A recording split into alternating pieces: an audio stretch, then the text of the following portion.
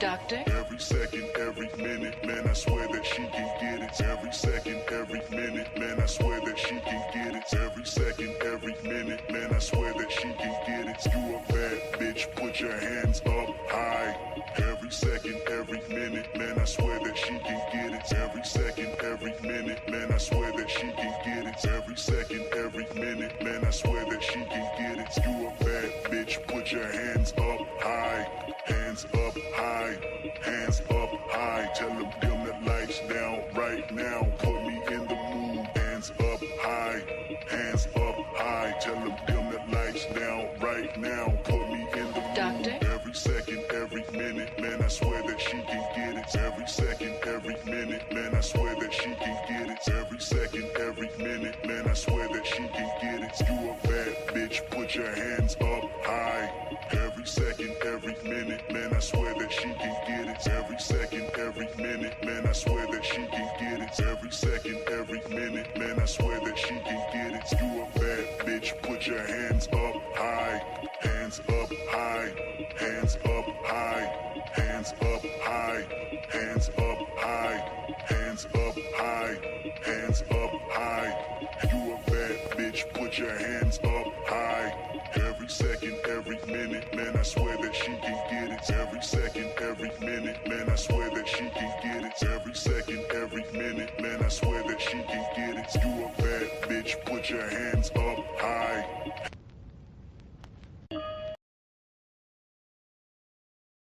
Hello, hello, hello. Can I get like a thumbs up if you guys can hear me okay? I want to make sure the audio is good. Hey Ty Pro, thank you, thank you, thank you for that. Actually that is a DJ Witch Doctor original.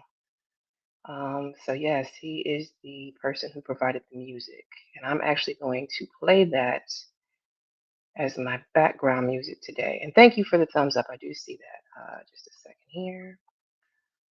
Okay, let me turn it down first. I'm gonna play it again.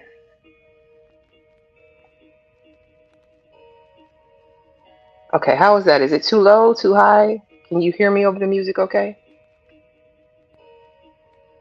Is it good? Are we good? Okay.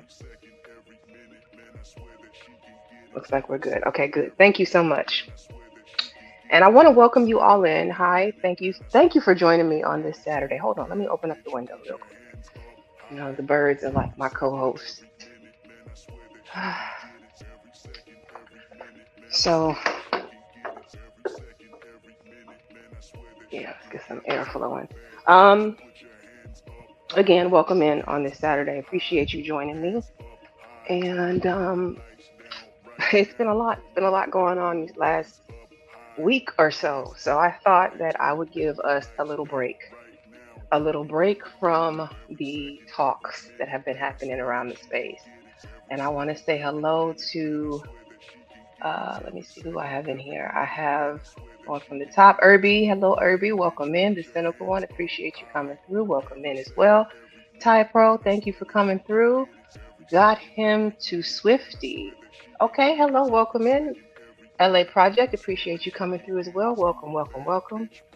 All right, so you all see the title, you see the thumbnail. Irby said I was being messy, and I was just a little bit, just a little bit. Be Sneezy, welcome in, appreciate you coming through as well. Um, I want to talk about, well, okay, so let me start off with this. This is actually inspired by Mr. DJ Music and his last stream from last week. He went live before I did, and I was over there watching him. Honestly, I kind of wanted to like push that live back to like the next day because it was such a good live on Clarence Thomas, and getting like background information on him. A lot of things that I didn't know about him. Not that I've looked into the man that much, but it was just fascinating to watch his story and then be able to connect his story to other stories like what's his name? Jesse Lee Peterson, and a few other people I'm going to mention as we go along, and even you too, John. I don't know if you're out there, but this is about you too. Um, but yes, I want to talk about the villain origin story of the Uncle Ruckus character, and how do we get to this point that this was not only like an embodiment of an actual person, but a recognizable person in everybody's community. I think we all know an Uncle Ruckus type, but do we know how we produced or got to the point of having an Uncle Ruckus? And low key, welcome in. Appreciate you coming through. Hey Lana, appreciate you coming through as well. Willing to win. Thank you so much for coming in. So I don't know how many of you even know Uncle Ruckus. I assume everybody has heard of him, knows of him. Uncle Ruckus is a character from the Boondocks, and essentially, what he is the embodiment of anti blackness and self hate. And so, I want to show a little bit about Uncle Ruckus. We're going to talk about how he came about, or how I personally believe the Uncle Ruckus type comes about. And I'm going to preface this by saying what I always say. Number one, I'm not an expert in anything. These are simply my observations and my opinions. And you can take everything with a grain of salt. Hey, Jalen, welcome in. Appreciate you coming through. Um, so yeah, we're talking about Uncle Ruckus and how the Communitah might be responsible for who he is today. So, first things first, let's go over who Uncle Ruckus is. So, he's a character from the Boondocks. And essentially, what happened was Uncle Ruckus believes that he has a condition called revitiligo. Revitiligo is supposed to be the opposite of what happened to Michael Jackson. So, instead of him, like Michael Jackson got whiter as he got older, Uncle Ruckus got blacker as he got older. That's how his mind copes with the fact that he hates being black so much. He hates black people and everything that has to do with the black community. And this condition that he believes he has was actually told to him by his mother. So he grew up in a household with an abusive father. Keep that in mind. Grew up in a household with an abusive father who hated him. And basically, Mr. Ruckus was incredibly bitter. He was abusive and he was self hating. And he constantly beat Uncle Ruckus and degraded his appearance. And he told him he was never going to amount to anything. And so, growing up with that level of hate, starting in your household, starting at home, I guess the mother, I think her name was Bunny or Bonnie, if I remember correctly. I believe Bunny, maybe it was Bunny. Y'all don't quote me on that. It's been a while since I've seen it, but Bunny, I'm going with Bunny. Basically, to protect her son's like psyche from the fact that his father was a monster or a relentless abuser, what she did was she told him the story of him being adopted as a white baby that was left on their doorstep. A white baby with revitiligo who would get darker as he got older. That is how he coped with the fact of being born black and hating the skin that he was born in.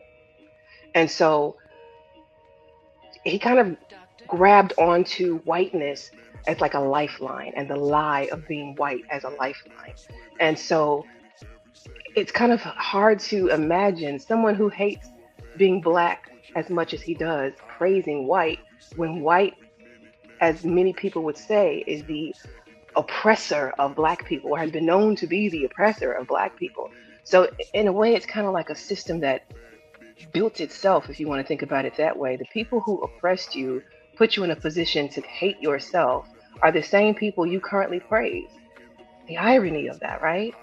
And so it's the delusion of being white that became his armor against his traumatic childhood. And so I'm going to show a bit of Uncle Ruckus before we go any further. And welcome in 18th letter. I see that you're here. I appreciate you all coming through. Again, I'm trying to give like a little bit of a different bit of content here outside of what we're seeing in the space. If you're over, and I don't want y'all to take this lightly at all, because I'm very much understanding the assignment as to why the talks are necessary. But I personally needed a break from it. So that's why we're talking about Uncle Ruckus. I can deal with Uncle Ruckus today. Hey, twin, welcome in. Appreciate you coming through. Let's see. Okay, where did I want to start with Uncle Ruckus? Give me just a second here. I'm gonna mute this one.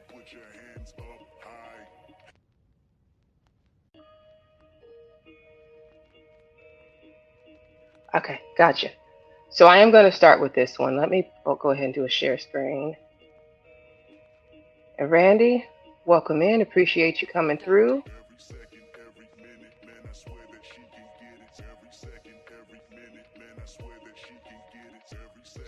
Okay. I'm assuming you can all see the screen. And let me just do a quick, let me first turn the audio off. Then let me share. I consider myself to be black.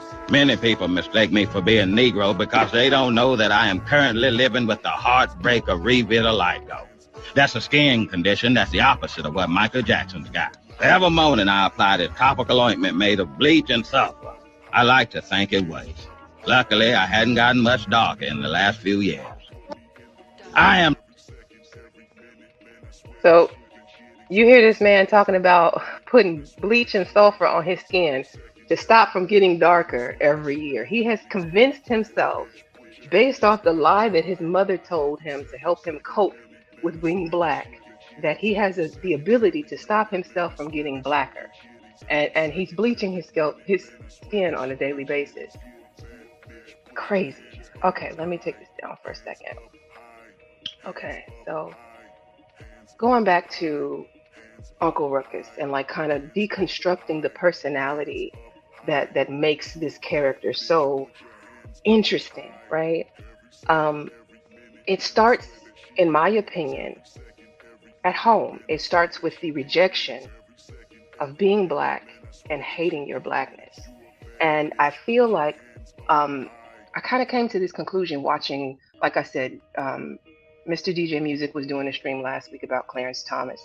And in that stream, it explained how Clarence Thomas, as a child, was basically born in the South, very dark skinned. And then he also had a Geechee accent in the middle of that. So, like, that did not help him be accepted amongst his peers. It didn't help him avoid the rejection of the Communitah, really. Hey, Flame, welcome in. Appreciate you coming through. And then you said you got another one for me. Can I click on it? Let's see if I can pull it up.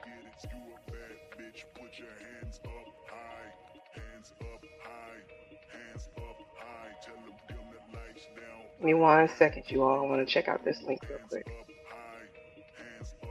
Oh, yeah, I do watch him. Okay. Okay, so I'm going to come back to this. Thank you for that. Antonio Speaks is another creator that I watch. Young guy, but he's very dope mind. So I'm going to table that and we'll come back to it. But basically, I saw a lot of similarities in the personality type that grows up and embraces anti-blackness and self-hate. And one of the main things that I saw was abusive parents. So maybe one parent, usually it seems like it's the male parent. So in the case of Clarence Thomas, his mother was left by his father. So she ended up being a single mother. I think she had 3 kids, if I recall correctly, and she couldn't take care of them. So what ended up happening was she shipped them off to live with her father.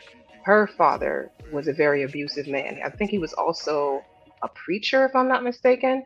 But basically what happened was he was a very anti-black man, basically like really mistreated Clarence and didn't have anything nice to say about him. And so it was similar to the whole Uncle Ruckus thing. Honestly, I'm not even sure. It makes me wonder if Uncle Ruckus was modeled after Clarence Thomas. But then I had to look into Jesse Lee Peterson. And I don't know if you all know who Jesse Lee Peterson is. Another very anti-black personality type. And he had a similar childhood as well. Jesse grew up with a cleft lip. And if I recall correctly, they didn't actually get it repaired until he was in his teens. So he had a physical deformity, very prominent physical deformity. And then on top of that, that caused him to also have a speech issue. And then he was also very dark-skinned in the South. Coincidence, right? Or not? Is it a formula?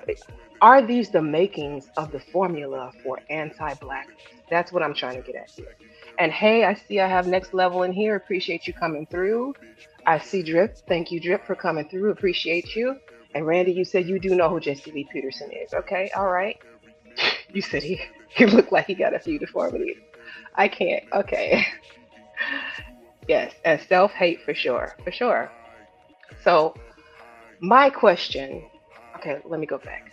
I did have some questions. I have, I'm gonna take my notes. I do my homework when I do my streams, y'all. Okay, so let's see. Which question did I want to go through first? Oh no, no, no, not that one.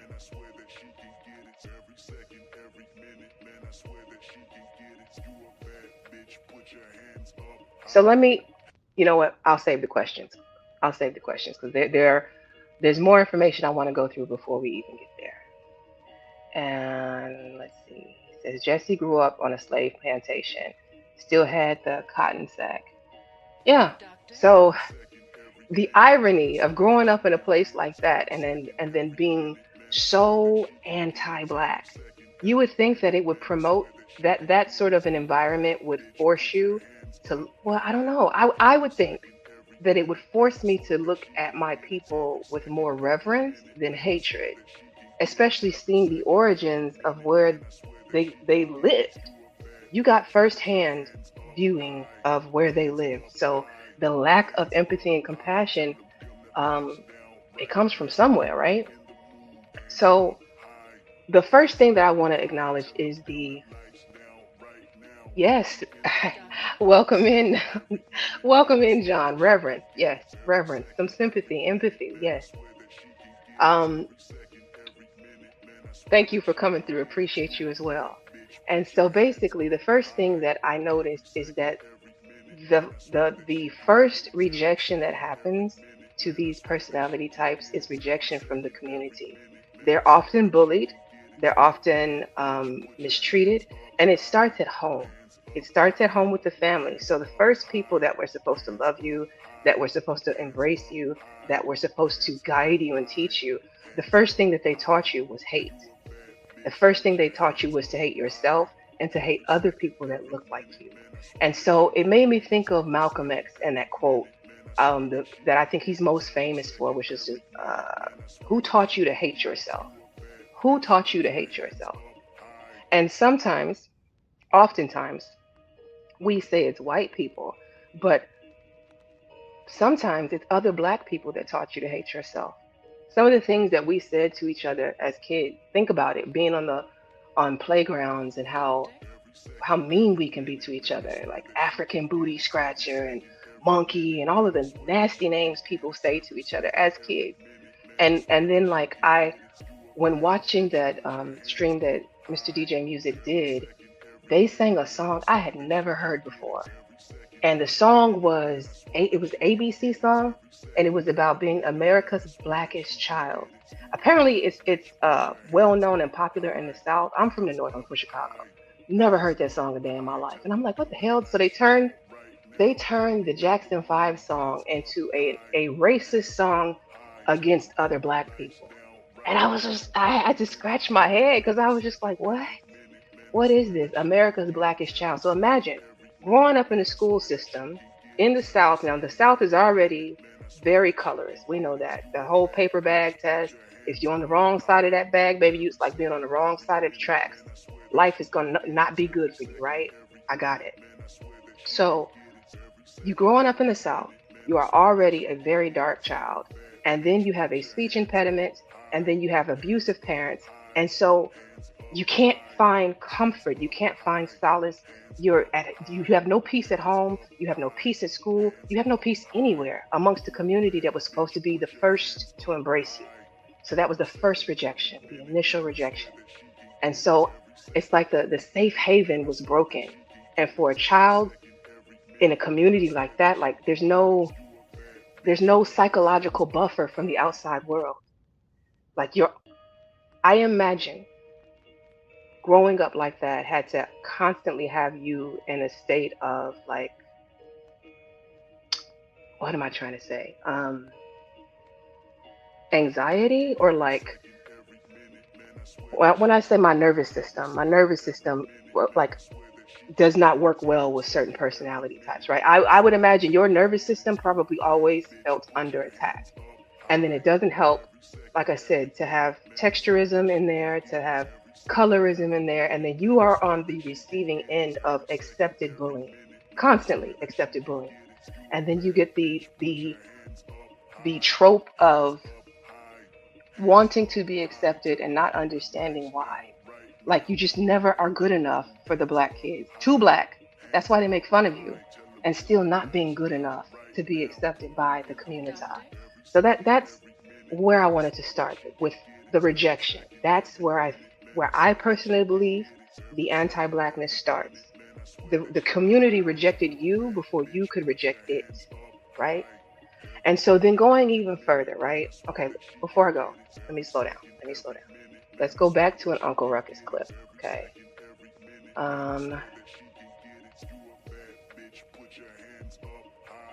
And I just want to say, this is not a personal attack. I don't want anybody out there to feel personally attacked. I was just thinking about how do we get to the place where we're here. Oh man, I got away from it. Go back.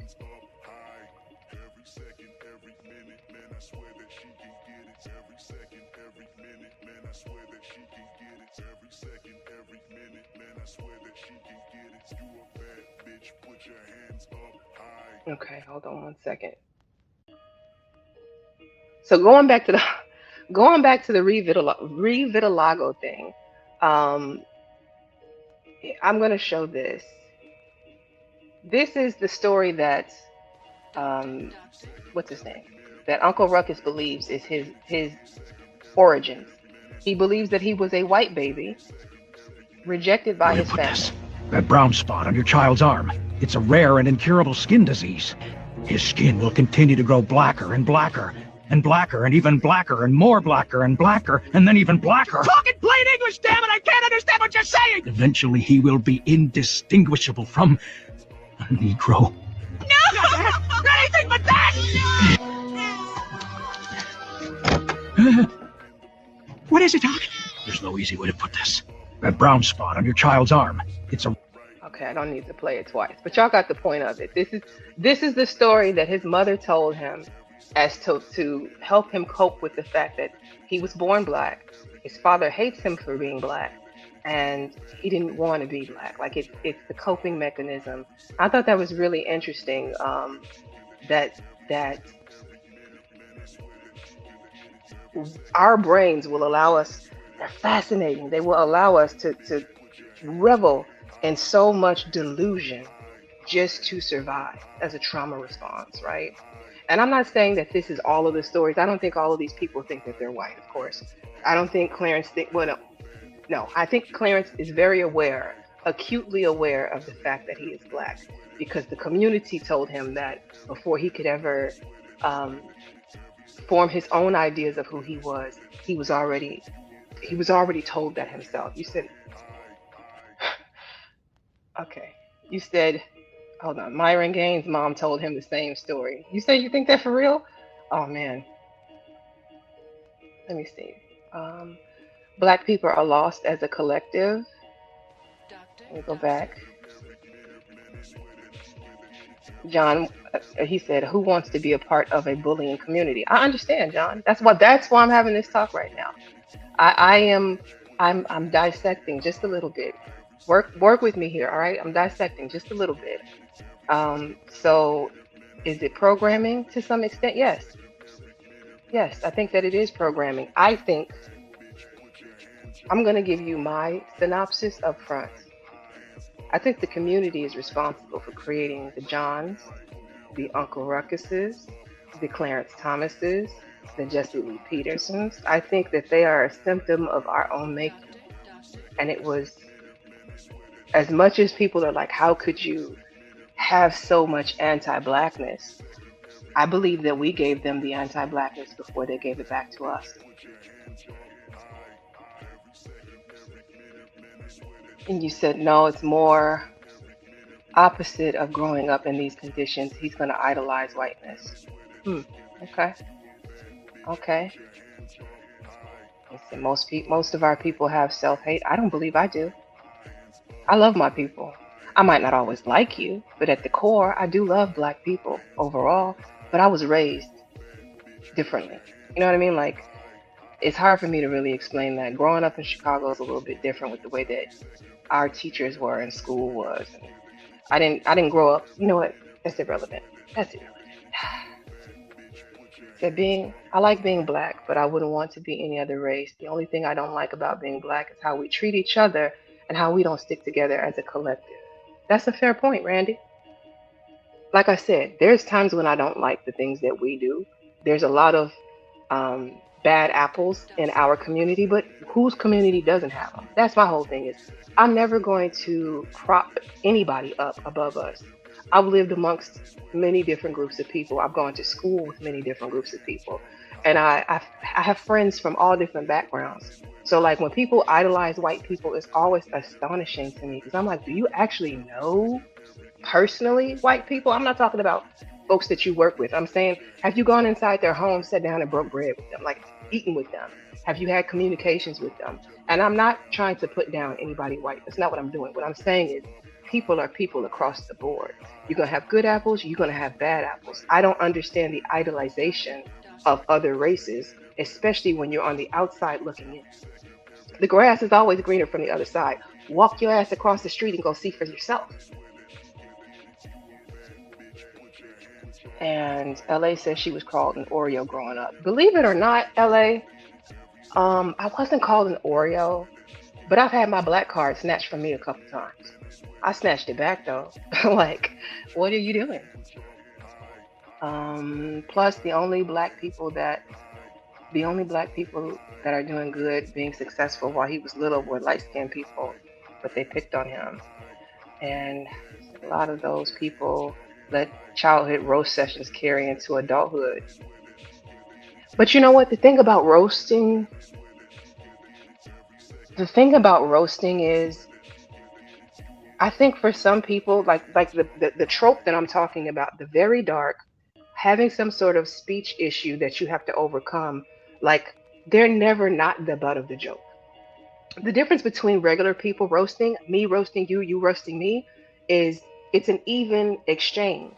But when you're that child, when you're America's blackest child in a classroom, you're constantly getting roasted on. Do you ever get the opportunity to kick it back?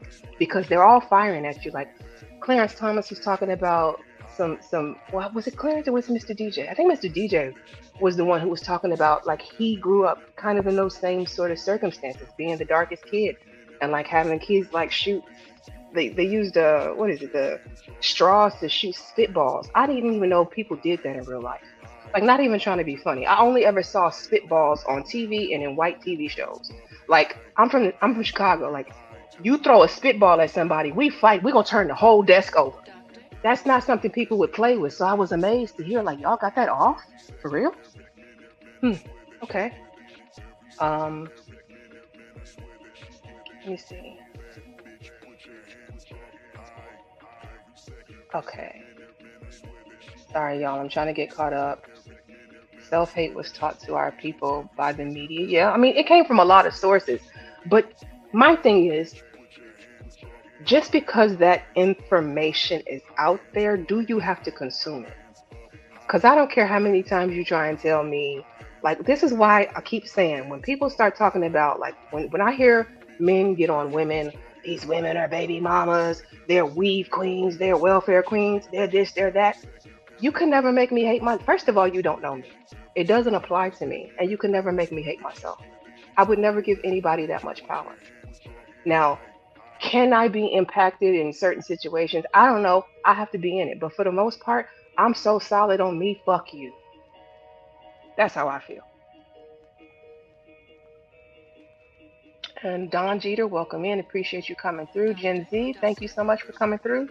You said you wonder what happened to Chaotic as a kid. I'm gonna be honest with you. When Chaotic said that his mother watched his stream and was shocked by what he said, I said Chaotic is grifting. I don't think John's mother would be shocked by what John said. I think she expects that from him. Now, how far he goes with it, maybe she might be shocked with it. But my mother's never going to tune in, and she does watch my show. She's never going to tune into anything that I say and be shocked because she knows me. So Unfortunately, chaotic. I'm calling you a bit of a grifter, bro. But that's okay. Get your money, get your coins. I just feel like it's a bit of a character you putting on. Don G, okay, you saying hello. That was a really good point. You never looked at it like that. Okay. You said Ki came from a church home with his stop. See, with his pants on backwards. Look at the jokes. Hey Dawn, welcome in. We got two Dons in the chat, Dawn and Dawn.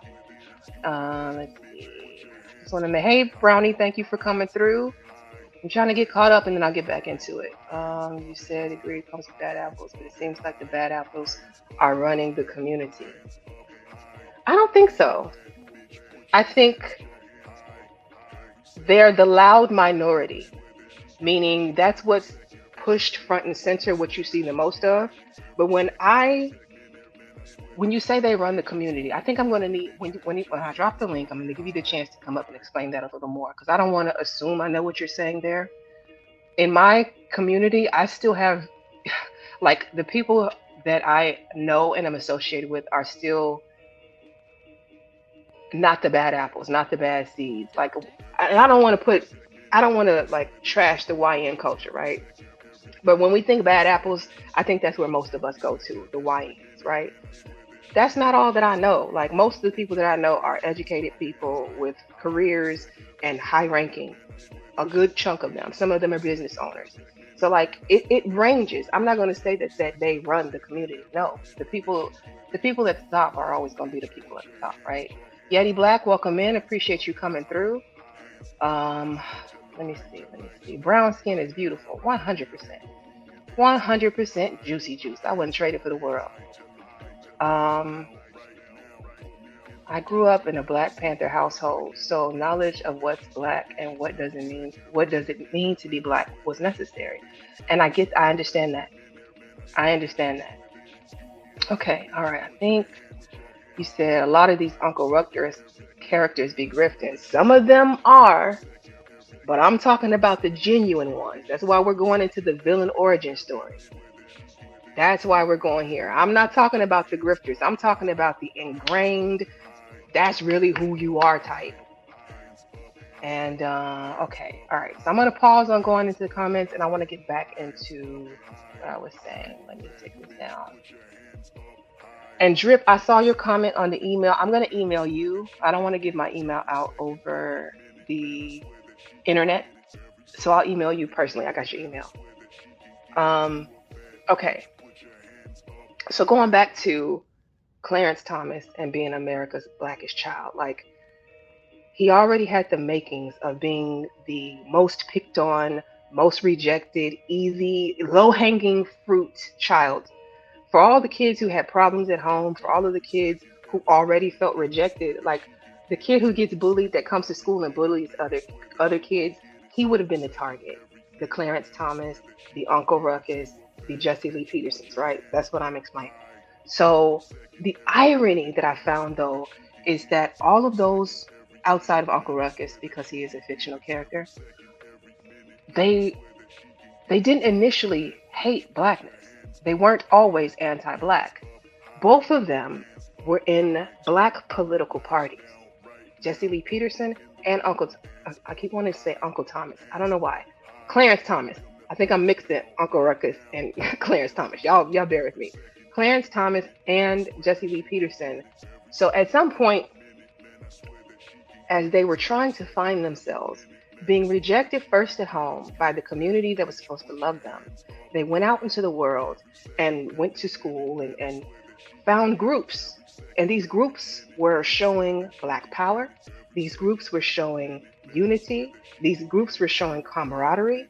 And so it was enticing and it brought them in. And both people, Clarence Thomas and Jesse Lee Peterson, were a part of these groups growing up, radical Black groups.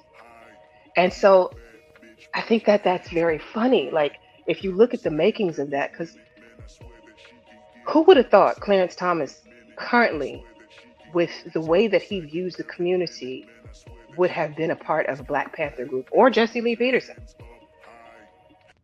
or Jesse Lee Peterson. So it's like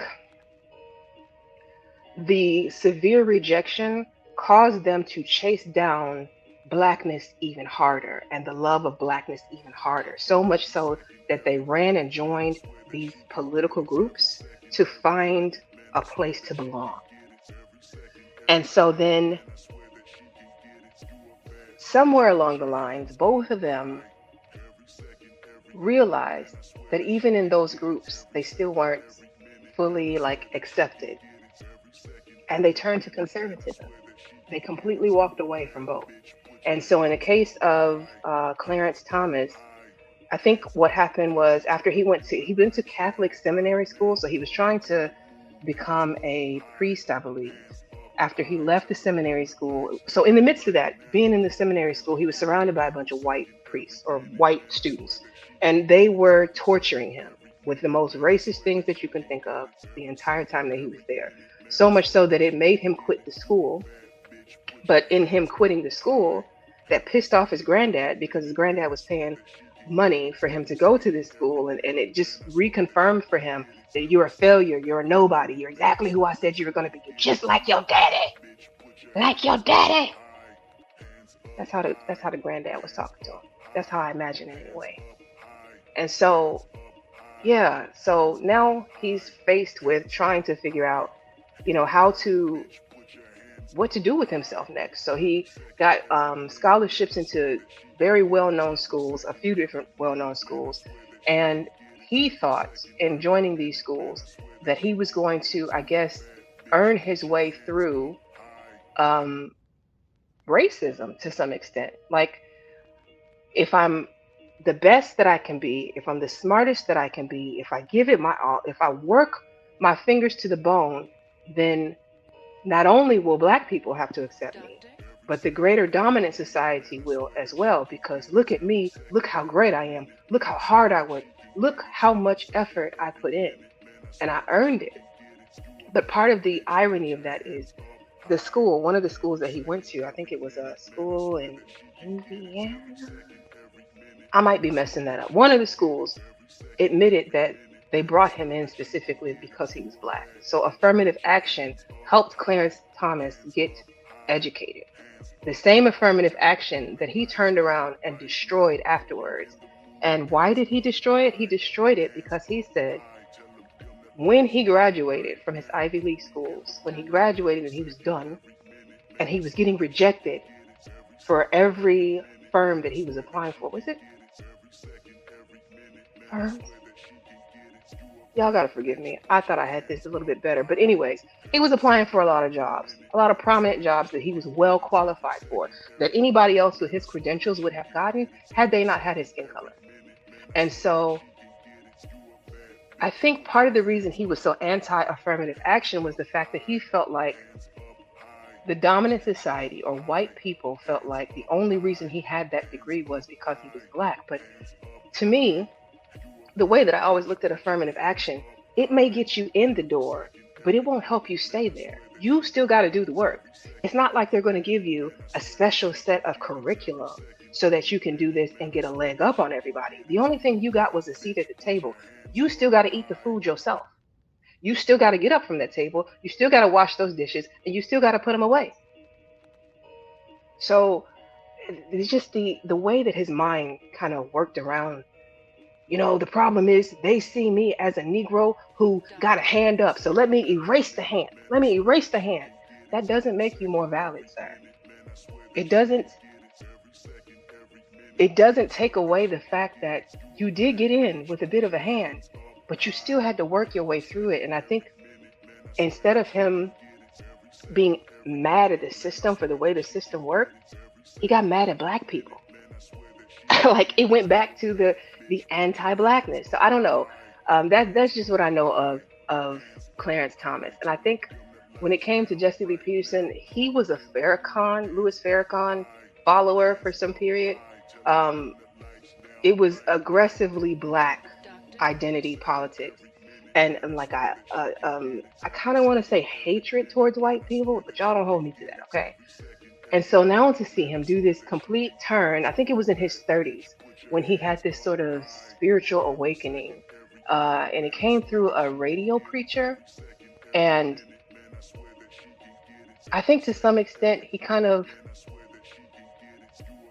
he saw the black community and thought of its focus on systemic racism as like a moral degeneracy and laziness. Like, I don't even know how that happens. How do you just wake up one day and be like, nah, all you Negroes are lazy? Like, that's my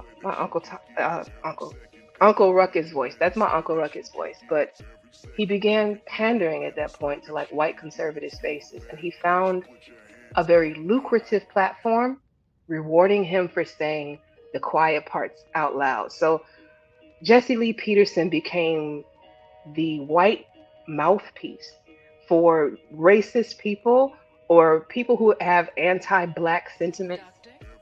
They use him because if a black person says it, it's not racist. If I bring you in here, like with Myron from Fresh and Fit, talking about the whole wearing the KKK suit and calling people monkeys, he thought it would be acceptable for him to do that because he's part black. What? So I was just, I don't know. That's where we are. So I know I'm comparing fiction, which is Uncle Ruckus, to reality, which are the two characters that I spoke of here, right? Which is Jesse Lee Peterson again, and Clarence Thomas. And I think to some extent, the rejection that they faced as youths, starting in the household, starting at home, caused them to, instead of looking at the system or looking at the oppressor or looking at outwardly, they inwardly hate. They hate themselves to some extent, and they hate the people around them. And it's a condition that the community gave them, again, starting at home, starting with the family. And so what do we do with that? These individuals realize quickly that white people, white culture rewards black voices for depreciating their own people. I mean, look how many people get paid for doing it. Y'all brought up CT. I told you. CT, I'm sorry. I think you're a grifter, and I think that you know that's where the money resides. Now, I'm not saying that you don't also come for white people. I've seen you or heard that you've done that as well. But you also know that there's big bucks. Okay, I don't want to say that part.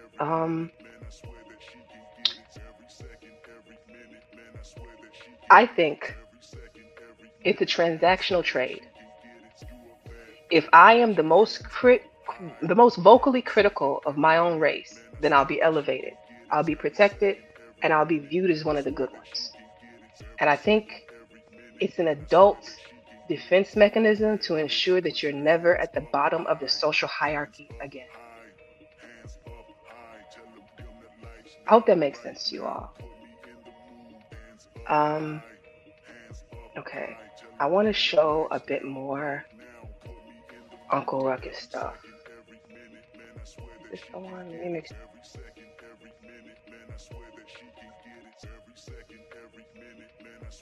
Okay, let me bring this back to the stage.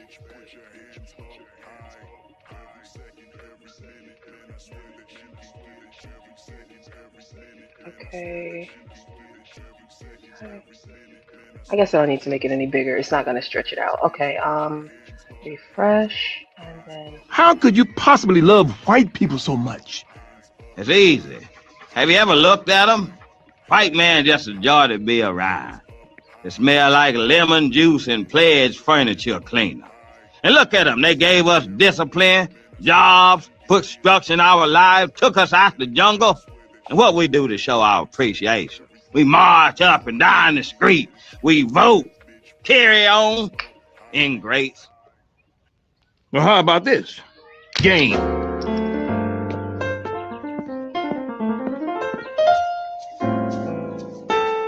Nigga. Ruckus, how could you possibly... Did you hear that? Did you hear they smell like lemons?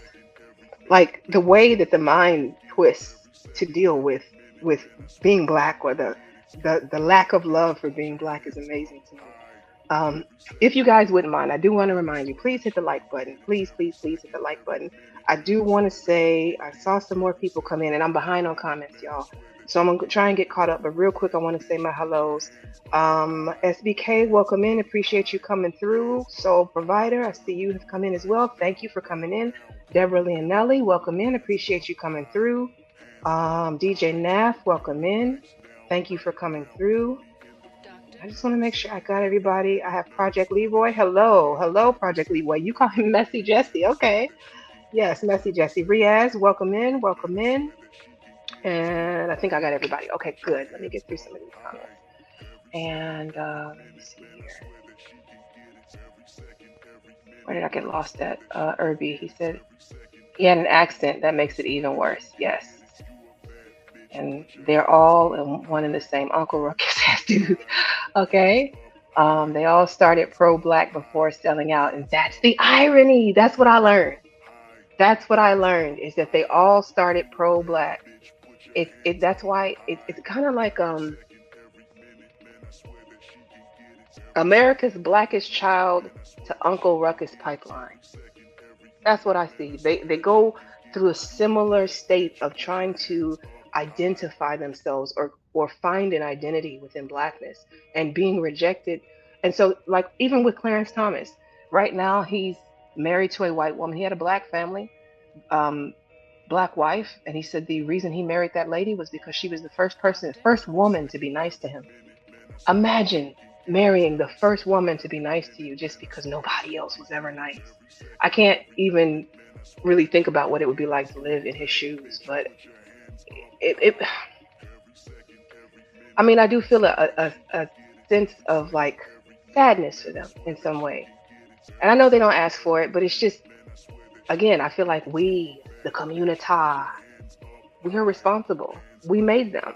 So for every one of the John Galts out there, we kind of have to look at ourselves collectively and be like, what did we do that helped to create you? And as much as you may hate us or dislike us, we're responsible for you to some extent.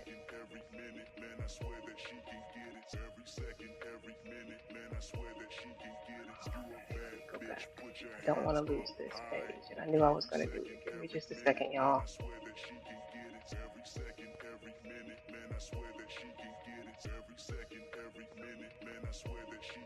Okay, one more that I wanted to show of Uncle Ruckus, and then I'm going to drop the link and open up the chat for people to come up. And I just ask that y'all be respectful. My thing is always this. I have an open panel. We can have dialogue back and forth. I don't do the cursing out. I don't do the yelling and screaming and all of that stuff. I try and keep it cute over here. And I ask that y'all all do the same for me. I will do it on your panel. Please do it here. And then before I actually open that up, let me show real quick, because I did implement channel rules for the last stream, and I want to show them now. All right, channel rules. First one, don't hit the panel asking what is the topic. That's what the chat's for. You should have been here. I've been talking almost an hour now, 49 minutes on the subject with visuals.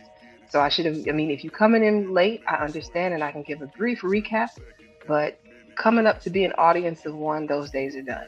No. This is not a gender war channel. I don't gender bang. Y'all know that by now. You must bring proof of any proposed stats. Don't come up here talking about 70% this, 30% that, and want me to look it up. You come with your own stats. I'm not doing your homework. And then land your planes. This is a panel. You know, I want everybody who comes to have the opportunity to speak. And if we're going on a 5-minute dialogue, like that gets boring at some point. So just a reminder. Okay. So this is the one I want to show. Add to stage, and then I'm going to refresh.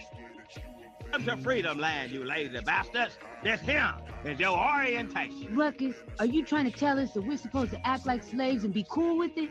Really? That is correct. Here you will learn to look down when a rich white man is coming. Buck down if you hear anything resembling a tooth, and denounce any feelings that resemble self-esteem and or self-worth. Not on your life, Ruckus. Yeah, we ain't going for this shit. First rich white man I see, I'm telling him to stop. I ain't seen shit. You can call me Toby, Obama, Cleveland. That's right, nigga. That is right. Now, there will be a short boot camp to make sure you niggas are limber and don't have a massive heart attack, which will make our rich patients feel bad for not voting for universal health care. Ruckus, you must be out of your damn mind. Boy, the sound of that whip sure will sweet. It's like Jesus gently snapping his fingers. Welcome to Freedom Land, you lady.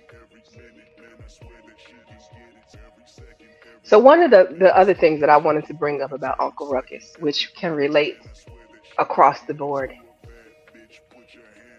Uncle Ruckus had a lot of, throughout the show The Boondocks, he had a lot of like regular blue collar jobs. That's what the word I was looking for. Blue collar jobs.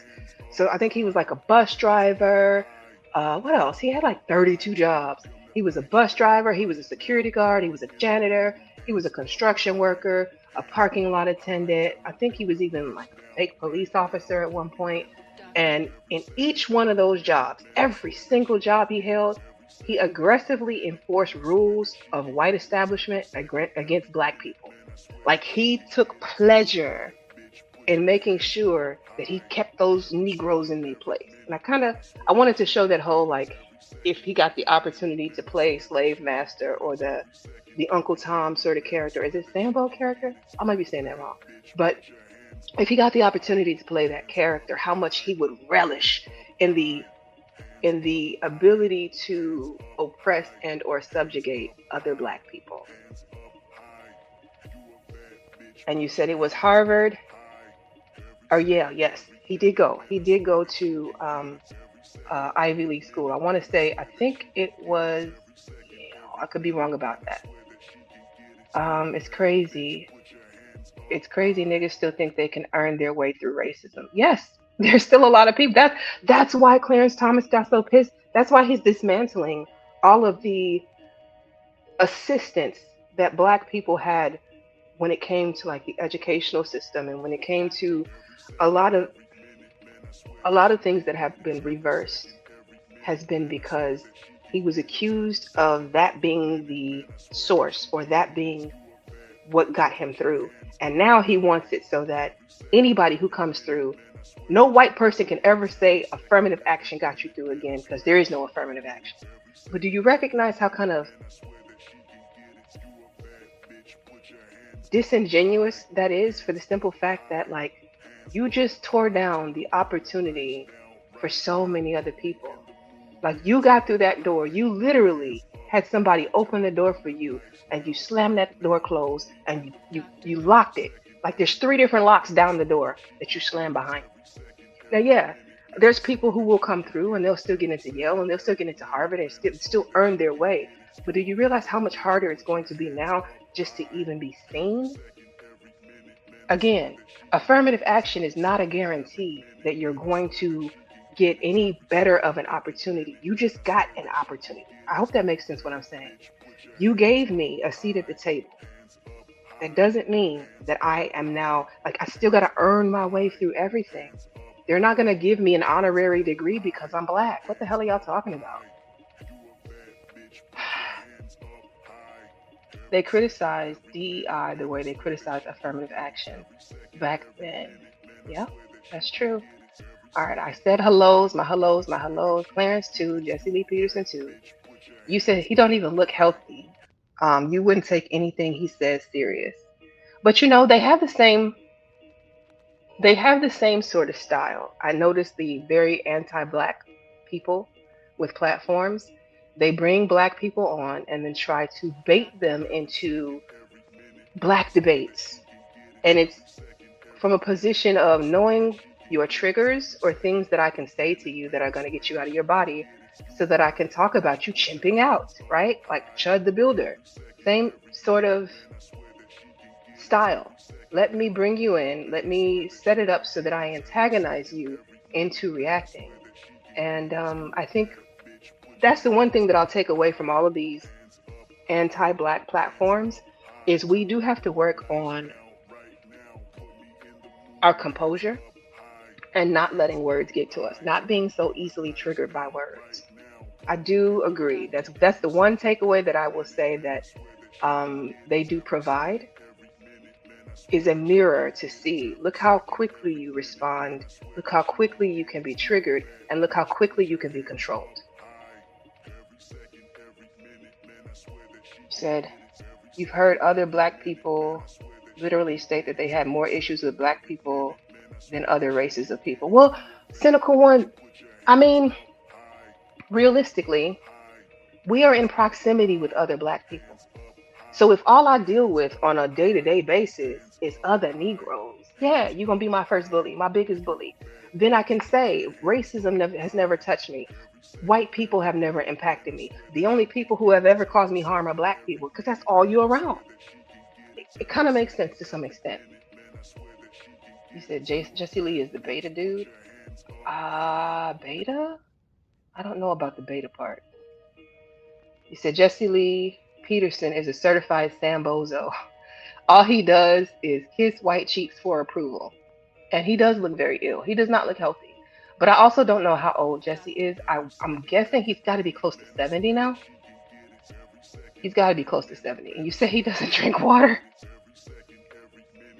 Water is essential for life, people. Y'all, please drink your water. Drink it on a daily basis so you don't look like the Walking Dead, okay? It keeps you youthful. It does a lot for you. He's definitely a grifter. He said he looks like a monster. He said, what's the difference between white people wanting and trying to hold? What's the difference between pandering to white people and wanting to hold your own people accountable?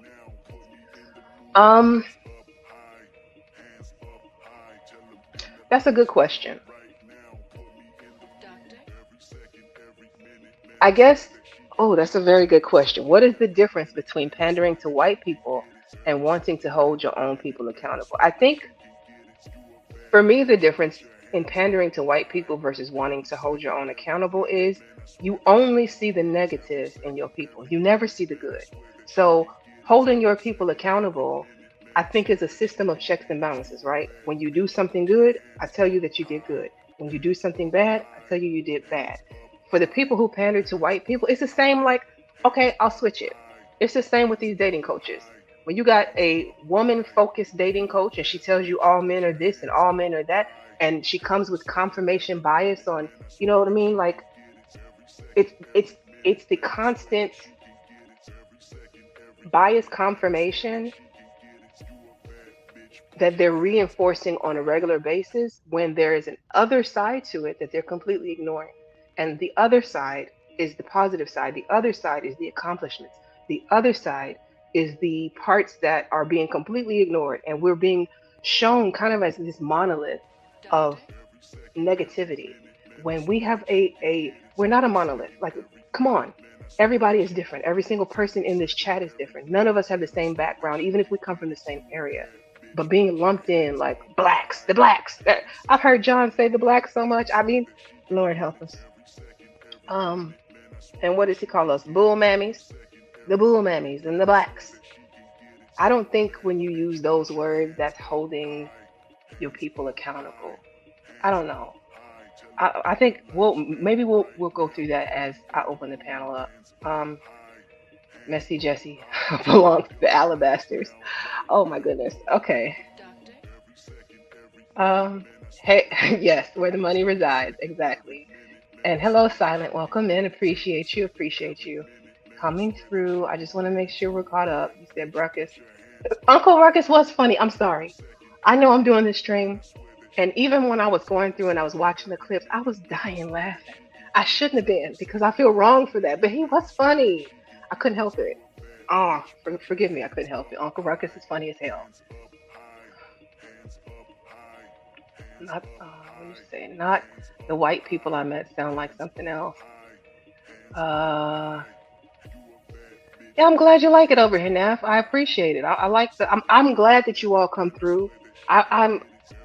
May the people who want to find me, and anything not meant for me, may they find themselves the fuck over there. Absolutely. Let me see. Another grifter the YouTube folks use as an example is the Jamaican Thomas Sowell. I don't know who that is. Thomas Sowell? Um, Cynthia G was pro back, and then she spiraled. Yeah, again, again. Okay, all right. I think. How many more do I have? A lot. Miss Jill, welcome in. Appreciate you coming through. I hope I got everybody. I hope I got everybody. Okay, I'm gonna move this out the way. And then find my link. Where is my link? My link is here. Okay, and let's paste it.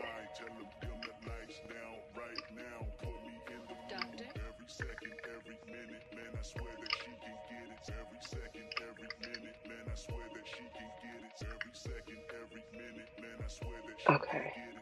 One Spirits, thank you for coming through. I see you, sis.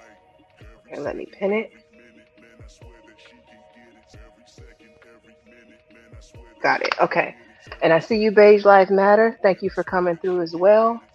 Let me make sure. Okay, let me go back to the comments because some of y'all had some good comments.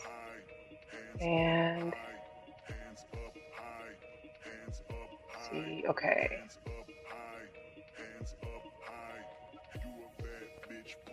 Rule number 5: no coming in the panel to show your Bucci cat. Okay, that's funny. Let me see. You love watching the Boondocks. You know what? The Boondocks, for as much flack as it gets for being fictional, they did a phenomenal job of capturing a lot of Black life, right? Because, okay, yeah, there's a lot of stereotypes in it. True enough, there is a lot of stereotypes in it. But is this art imitating life, or art being captured, or life being captured in art? You see what I'm saying? Like, I don't know that it's that far off of a representation of Black culture. Now, I know Taz probably would disagree with me because I know he was anti Boondock, but I don't know. I found it to be very relatable. Unfortunately, it was very much so relatable. That the Uncle Ruckus exorcism was hilarious. Okay, it's a cultural masterpiece. I agree with that, Typro. I agree. You said you can't wait to watch it with your girls in a few years. Okay. And you see, oh man. Okay, let me get caught up. Studio Mansion, welcome in. Appreciate you coming through. Thank you so much. You said he did everything. He did. Uncle Ruckus, but you know what? Oh my God. Okay, thank you. Thank you for bringing that up. Uncle Ruckus had 1,000,001 jobs until he found out he was Black. until he got his DNA test. I want to go to that. Don't kick me all the way out. Hands up high. Okay, where is it?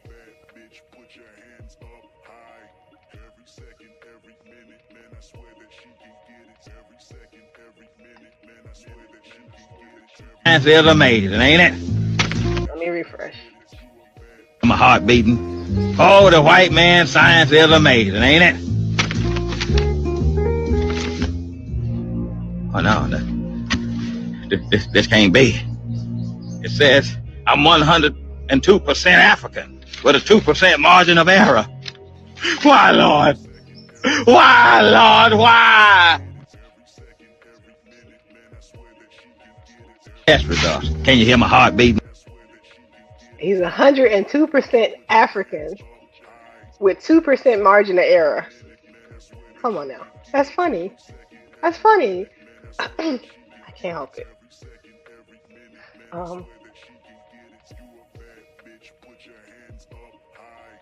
Caleb, welcome in. Thank you so much for coming through. I see you. And many of the Communitah prioritize charisma or swag over substance or character, and they were overlooked. That is true. You said he worked at the movie place too. He did. You're right. You're right. I forgot about that. Just a token. Yeah. They did a Jedi mind trick on him. Crab in a barrel. Crab in a barrel. Yeah. That is part of it.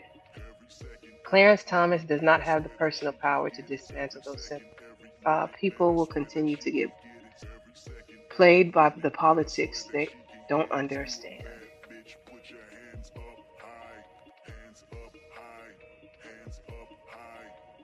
Didn't they?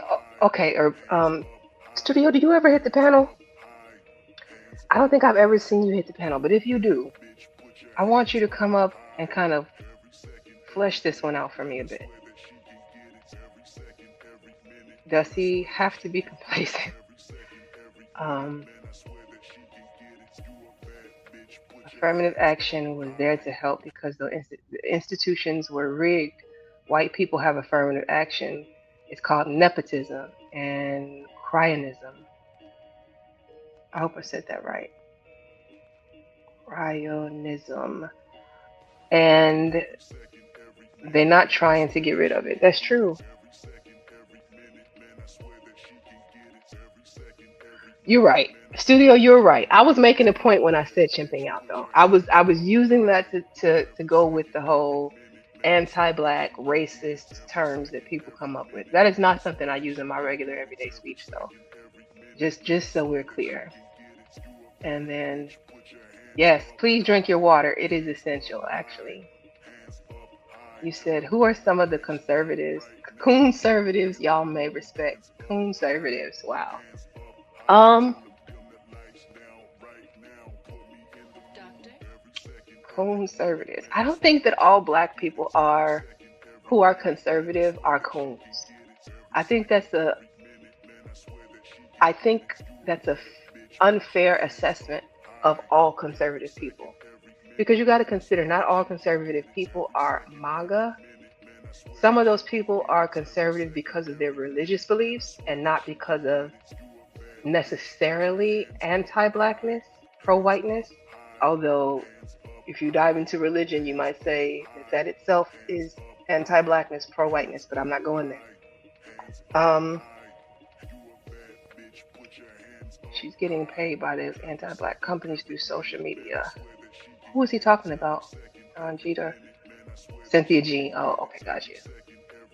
Ask Anton. That's a good point. Anton Daniels. When Jesse Lee Peterson says that he grew up in, it was Alabama. He grew up in Alabama, but never experienced racism. You know, he was Uncle Ruckus. He did say that.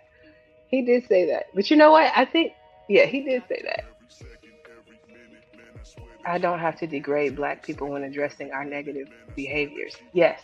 So that's the difference between pandering to black people and holding them accountable.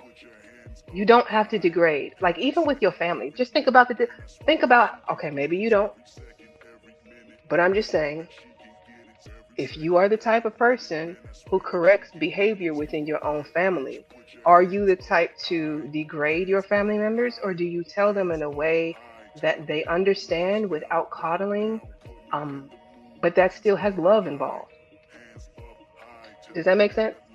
Like, I'm never going to go to any of my family members and tell them some of the things that y'all say to each other on this app, I would never say to the people that I care about. But I understand it's the internet.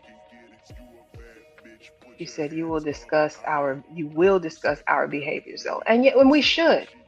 Before anybody else should offer correction, the community should do it for itself, right? Because I think we all know, like we talked last week about a moral compass and like universal morality. And I think we came to a consensus that we know right from wrong. Whether we choose to do right or wrong is up to the individual. But we do know the difference between right and wrong. Like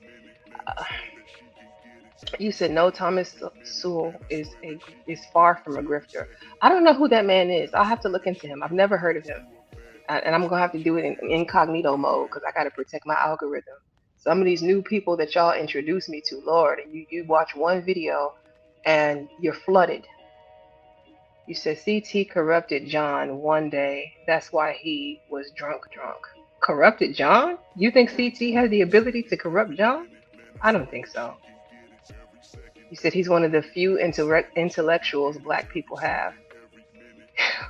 Okay, y'all are going back and forth over whether Thomas Sewell is a bootlicking Sambozo or not. Okay, gotcha.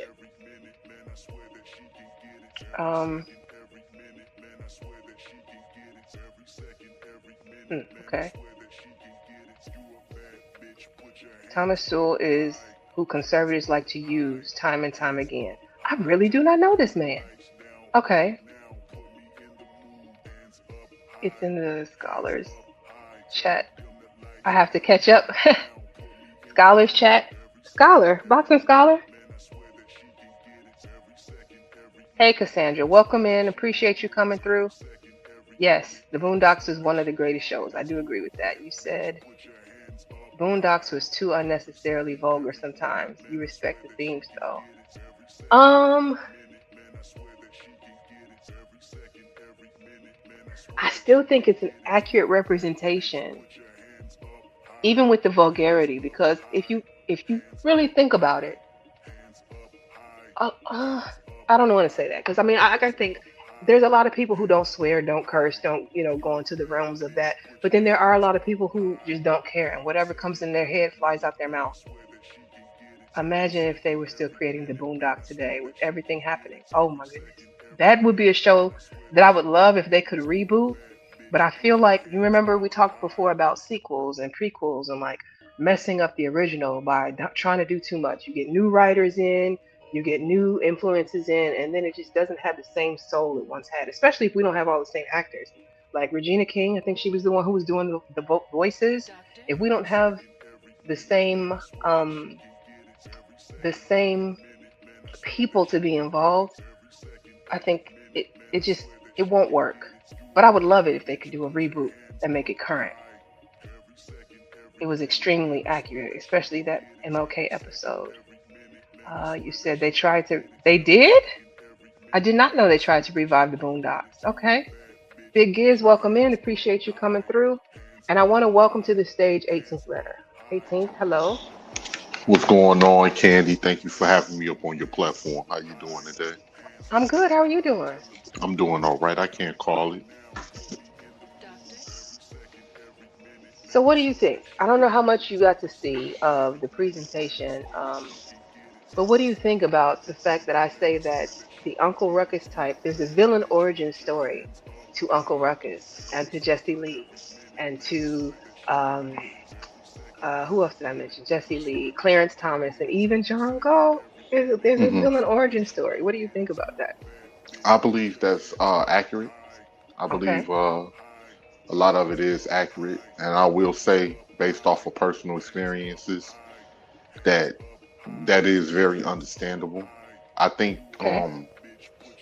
a lot of what we have done when it comes to other black people, when it comes to black people within our community, part of it is self-inflicted, but part of it is self-inflicted because of programming. Okay. And because even myself, I can remember growing up, and of course, even if you experience negative interactions with black folks in Chicago, we're Mhm. brought up to be pro-black. Mhm. It's all in our culture, in our city, because we have such a large black population in the school systems and different things like that. But it was always some underlying, how can I explain it? But I guess I can just try to say it. But even myself, I had to unlearn some of those things, as far as because of the people that I dealt with and the environment that I came from. Mhm. Because it's like you're being taught one thing in school, like, and I was taught, like, from my grandmother and different people like that. But that what I was taught was the opposite of what I was experiencing growing up. Mhm. People that are very aggressive, confrontational, want to bully, you know, want to demean you, want to disrespect you.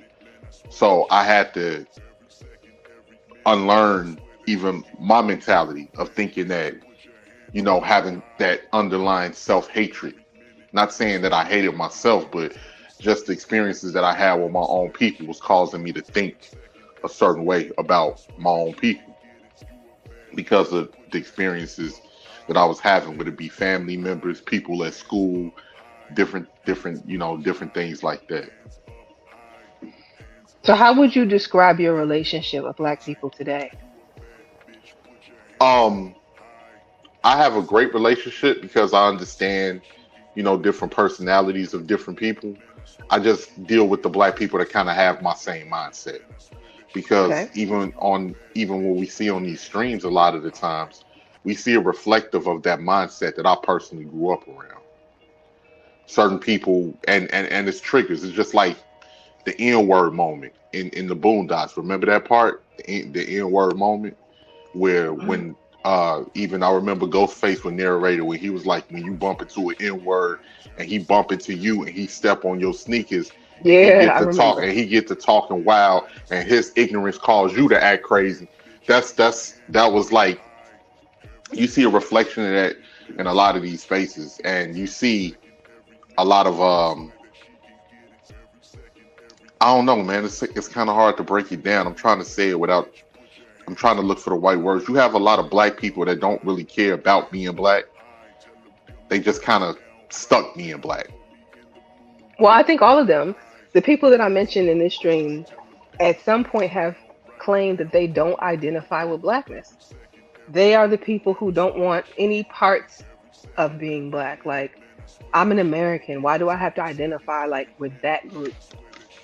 And I think part of that too comes from maybe some of them had better relationships outside of the community that they have inside the community, Yeah. and that can cause a wedge. And one thing I've learned in these conversations, a lot of us in our community are not honest about the damage that we do. We're not honest about how we shun away the intelligent people in our community, that we shun away, whether it be nerds or whoever, when a lot of those people are really the builders of any community.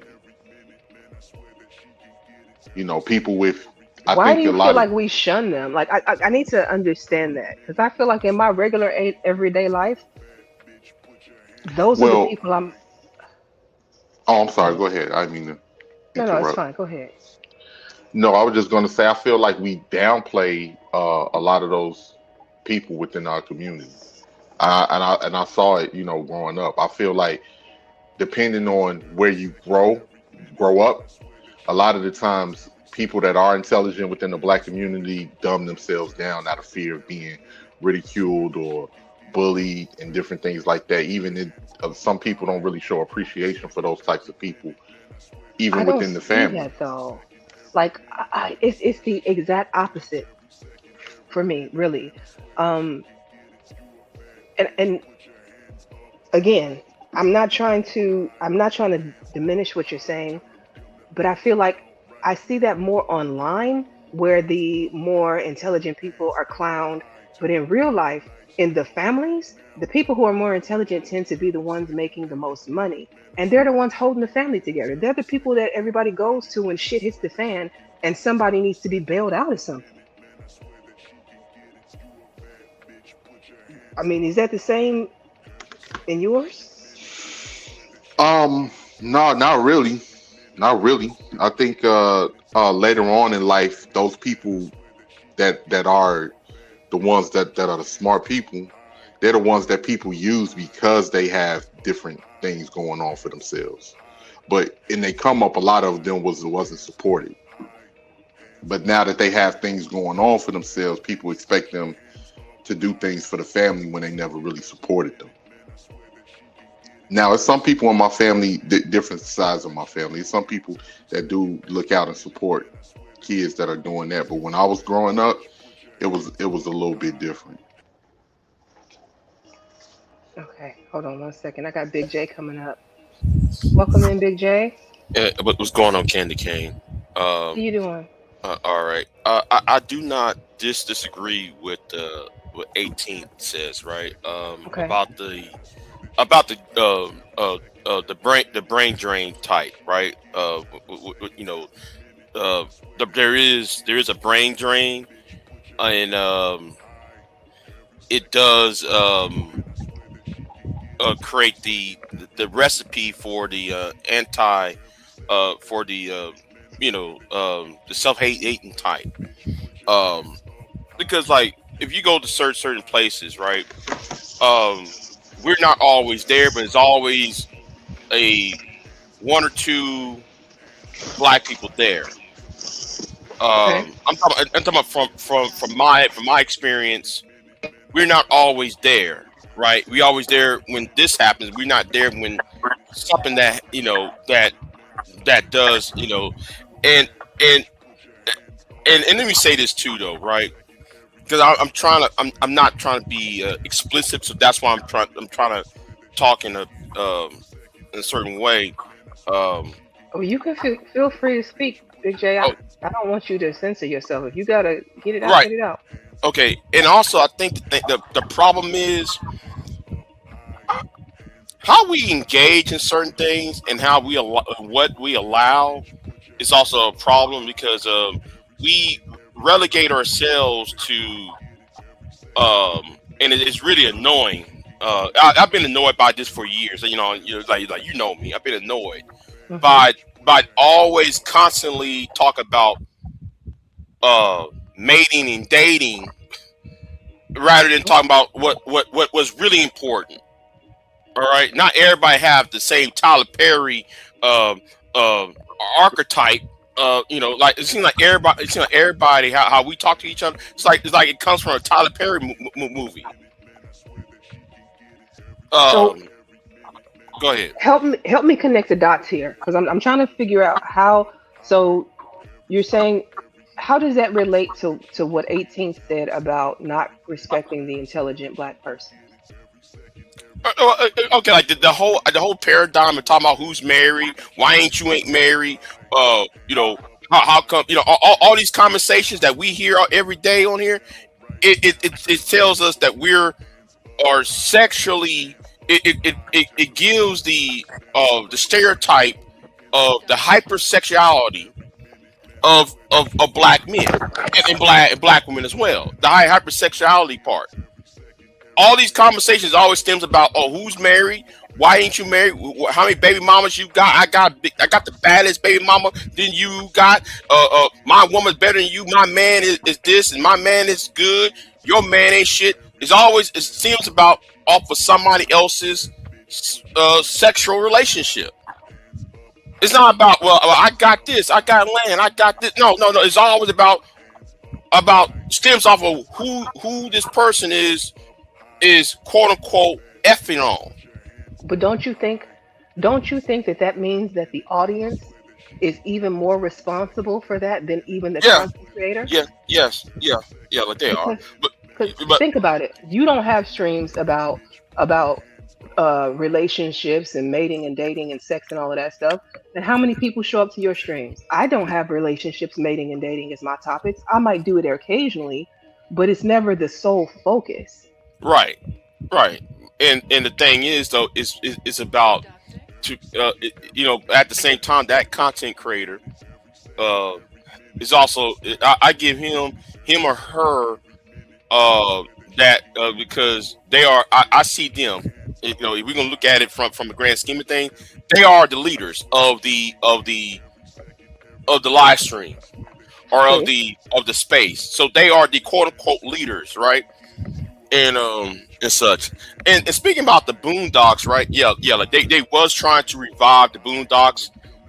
John Witherspoon's son was going to play his daddy's role because John Witherspoon died the year prior. Dang. Yeah, because Forgot all about that. yeah, he died a year prior, a few months prior. Yeah, I remember that. So, um, it would have been interesting how they would have treated the death of Kevin Samuels or I would have Tommy Sotomayor. loved, not the death of Tommy now, he's still here, but I would I have know, loved to seen the Tommy character. I would have loved to have seen Kevin Samuels. I would have loved to. There is a movie. There is a movie currently on Tubi that I am for certain somebody out of this space created. hmm Damn, what is the name of the movie? I'm gonna post it on my community wall. I think I posted it on there before. We got somebody amongst us who has been studying us and made a movie about us. And I promise you, if you watch it, you're gonna be like, I was trying to figure out who it was. I put out an APB. Miss, I think it's Nina. Nina something was the director's name. Which one of y'all is Nina? Because you definitely made YouTube into an actual movie with identifiable people, or at least identifiable tropes. The manosphere was in there. All of the talking points was in there. It was so funny to watch. But I'm gonna post it. But yes, I think I would have loved to see the Boondocks take on all of this. How social media has blown up.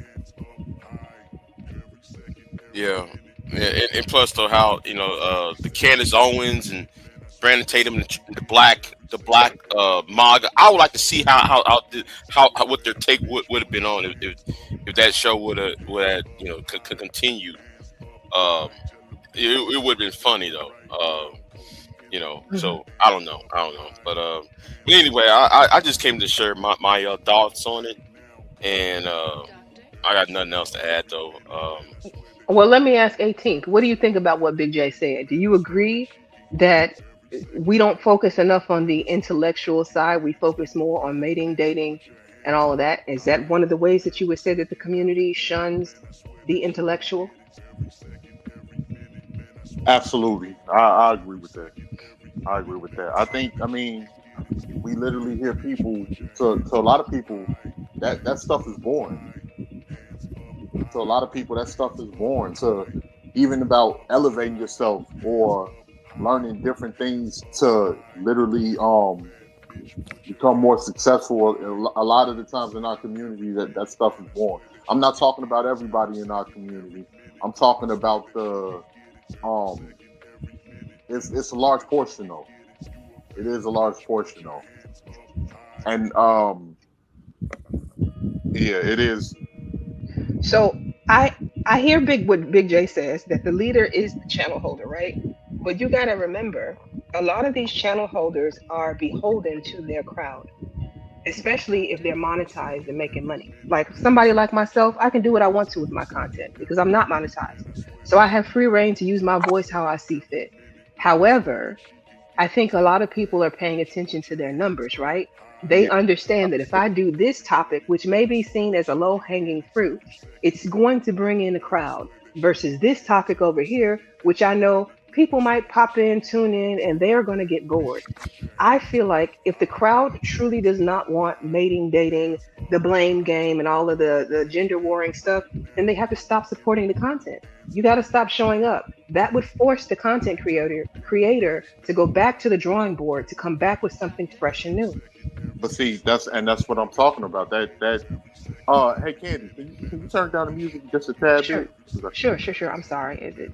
I'm getting. no, it's okay. Actually, I can turn it off since I have actual people up. It was mainly for while I was up here. I can turn it off now. Hold on. No, it's all good. It was just a little. I just couldn't hear you and Big J talking a little bit. That's all. Is it good now? Yeah, it's good now. Okay, sorry. Um, If it, it, I hope I can. I hope we'll be able to hear it over. I didn't realize it was too loud, y'all. Okay.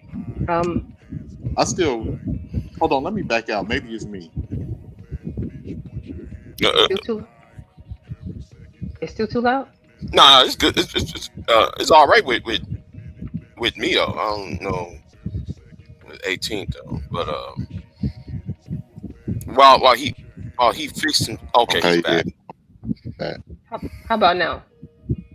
yeah. That's cool. That's cool. Oh, okay. But yeah, I do definitely agree with some of the things that Big J said, and we do experience a brain drain in the black community because a lot of those people are not appreciated, and a lot of them, some people will view. We expect loyalty amongst people that we don't value, and that's a big problem within our community.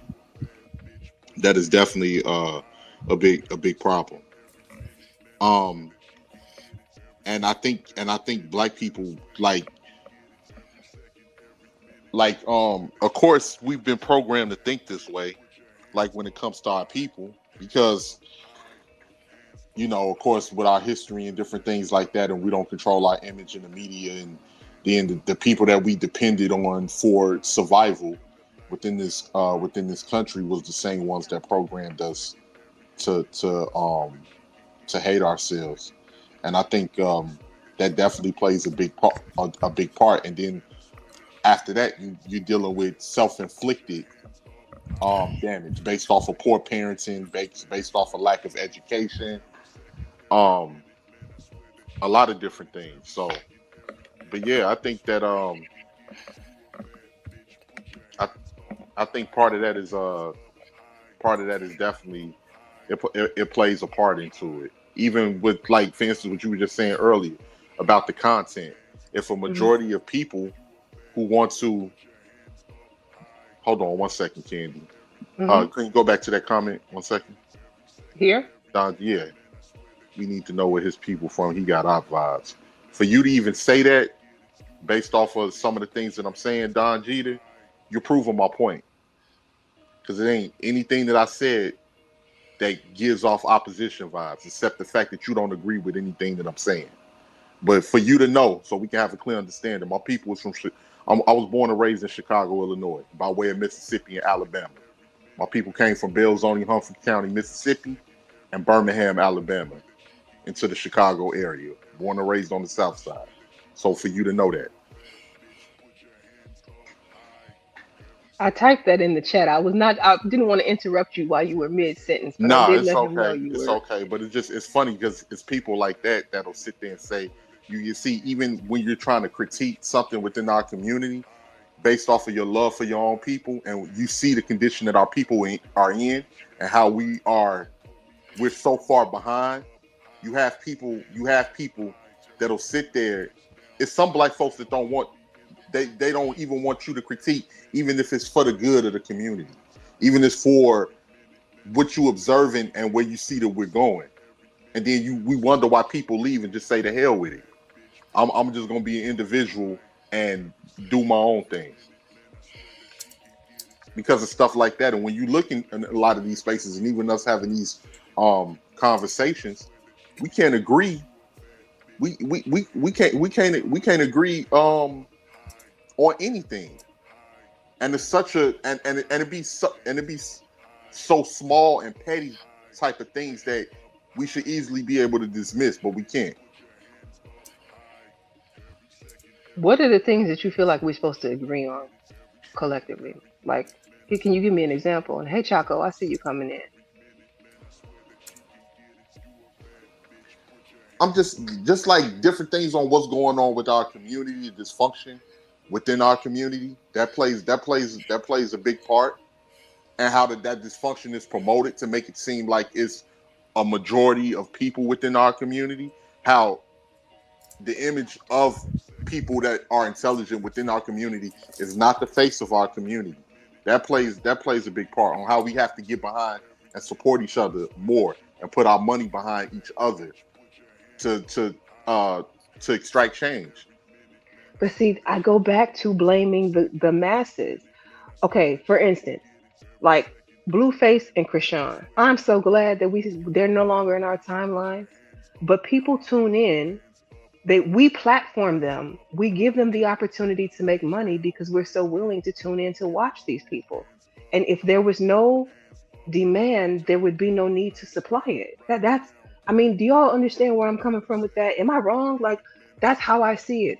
If the masses did not pay attention, no matter how much they tried to force Blueface and Krishan down our throats, if we ignored it, same way I feel like if people ignored the Builder, Chud the Builder would not have grown as much as he did and made and been um, as well known.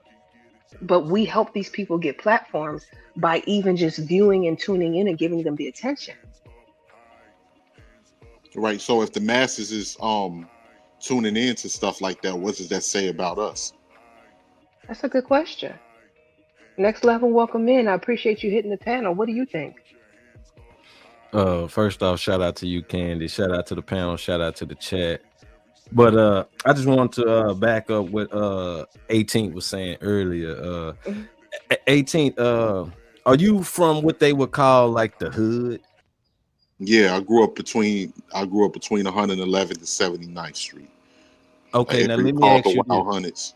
Would life in the hood for a black person be different for life in like the suburbs or the middle class for a black person? It depends, because in Chicago we got some real hood suburbs too. So, and it seems like what goes on in the hood and how we carry ourselves in the hood dictates a lot of the culture, even with middle class black people. Well, I say that because everybody not from Chicago, because some people wouldn't really wasn't understanding what you were saying, like, oh, why people like this, why? But that's just how it is. Especially like in urban areas, the hood, or poverty-stricken areas, however you want to label it. That's how it really is. I mean, it was showed even in TV. Like, look how everybody treated Urkel compared to when he turned into Stefan. I'm just saying, like the nerd or intelligence and all that. Yeah, it was cool, but it wasn't promoted. It was cool if you was the running back, the point guard, but not the dude doing the chemical projects. That wasn't cool. Like 18 said, especially in the hood, people had to hide their homework. You know, like, I ain't doing no homework just so you can be cool. I see what you're saying. I guess, and I think I'm looking at it more of like a not a urban lens, but more of a suburban lens. Like the people. Okay, yes, you're right. Growing up, Urkel was not cool, but by the time Urkel was an adult and had money and bought a house and had a family, like that's what people are aspiring to have. So that's why I was like, I don't understand what you mean when you're saying it's shunned, because it's what everybody. Well, I'm But those people, a lot of people don't get behind those people, Candy. A lot of people don't support the nerds, or like a lot of the times you have people within our community that dumb themselves down to be accepted by our community. That is a fact. That happens. That happens a lot. Like you said, the nerd have to go to college and do this and make the money and all that to be accepted. When all this dude had to do is step on the court and dribble, and he celebrated. The gangsters celebrated. The gangsters, the rappers exactly. celebrated. Exactly. That's what I'm saying. That's what I'm saying. And don't get me wrong. Every community got their underworld. You know, the Italians got the mafia. The Chinese got the triads. The Japanese got the Yakuza. But that is not promoted on the level that, you know, our underworld is promoted. And even to this day, to a degree, not to cut you off again, 18, but even to this day, to a degree, Candy, you brought up Blueface and Krishan. How many people tuned into that? But how many people tuning into Julian Brown, the dude that's turning plastic in the Feud? How many people tuning into that? Yeah, that's a good point. That's a good point. And see, that's one of the reasons I try to watch how I word things, because even when you having the conversations, I hate to say it, but in our community, we don't want to be honest. A lot of us have very disingenuous conversations, and we practically go off of emotion. We don't want to even be honest until we no longer can't be dishonest, when it's too blatantly in our face to the point that we can't ignore it. And then that's what, you know, hold us back, because a lot of black folks don't want to hear other black folks' opinion when it comes to and don't get me wrong, some people don't have opinions in good faith, but me coming from that environment and knowing, and it ain't just my city, it's parts of the Bluff in Atlanta, 7 Mile Detroit, Brightmoor in Detroit, 9th Ward in New Orleans, 7th Ward New Orleans, like different places, North Side Houston, different, like everywhere where it's a lot of and for the middle class black communities, we have some, but they few and far in between. I will say that they're not the norm. You even have some communities where we have other races that's living there, but it's not all black. You know what I'm saying? So that plays a part. And don't get me wrong, I understand that we've been programmed. Because it was, like I say, it was a lot of stuff I had to learn. Just like when you walk down the block, depending on where you at, and you see another black man and you got tension. Mm-hmm. You looking him up and down, he looking you up and down, because you don't know if he on something, he don't know if you on something. Or it shouldn't be to the point where you feel like, oh man, it's a group of these dudes right here. I don't need to go down this block. Mm. So, you know, it's like we have to understand, and don't get me wrong, every community has its issues. I'm not saying that, but I'm just saying we have to be honest about ours. But that's why I was saying though, 18, like, is that the overall black community, or is this the hood black community mentality? And that's what I'm saying. I think it's more the hood than the overall. Okay, exactly, because I don't think people in the suburbs like just looking Yes, like Irby, I hear you. Welcome in. You know, that type of stuff. My bad to cut y'all.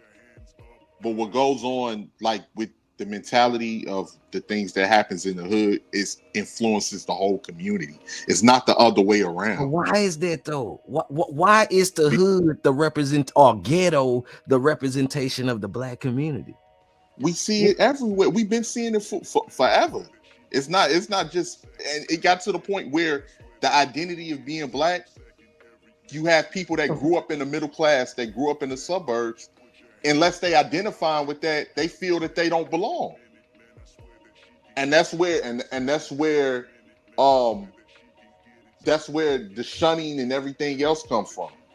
And then if a person is doing that, we're hypocrites, because we'll tell people to be themselves. Just be yourself. You ain't got to do. But the second that they be themselves, the first thing out our mouths, you a lame. You ain't doing this. You ain't doing this. You ain't like the rest of us. So we have to understand that we talk out both sides of our neck when it comes to a certain aspect of our people within our community. Now that I don't disagree with. I don't disagree with you there, because I've even heard, and I'm going to use JP. Sorry, JP, you are just an easy example that most people know of. JP is one who will call the educated people, the workers, butlers. Like, and I've heard him say before that the butlers envy the hood dude, hood nigga, however you want to phrase it, because they have the swag and they have this, and it is easier for them to get the girl, blah, blah, blah. I don't know that I 100% agree with that, but I can understand why he would say that sentiment. And I want to welcome SBK. He's coming onto the panel. Also, Irby has joined us. Irby, you did say something. Can you say something else? I just want to make sure you're good. Oh, what's going on, Candy? Hey. Yeah, I wanted to comment back up 18, let us claim about how the black community does not celebrate the nerds. It is true to a certain extent. Y'all might say it's a hood culture. But let's keep it real. The overall black culture is affected by hood culture throughout, from the media, through the music and everything. So, okay, all right. All right, you can think about the situation that happened when them ladies was clowning Michael B. Jordan and talking about how when he was a lame when he was younger. You talking about the lady who interviewed him? Yeah. Okay, I remember that. Why do you think that is? What? Repeat what? Why do you feel like the black community embraces degeneracy so much and then shuns anything that would be seen as intelligent or nerdy or not hood culture? Why is that? I think it could be both. I think it was how you was raised, and also the media kind of influences, because let's keep it real. The media does influence the culture 90% of the time, and not just with anybody. That's black, white, Hispanic, and other things like the nerd will probably be the alternative. Because even in the white community, you see the revenge of the nerds, but now the nerds in the white community are now more celebrated now, and right now in this day and age. But even back then, like the thing about the 80s and 90s, I see where my blind spot came in. My blind spot came in when you say intelligent. I didn't assume intelligent meant nerd. I didn't associate intelligent with nerd. I mean, yes, nerds can be intelligent, but that wasn't my default to go to say why we shun intelligent people. Okay, so I get it now. I follow. When y'all say intelligent, you're coming from the aspect of like the nerdy trope. Yeah. Sometimes in the black community, the nerds and intelligence get treated as whiteness. It's very ignorant, but it is majority of the time. That's what people look at it as. You get picked on it when you quote unquote don't act stereotypical. What do you say? If you don't play, like if you're not the person that like you don't play sports, you're not the bad boy, you're not You don't really get celebrated. Not in the streets. If you're not in the streets, you're not getting celebrated in different communities. You even have people from the suburbs that literally, are influenced by people, and part of that is because of our. And I'm not putting it the 100% blame on us, but part of that is because of us trying to find other ways to redefine ourselves outside of money, because historically we never had it. So a lot of us was in poverty. A lot of us grew up in the inner city ghettos, and part of what has happened and transpired, it bred a culture on what we have today. And also, it didn't help that a lot of it was promoted. So part of that, uh, you know, it wasn't our fault, but a lot of the times in our community, we don't really value. We just don't. We don't really value intelligence like that, or what we can do, or how we can build up things, or I don't know which better way to word it, because I don't want to sound like I'm rambling, but we just don't. Okay, what do you guys think? I have Ty Pro and I have SBK who have hit the panel. How y'all doing? How y'all doing? Good, very good, and welcome in. Thank you.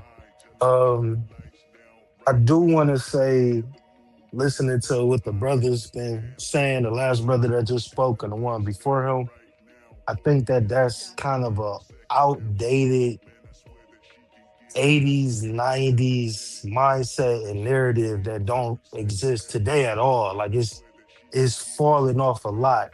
And yeah, the hood archetype gets celebrated, but that's not a specific to black people thing. That's a human societal thing.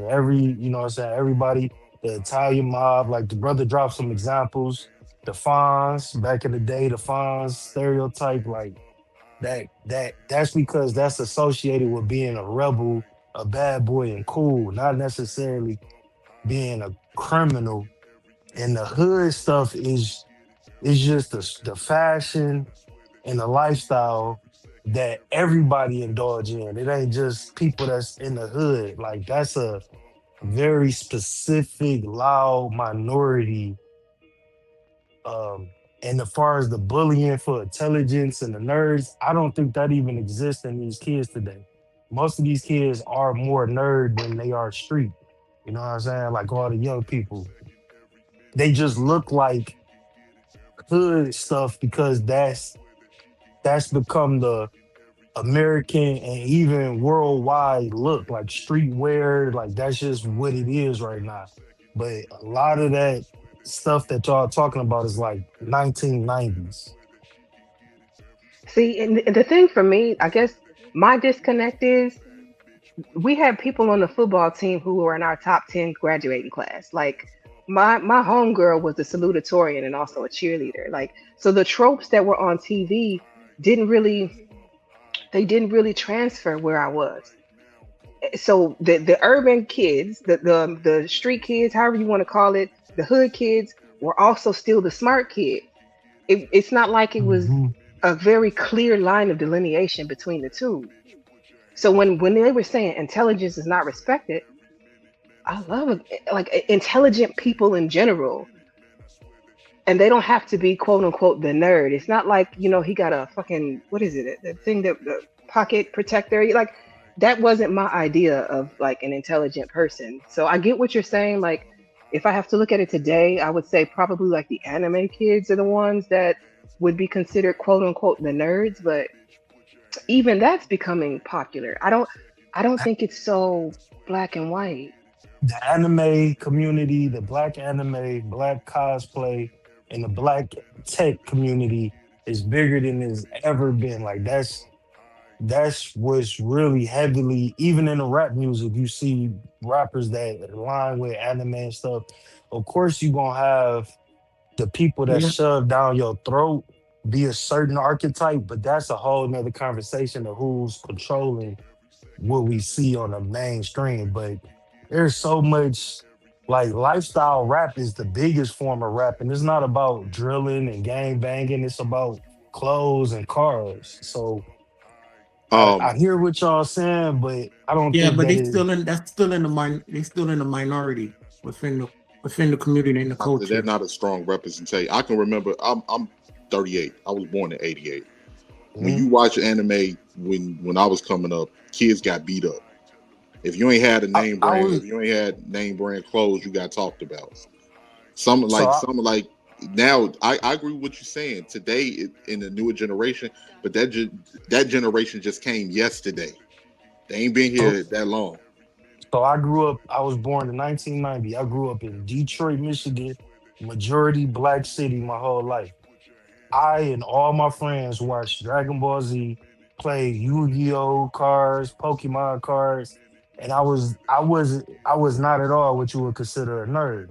You know what I'm saying? Like there was one and two Urkels in our class that was just thick glasses and suspenders. That's here and there. I'm sure all schools had that one nerd kid in their class, but that was just normal kid shit. We played football, we played Pokemon cards, we watched and we talked about the last episode of Dragon Ball Z and Tsunami.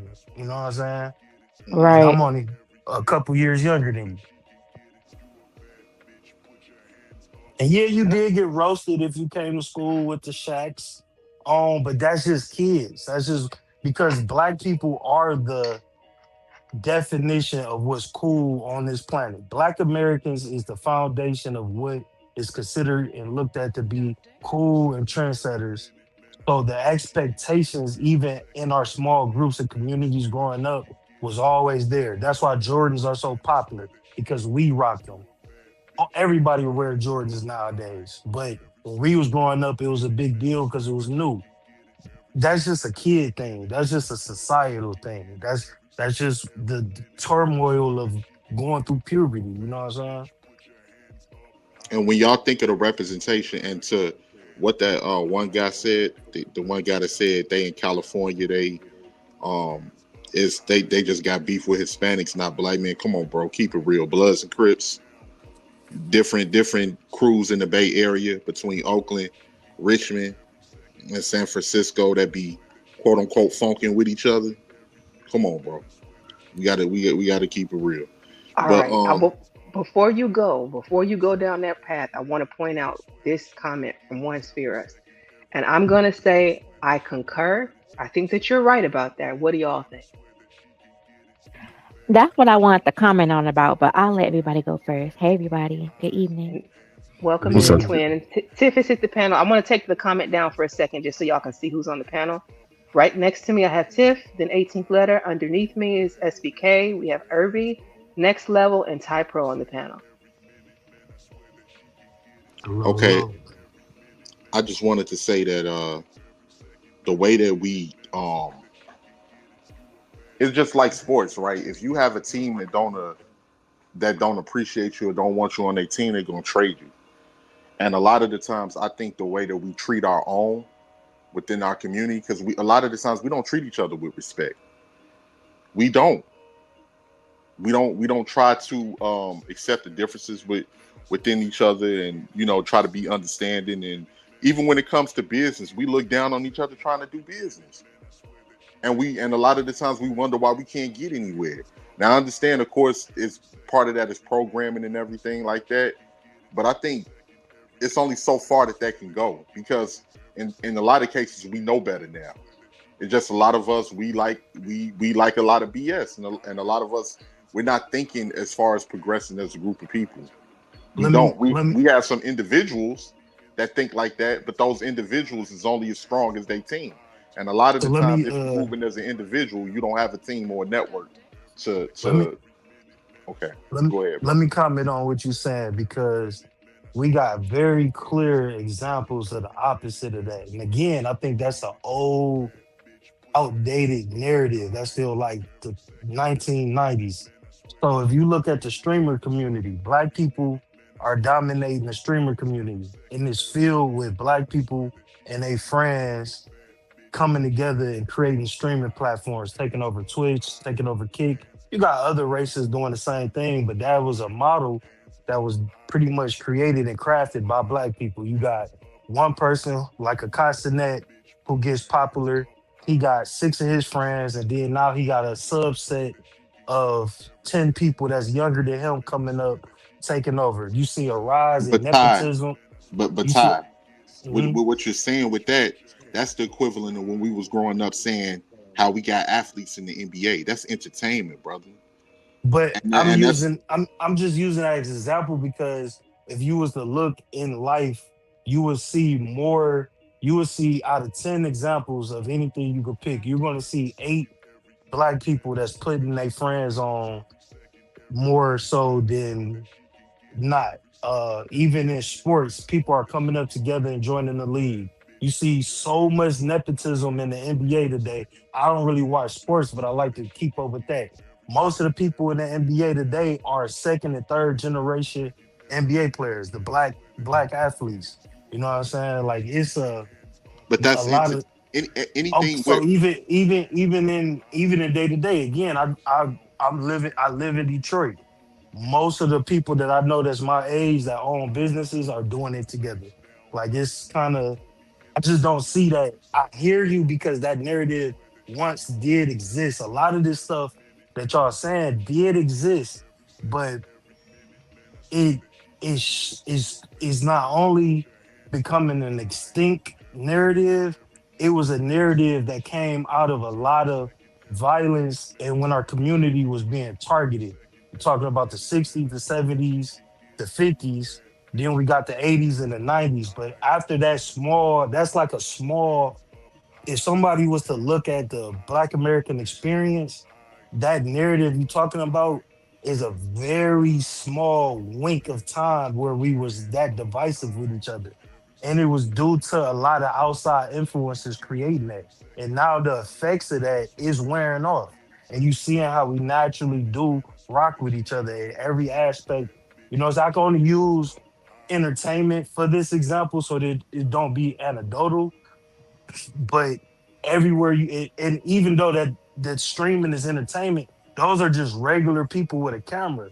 So those aren't like people that was groomed to be entertainers or in Hollywood. Them just regular dudes with a camera, and you see how regular people are kind of rocking with each other. You know what I'm saying?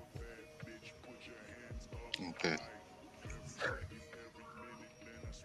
But could that just basically be like more of an environment thing then?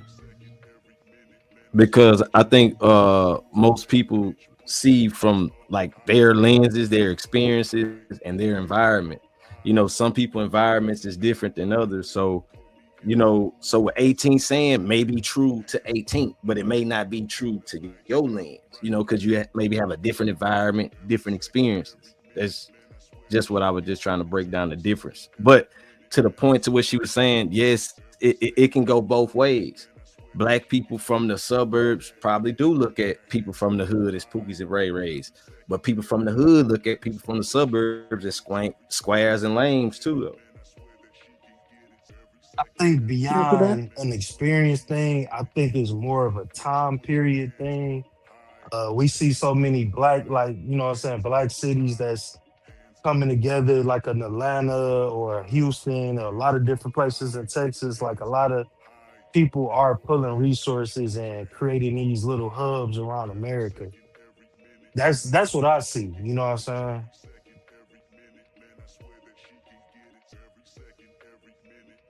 Outside of I Atlanta, just, my bad, so y'all. I just realized I was muted. I want to welcome in Brownie and thank Tit for Tat for joining the panel as well. Um, I just I want to wanted to ask. respond. I'm sorry. Who said they want to respond? Yeah, I wanted to respond. He named it Casanet and iShow Speed. All these are still classified as entertainers. Can you please name me one black innovator or business person and Exactly. this or black inventor? Can you think from the black intellectual side? All That these the people people Casanet behind, are all that these the people people like behind, that Casanet the people promote. are still entertainers. Because Irby, I brought up Julian Brown. I don't think he's celebrated like entertainers celebrated. I don't think he's promoted and his product is promoted like LeBron James liquor is promoted. You know, Well, so or I want to even make sure Julian Brown, that's the one that disappeared or like went quiet for a little bit and people thought he was missing, right? That's him. no, I don't know about that, but Julian Brown is the guy who turns plastic into fuel. It's called plastiline. Yeah, and I think at some point he stopped like posting for a few days, and they tried to say that they thought that the government got him for his Oh, idea. okay. I think he was the one. Yeah, that's true. Yeah, but what I'm saying is why him and things like what he do isn't promoted. Like what Irby just asked Ty before he fell off, like why when we speak of black examples, we quick to go to sports and entertainment. That's why I say like we don't promote intellectual. Like the level of critical thinking in the black community is at an all-time low. But that's just my opinion. So you're saying we'll celebrate the nerd or the lame or the regular dude as long as it's an entertainment format. But if they're just purely doing something that is seen as intellectual, educational, not a form of entertainment, that they get overlooked and ignored. So I didn't hear the brother question before I fell off, but I think we do celebrate the intellectuals. They just not gonna get picked up on the shade room or whatever type of media's sources you looking at, because we all know about the guy in the plastiline that you was talking about. I create content on my other page, and I'm constantly showing people doing stuff with tech and graduating and just different. You know what I'm saying? We don't. They're not celebrities, so we might not remember their name, and might not see them because they're not content creators or in the entertainment sphere. So they're not going to dominate our algorithm, but they exist, and I think that when they go viral, we all kind of recognize them and salute it. I don't see nobody saying like, "Oh, this guy's a dweeb for creating plastiline. He should have joined the NFL or start streaming." I wouldn't hear anybody saying nothing like that. I think their point is more so they think because of the contribution that he's making to society, he should be elevated over, say, Blueface or Krishan, but that's not the way that our community works. That's not the way the internet works. Yeah. No. In general. Well. Omni, that's you trying to get in there? Yeah. Welcome to the panel, Omni. Thank you for having me. Shout out to the panel and everything. I didn't want to interrupt anybody if y'all were about to go, but before you go, I do want to give ahead. Brownie and Tiff the chance because they haven't had the chance to speak yet. All right, hey y'all. Hey. I want to say a couple things because y'all up here talk about all of this stuff that is irrelevant. Number one, most inventors don't get like popularized. Like you can hold name on, Brownie, you burping. Your mic hold on. is burping. Let me fix my shit. Is it better now? Yes, much better. Okay. So most inventors. Oh wait, it started right back up. I'm gonna be right back. I'm gonna drop and come back. Hold on, let me see if I can fix it before you go. Let me see.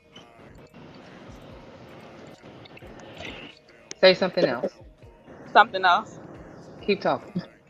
All right. So most inventors don't get really popularized or like get the shine that they get credit that they or the work that they do, right? So unless it's something that you have an interest in, you're probably not gonna know who an inventor is, right? I can name black innovators in skincare, and none of y'all know who it is.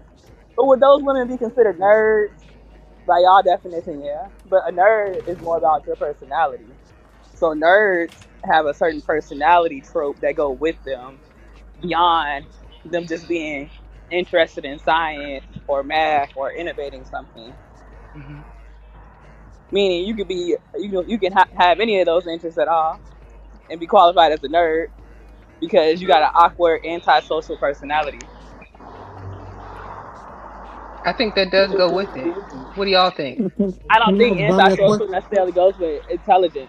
I think a Can certain I level of intelligence is being able to socialize with people. I agree with can I ask that. Brownie a question? I disagree. I'm gonna Yeah. let Irby ask his question, and then y'all can tell me why y'all disagree with her. Go ahead, Irby. After she answers Brownie, him. Brownie, would you consider Steve Jobs or Mark Zuckerberg a nerd or an innovator? I mean, clearly, they're inventors. They created social, like they created their respective social medias. So yeah, Yeah, but they're popular. We know about them. Can you I give me just a said black yeah because they are owners of multi-billion-dollar companies, of damn near trillion-dollar companies. But do you know the people that work on their algorithms? Do you know who Okay. created the Facebook algorithm? Do you know the black man that created the infinite scroll on Instagram that we use? That's Hmm. taken over. Do you know that That's person? a good point. No, I That's a get your good point now. point. Do you know the black man that created infinite scroll? That because Instagram didn't always have that, and that was a new feature on all social media. Because at one point, you used to scroll, and then once your timeline done, it's done. It was a black man that created the infinite scroll feature. That is new news to me. Look at you coming in dropping the jewels. I did not So when know you that. talk, yeah. So when you talk about nerds, I watch a lot of documentaries and things on people that innovate because that's the way they get out. Usually, people aren't going to go and scrape through the the reports of who was looking up and who was researching this and who was doing that. So Yeah, when these people yeah, get to talk in certain documentaries, you learn things. yeah. Brownie but has a my, point. why I want. They do get a notice more when there's a documentaries on them, documentaries and movies. Like But I'm in why the you skincare, got to go to a documentary or a movie just to like? You right? got to Because do it's not a high research. profile thing. Like for instance, right? Well, I'm very much into skincare and the beauty industry, and everybody that know me know that, right? Hmm. Right now, we all know that black people have a issue with sun protection because mineral sun protection shows up as white on our skin and makes us look ashy and gray, right? Yes. Right now, it's a black woman that's working on a formulation of a mineral sunscreen that won't do that because she went and she was doing research on it and she learned that the reason that it gives us that cast is because the molecules of the titanium dioxide are irregular and rough. And at a certain level of high heat in a certain, proprietary process, she can get those molecules to smoothing out and then they won't reflect off that white cast anymore. So it's a black woman right now working on black science, black skincare. Y'all know who she is? No. No. Never even knew that that was a thing. Like, and look, it takes for us to come and study that to even resolve an issue. That wasn't a problem white people were trying to fix, clearly, because now it takes for a black woman to get to the point where she realizes we don't want to be gray when we put on sunscreen. Well, what happened is we got forced to use chemical sunscreens, and we were using sunscreen because black people didn't even think we needed sunscreen for hella long. Right. And chemical sunscreen ain't necessarily good. It's a lot of endocrine disruptors and hormone things in there. You're not really supposed to take. So mineral is the best, but here in America, they don't have that technology to deliver. So this black woman is going to have that technology that she'll be able to deliver that to the masses of black people. So we don't have to use hormonal disruptors to protect our skin. We can use a mineral base, which is safer.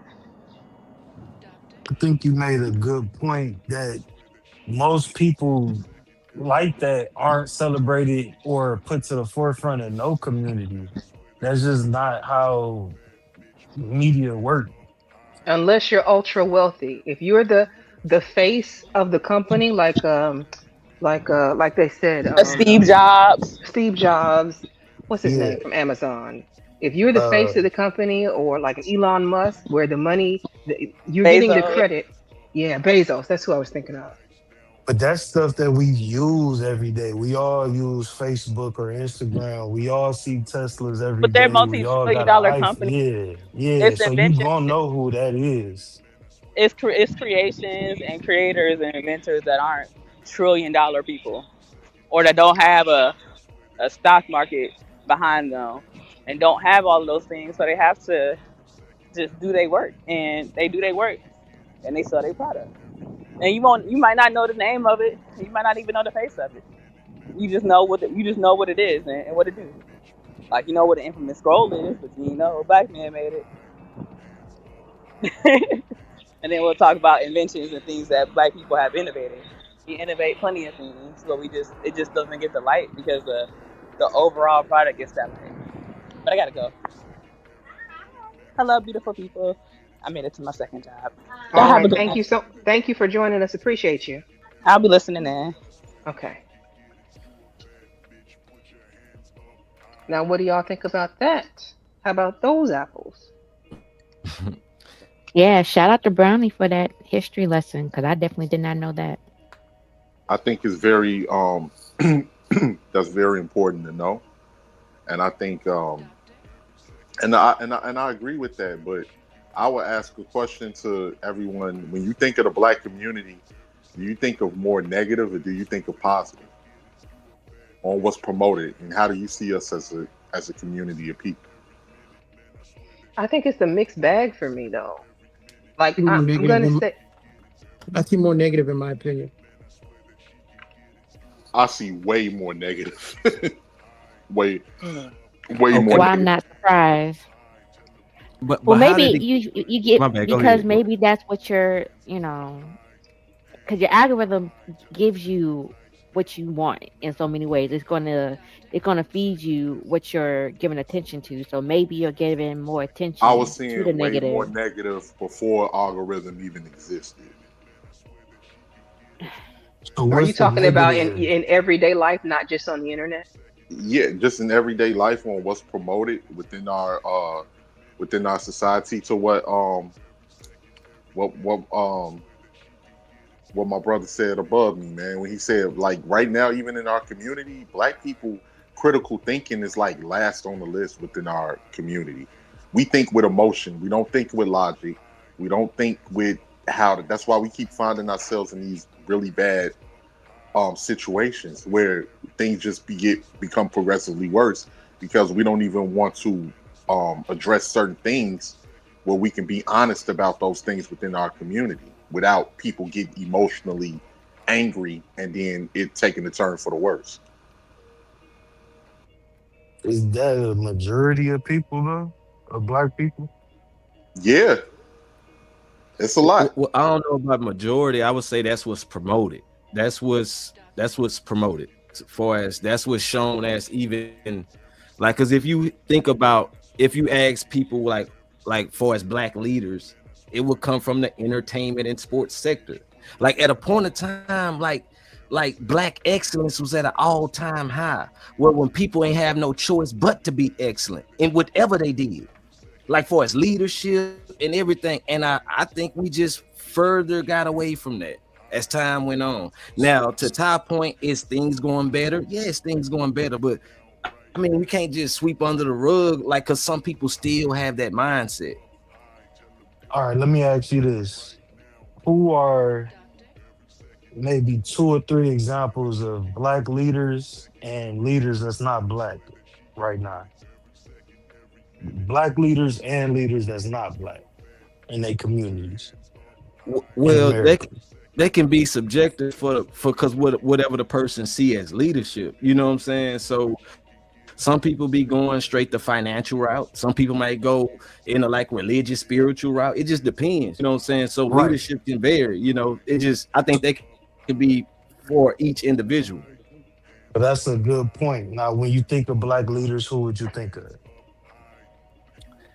Just like in Black history or leaders. whenever. Like, In what do you default? history, Okay. You would think oh, of go like ahead, Ken. Malcolm X, the Martin Luther Kings and whatnot, right? So are Yeah, you yeah, saying yeah. that the black community needs leaders? Like, I mean, because like I feel like the aspect of keep having these leaders and we're still in the same predicament we always been in. Like, do you think that's the answer is to have? The Go point I ahead. was gonna make was most of the leaders in the black community that we talk about came from a certain time period of oppression and anguish. and that's why they are immortalized in history.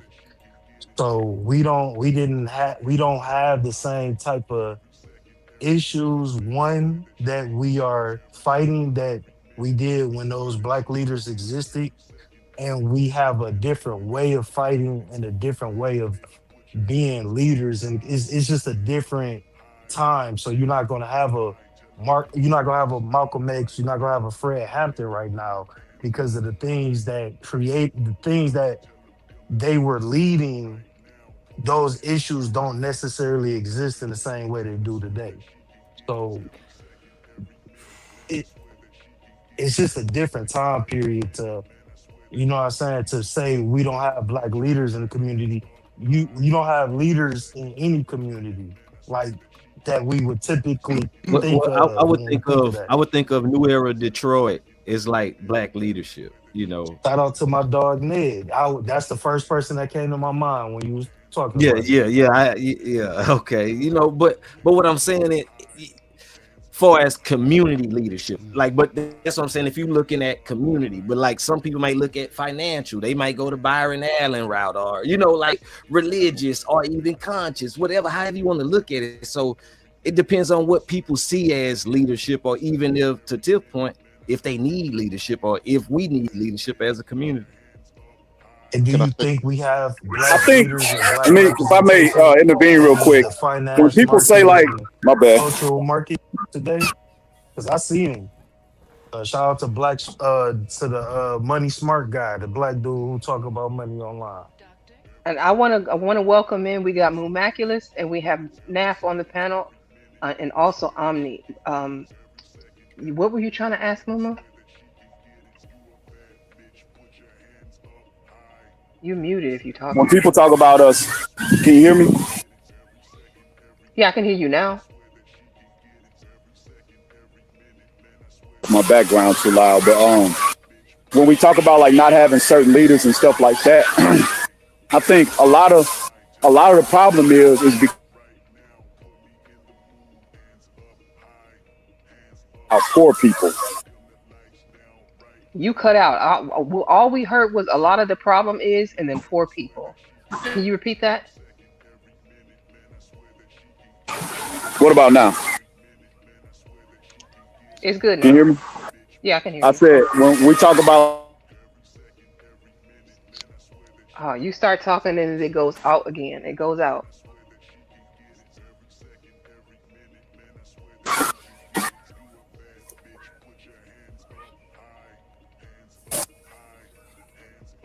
Your background time, not trying to I let try you to be get to great it. today. Nah, I said y'all go ahead. I'll try again some other time. Oh, Moo Moo. All right.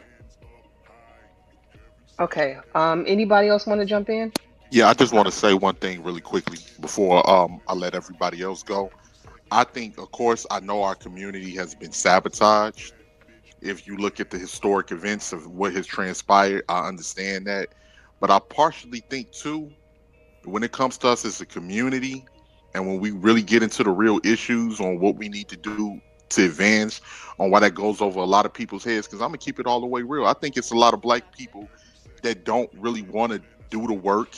We don't really want to, um, because like I feel that, and I could be wrong, and I'm using feeling, but I'm just gonna give my opinion. I think that it's certain people that don't want to adhere to a standard in our community. They don't want that standard to raise on on how certain people will have to carry themselves in our community, and what we would expect for each other, and what it will actually take to actually build certain things where we can be completely independent financially of any other group and work with each other directly. I don't think we trust ourselves enough for that. Hey, I like that. I like that right there. Um, if I could, first of all, how y'all doing? Shout out to the panel. And Hey, hey, Naf. Welcome in. yeah. So it's easy to celebrate black excellence, but it's difficult to live up to it, right? And I'm thinking like, okay, I had a conversation with a young lady. She was a GS, so I've been a government contractor for a long time, and we were standing outside one of the federal buildings in DC or whatever. And like this is a high ranking, she's like a director of apartment sister from DC, you know what I'm saying? From like one of the projects or whatnot. And the conversation we had at the time, we were in our like mid-30s, and she said this to me. She was like, "We got next," and I thought about that, and I think that's the part that's missing, right? And it kind of ties into what 18th was saying. Like when she said "we got next," meaning like, all right, those that came before us, the civil rights marches and all that other stuff, like they're still here, but like that fight has changed, right? But we understand the older millennials, some of the younger Gen X's or whatnot, we understand like, okay, yeah, things have changed, but how many of us are actually like taking these leadership positions, getting into politics, where you can really make change? And to the other brother's point, it's a lot of people that they want to stay in that victimhood because it's been beneficial to them. And unfortunately, they have a lot of voices. And I think what we're starting to see, it's slowly changing a little bit because brothers and sisters are speaking out a little bit more like, hey, they don't represent all of us. Like the brother was saying, like, yo, is that the majority? And it's kind of like, that's questionable. But a lot of people are comfortable. Nobody wants to be, because we saw what happened to the previous leaders. We saw how Malcolm X went out. We saw how MLK went out. We saw how Fred Hampton went out. You know what I'm saying? And Marcus Garvey, all our leaders was like taken out, like, God dang. So nobody like wants to be that martyr, right? But and you got to ask yourself, who were the majority of the leaders taken out by? Ooh. But you could ask the same thing about the JFK situation, right? Lincoln, right? Nav. I don't mean to interrupt you, brother. Nah, bro. I need you to interrupt when it's important. Do your thing, bro. I just wanted to say, so do that mean? Okay, yes, we know who they was taken out by, but that means in layman terms, we are afraid. That means we're scared. That's what I was. We're scared to progress. That's what I was building up to. And I would say, since this ties into the show, a lot of people ask yourself, do you really like being black? Because I was looking in the comments on what the dude was saying. We'll never stick together as a collective. Well, do you ask yourself, do you really love being black? Do you really love your people? Seriously ask yourself those questions. Do you trust your own people? Because if you don't trust your own people and you don't really care for being black, it's really a pointless conversation. I don't know if that's a fair question though, 18, because I don't think any group, if you say, do you just blatantly, blindly trust your people, is going to say yes. I don't think if you ask a white person, do you just blindly trust white people, if they're going to answer that as a yes. Now, if you compare it against other people, you might get a blind yes. But does anybody trust anybody just off the bat, or do you have to earn it? No, I get what you're saying. You have to earn trust, but we have a distrust of each other off the bat. We have an extreme distrust. Now, 18 letter. Let me say this: the difference is, right? Those white people, they have cultures, right? They're German, they're Irish, they're Italian. They have nations they can relate to. African Americans, all we know is, hey, most of us are descendants from West Africa. That's it, right? That includes a lot of different countries. So we kind of created our own culture, etc. So we're not in the same boat as them. Does that make sense? I don't think. Kind of, but not really. Because I would say, I know y'all have to have heard the saying, if you are ever lost or if you ever need help, find a black woman. I don't know if y'all ever heard that before, but it's a saying that goes like, even little white kids lost know to go up and find them a black woman, because she's going to be the person you can trust to help you. So to be like, I've heard that. So I've never y'all heard that. Heard it? I've never heard that before. I've heard of it. Yeah, I've heard it. They tell their kids. Yeah. Go find a black woman. You need help. That's who's going to be able to. That's who you would trust. So to say that off the bat, we just distrust each other. I don't. This is why I be so torn. I know y'all probably be feeling like I'm pandering to some extent. I'm not. It's a balance because I have this saying in my head on the one side, and then I also know that if I'm driving at night in the city of Chicago, I'm not stopping at the gas station because if it's a group of Negroes out there, Yeah, I'm not walking past them. So I yeah. get what 18th is saying on that. Like it's hard. I really don't know what to say to that. And Yeah, but I I'll think say this to black that. people. My bad. I say this to that even if I'm walking, if I'm going to a gas station at night in Chicago, it's gonna be the one in my hood because I'm gonna know the niggas that's standing outside the gas station, and Right. they probably gonna hold Exactly. the door for me when I walk in that hoe, and when I come out, they probably gonna offer to pump my gas too. So I wouldn't even say that's a whole reflection of everybody. It's just about and who you know and who you comfortable with, and when people know you and are familiar with you, I feel like some of that kind of goes away. That distrust. Right. I agree with that. That's fair. That's fair, Bronny. I got kind of another take on it, right? I think the next big step for Black people, Black Americans, is to integrate and just become fully American at this point. I mean, What? yeah, just become fully American. I mean, at this point, we talk about a country of origin. You know what I'm saying? Most people are really slow to admit that America is their country of origin. We were all born here, right? Yeah, there's some atrocities when it came to slavery, things of that matter, and we're still working out that stuff, right? We're still working on reparations of what we need to do. But in the meantime, though, I think we just need to figure out a way to kind of integrate better with society, right? Because being our own separate clump hasn't worked out for us. So How are we not fully integrated based on what we Right. can actually do?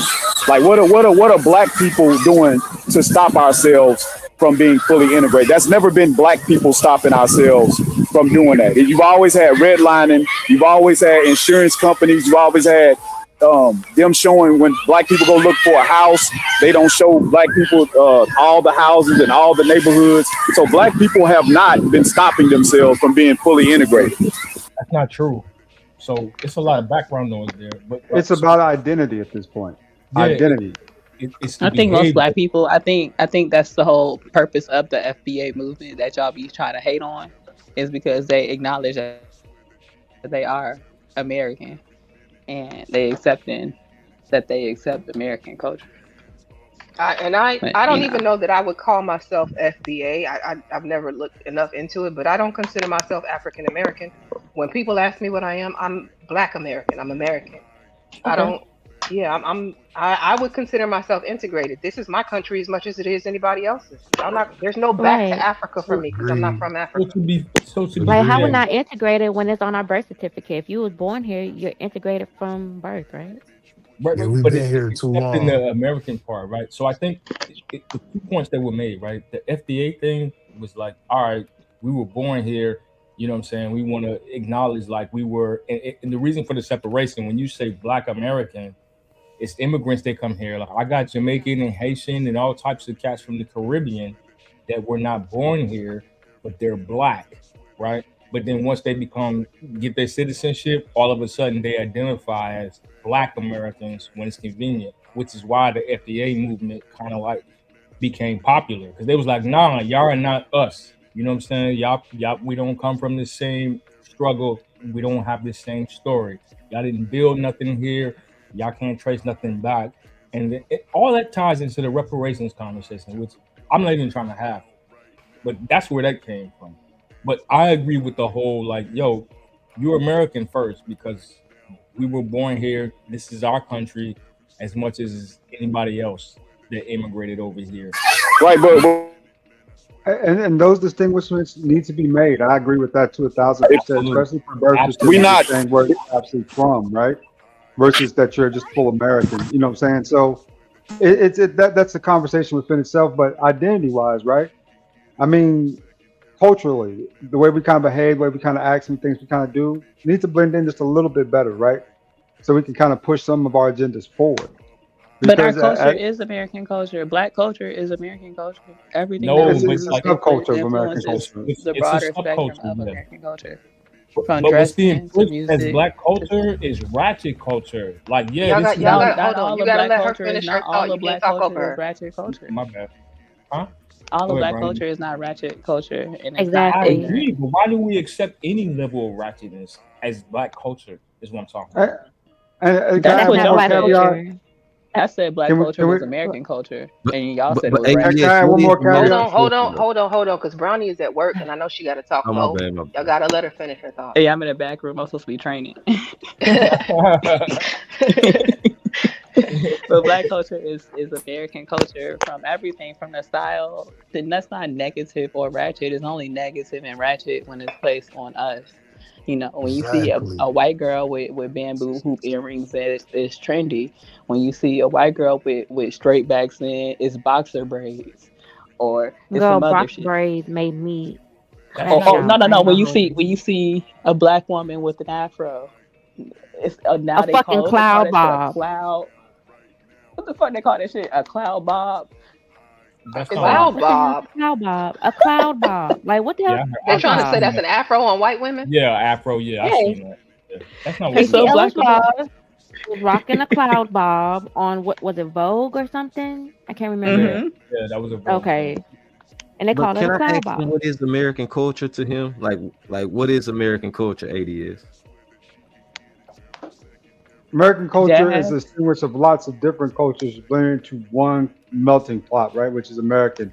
You got some Native American culture built into American culture that we all see every day, stuff like that, even with the way we kind of look and dress, whatever, right? Then you got some Western culture built into it, which is cowboys, this, that, and the other. Hmm. This, then you have some more of the That's modern Western culture, right? American culture though. That's not Western culture from anywhere else. That's American. Yeah. That's definitely And, Western American culture. That's and definitely 1,000%. it's also black culture built in. Black culture is the It's just like foundation of jazz, American rock, culture. country, Yeah, all are black. All were where R&B, did they start? Where blues. were they created? That's not ratchet. That's So can American we culture. agree? First of all, can we agree what makes America great is our diversity, because we have so many different cultures, right? That have been here. The Asians been here, whether they're from China, Japan, Korea, Vietnam, etc. You know what I'm saying? Like we're a melting pot, and it's like okay, it's been an experiment to prove like, hey, listen, we can bring all these different cultures together. The Indians, even though right now they catching heat and they deserve every bit of it, but the Hispanics, you know what I'm saying? Like we all, as black people, we fuck with everybody, right? For the And then most, that's a big problem for us. That's a big problem for us. Everyone that's else views us as economic. Everyone else views us as economic. We the only ones trying to be friends with everybody. that's the unfortunate part. But I think for us, it's better because on a spiritual aspect, that's the way the world was designed. Like, you know what I'm saying? They made it about the economics, not us. You know what I'm saying? I can love you for what you got going on without trying to get over on you. They try to get over on us, and they do. And I think that's because we're spiritually based people. Like you said, we accept everybody, we show everybody love, everybody's invited to the barbecue. You know what I'm saying? But then on one hand, you got a segment, they want to act a fool. And they be like, bro, like that's not what we on. What are you doing? Why are you being extra? You know what I'm saying? The, Why are the, you nothing robbing? irritates me more than too many people who ain't supposed to be at the barbecue, the cookout, they up at the cookout. That irritates the hell out of me. It really does. I, I can't speak for that. Candy, what you got on that? I mean, I who's trying to get in there? Somebody tried to speak. Is I'll that say Momo? no, You I trying to? agree. You agree with too many cooks at the cookout? Yeah, No, just to I think we need to gatekeep more, and I think it's a shame that we Agree with don't that. gatekeep. I think we're too inclusive as a people. I Agree with wonder that though, 100%. how is it possible that we can gatekeep? Because even Afros, everybody in every country knows that Afro represents Black people, and then they still try to turn around and slide that past you as a cloud bomb. So how do we gatekeep? Taking more We pride in what we do and not just deeming our own culture as ratchet. Actually hmm being prideful of our culture and being proud to be black. I think the stop first trying to be friends with anybody that ain't us that's nice to you. Please stop trying to be friends with people randomly because they ain't us and they nice to you. That's all I'm saying. That's just my Yeah, I don't know but that but I how is agree. how is that gonna solve? How is that gonna solve the problem of where you got companies like Public Storage that's making people giving in Walmart where and Walgreens. Where is he Damn, at? Mumu, you I cut don't out. And understand so why they can't share. He at the playground. so loud and aggressive. I don't Come He on, Mumu, outside fight with them back. kids. I think he's trying All to Mm-hmm. right. talk over his audio, y'all. Mumu's not really like. That's how he I'm talks. fighting for my fucking life. He's stupid. See, that's that no neck connection. I No think the neck first step connection. is so let me ask this, like, what is black or African American culture, right? Because I've heard two different things. Like Brownie said, like, hey, that's part of it. She mentioned hairstyles and all that. I don't disagree with that. Of course, I we know mentioned hip hop music too. music. I just said that, yeah, hip hop. But I think the thing is, what we're known for and perceived as, and I made this statement before. I'm not saying I'm the originator. Like we're I didn't digging mean the. hip hop when I mentioned music. I'm saying like all that's you could take that how you want to take it, but like we're viewed as like okay, yeah, these are people of entertainment. Like we prefer to be entertained and educated, right? And somebody had made a statement about that, like yo, how do we learn about like a lot of people don't know history. You know what I'm saying? We talked about how cats can't read. You know what I'm saying? It's easier to be entertaining and be a buffoon or what they call them the How you doing, Sam? How you What doing today? what Hold what do on, let me you mute you, Brownie. what do you think Oh, culture what's is? that? Like, how would you define I ain't culture? saw nothing at my job and that's what today. I'm saying. That's what I'm I ain't asking. saw Like, No, nothing I today at my how job. how would you define culture? Not just Black American culture, but what is culture to you? culture usually is like based around language. It's based around we know okay a black cookout. We know like what certain type of food to expect. We know it's gonna be some Frankie Beverly and Maze in the background. You know what I'm saying? There might be some line dancing. Like there's positive things like feel good vibe type stuff, and then we start introducing like stuff that might be considered debauchery. You know what I'm saying? Like, okay, now throw some sexy red in there, throw some other stuff. And it's like, whoa, wait a minute. This is ridiculous. There's kids here. Are we saying this is culture though? This is acceptable? You know what Okay. I'm saying? Well, So it's a Everybody's part of working. culture. I mean, Wow. everybody like This is it's strip club stuff. This is isn't go ahead. isn't there if a I place may, for because we everybody? keep talking Can, about can symptoms. y'all hear me? All Yes, right. ma'am. Oh, maybe it's me. I'll go back out No, and no, come go back go in. ahead, go ahead. We can hear you. Go We ahead, can hear sis. you, love. Sorry, Go I ahead. was trying to keep up with the comments. Go ahead, you got it. Dang, she dropped before I come back. Sorry, Ty Pro. Did I drop you? How did you end up in the back? Did you drop?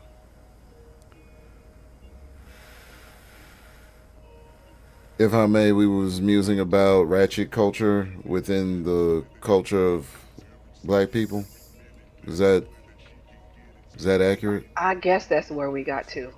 Okay, because I've been trying to I would get just say in for name the past five you different got it though. Okay. conversations because it keeps You shifting and if you whatnot need to redirect it, Omni, feel from free to. one Cause see, well, what I'm it's saying is that we're going from one symptom to the next without talking about the actual cause of it all.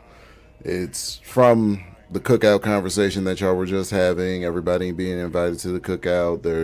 It's a part of, the cloud bob is what they're trying to refer to it as now.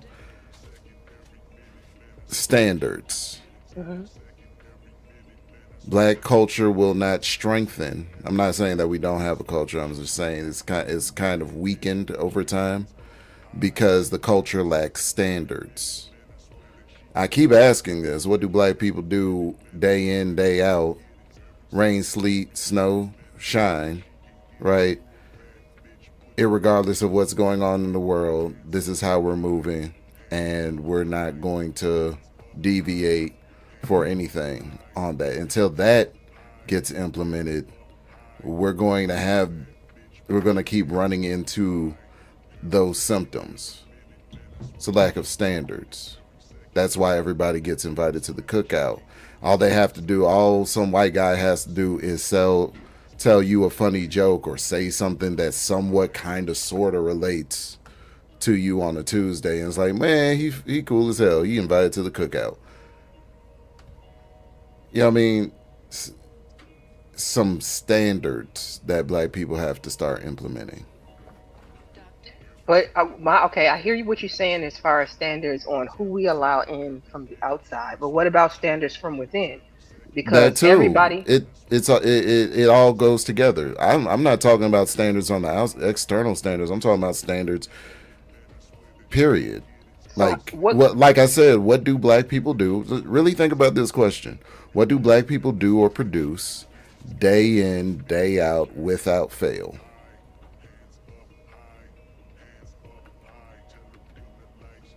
As a collective. Entertainment.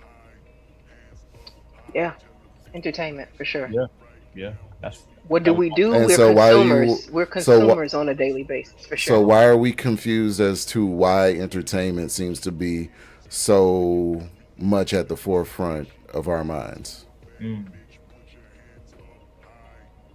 If you want the culture to change, your standards have to change. I like that.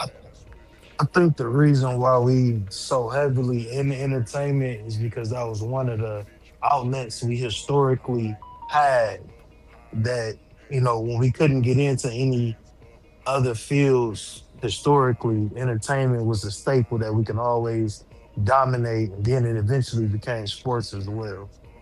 Music, media, sports. That was just something we always thrived and dominated in. Excel that for sure. But we And didn't protect it like we should have. Yeah, I agree with We that. didn't have but the we standard we of we protecting it. We went for the we bag, we went for the money, and now they own the corporations that get the most leverage over our music, over our intellectual properties, over our artistry, over our personalities. Our physical body, well our athletic.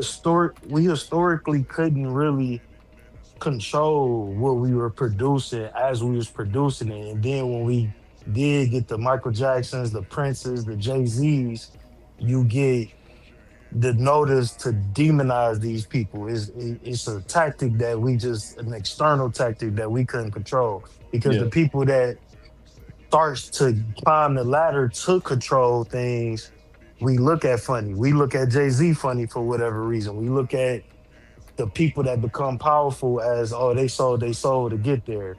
So that's a bigger issue than anything. And I think that just to go back 1 second, because I gotta get out of here.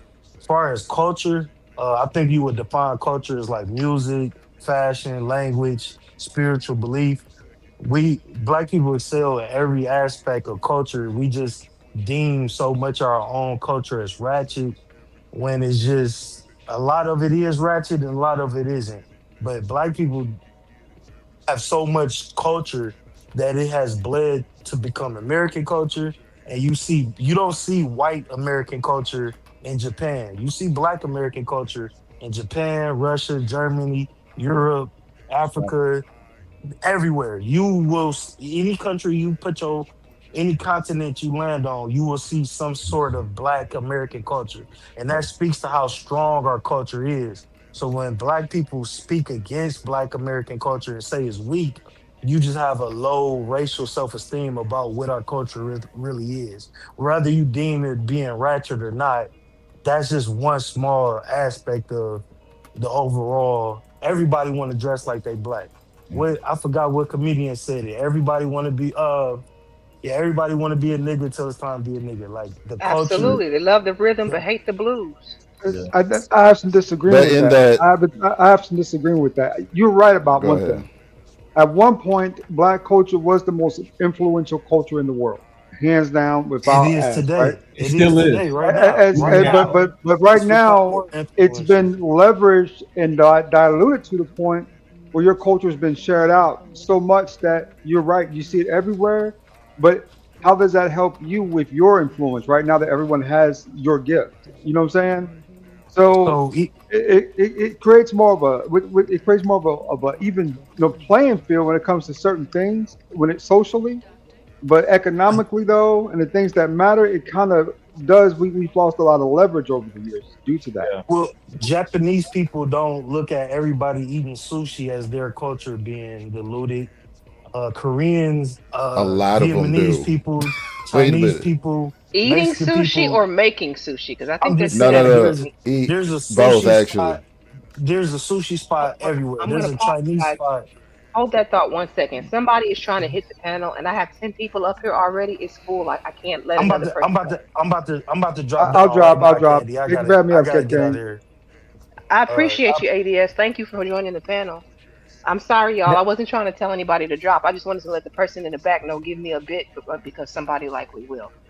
Okay. yeah, I gotta get out of here too, Candy. And I really love this topic and appreciate you. But again, you see all different type of cultures every day when you go outside. We have the strongest culture and influence. You see, all you can go get you some Chinese food, some Mexican food. You can go.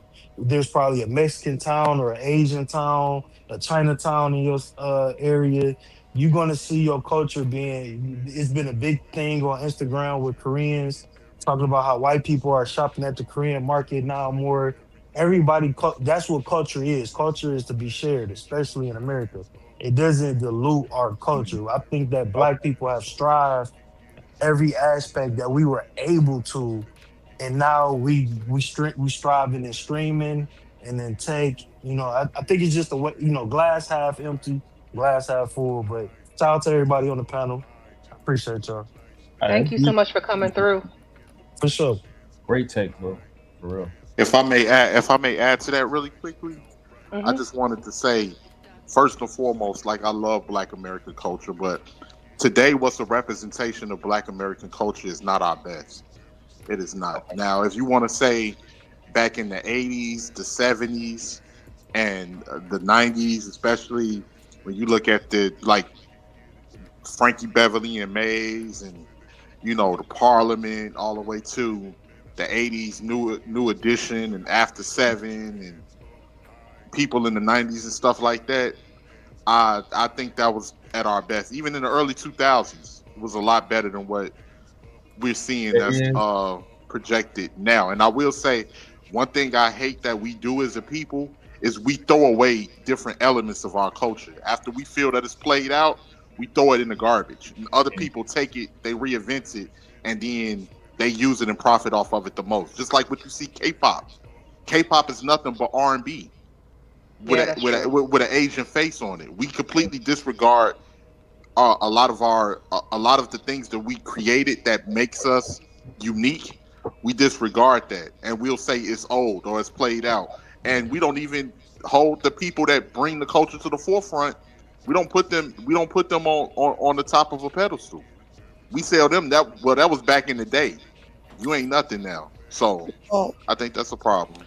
And What's that's up, what I'm Cat King? saying when it comes Hold to on. the safeguarding of the culture. Just because everybody is allowed to participate, it doesn't necessarily mean that the culture is strong. It's the same thing as when it comes to the concept of intellectual properties. When it comes to what am I trying to think of? It's a type of intellectual property where it's public domain. So public domain as opposed to something that's a little less inclusive. Public domain as in, you know how you see all these movies with tentacles and you have the Alien franchise. That was actually started by a man named Lovecraft. You know what I'm saying? Cosmic horror and things of that name. Hmm. H.P. Lovecraft. He Hmm. himself was a xenophobe. That's neither here nor there. But he died with his works being public domain, and so now everybody uses his works, and his family gets no royalties off of it. They get no money, no income. Anybody can take springboard off of his ideas. Exclusivity tends to breed value, or is at the very least a catalyst to drive value. I And just wonder. I think we've given aspects of our culture away, or allowed people to just run away with aspects of Black culture. Where I get stuck in this conversation is with us being a minority in America. Even though we produce a lot of the culture, whether it be seen as negative or not, how do you all propose we gatekeep? That's where I get stuck at. Because what power do you have to stop anybody from appropriating anything that we create? So can I present something? Go ahead. I don't think it's necessary for us to gatekeep because we are the creators. we constantly create things. We share. That's why we invite people to the barbecues, etc. We're like if we are, I don't know. I just operate from a position that like Well, we are I mean, truly I hear what you're saying, but I'm actually looking for the people who want to gatekeep. I want their answers before you give me a reason why we don't need to. That's gonna take me down a different path. okay. Yeah, I agree with you, sis. I think what you're saying is basically how, especially if we look at religion, spiritual systems, right? There needs to be an initiation process. Just like with manhood, there has to be rites of passage. You feel what I'm saying? So, yes, we need to gatekeep in a lot of areas, right? Other than that, what y'all saying as far as like how we're creators, music, entertainment, we give that stuff away because that's just what we do, right? Even to the form of twerking, and then people say everybody's twerking now. It's true, but they also say imitation is the greatest form of flattery, right? So we have to really be humble and look at things and we say, okay, they still jacking our swag and everything. Now we go somewhere else with it. And of course they still gonna steal from you because we're creators. We give things away. That's what we're here to do. Those are our children. These people, whatever race you want to call it, the Caucasian man, the red man, those are all about creations. They're always going to tap into the things we do in harness. They're going to move where we move. They're always going to do all of those kind of things, right? They're moving into now gentrification. You know what, But APTV? to go I'm to trying another to note real quick, hold and on. Let me slow you I'll down. land real Let me quick. slow. I'm I'm no. sorry. I'm slowing you down just because your audio is going out. I'm trying to hear you, but it's your audio fighting against you. Yeah, I'm sorry. I'm gonna come back on the channel because I'm on the porch. So basically, I just want to ask this question. If we say the Uncle Ruckus syndrome, right? Hmm. Can I if I might be out of bounds, but would it be safe to say that's somewhere safe to say comparable to what they deem as black fatigue? You saying Uncle Ruckus has black fatigue? No, I'm saying like when you Uncle Oh, Ruckus syndrome, right? APTV. Behavior I'm that comes sorry. with that mind frame is that black fatigue? Did any of y'all understand what he said? No, Barely. not at all. We're Just not bits and understanding you. pieces. Your audio's It's messing too. up, Audio bro. is too messed up, Yeah, bro. it's too messed up. I want to hear what you're saying because I feel like that's something I could Yeah. help to answer, but I can't get the question. Or is there any way you can like go to a better area? Yeah, hold on.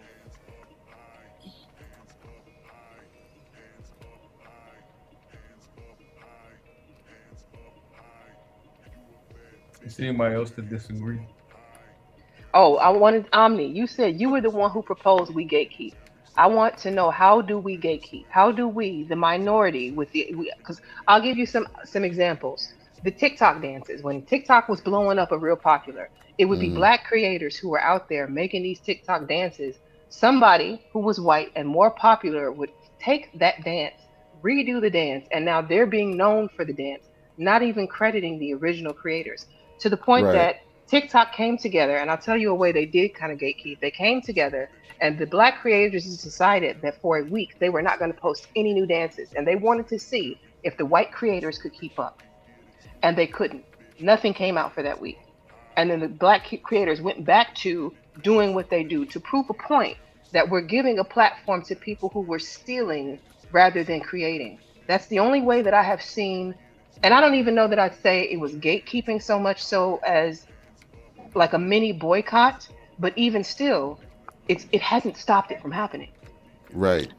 I can Yeah, say this. and It's I could tell you exactly. I could tell you No, exactly they are why. not gatekeeping. I They could tell are you trying to exactly what put the problem people is in at the start of the pressure story, to the point to where if I they can, start because to I thought that create Hold was on, for me. everything hold in on, order Vic. for Let them let All to right. see it. Vic.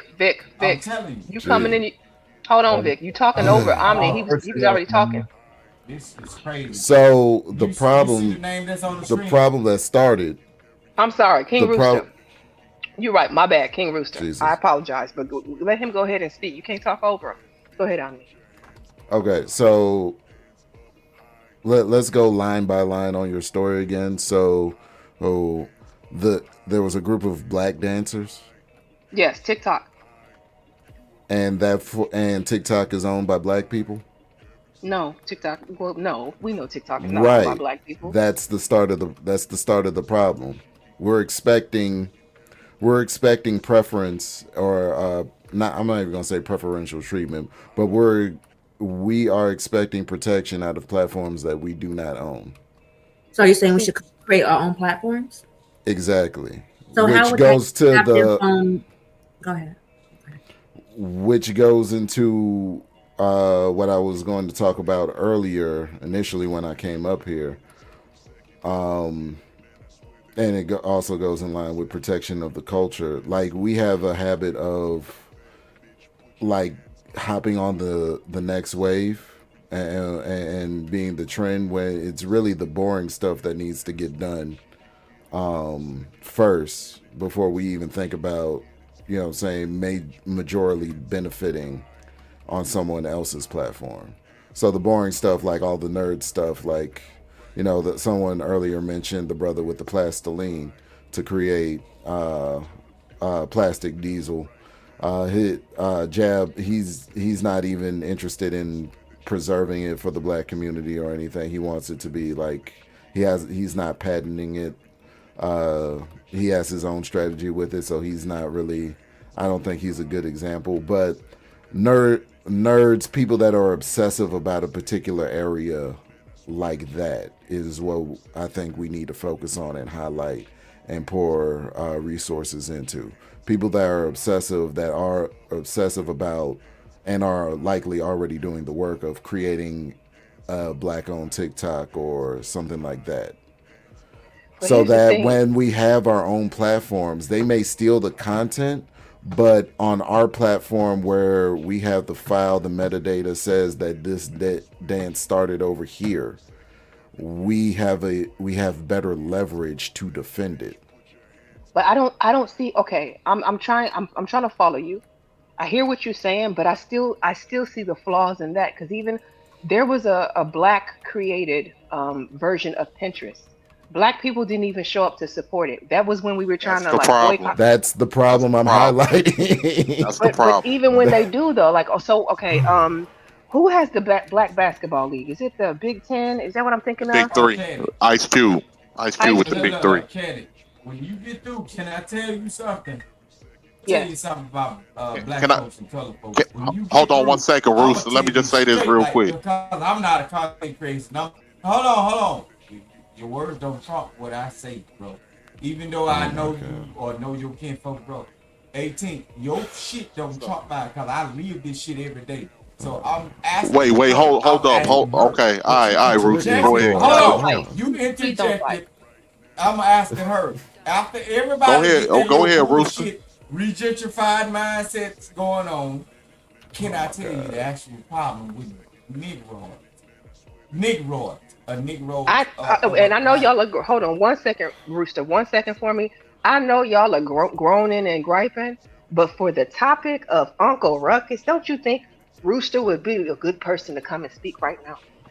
No, I get. Hey, I just wanted to add one thing, Candy. So what Omni was saying, real quick, we have to make it where Nah, people I ain't have to got no come smoke with solely 18. for us. We have to make it where people got come directly to us to get anything that they need. We have to have our own black platforms that promote our own and have people support it so we can be making the majority of the money within our Exactly. community and not the I'm money Exactly. going I outward. think that's wrong. The whole thing is, I think 18. I think that you should be, as a black person, you should be just so skilled and so knowledgeable about your craft to where people refer other races of people to you.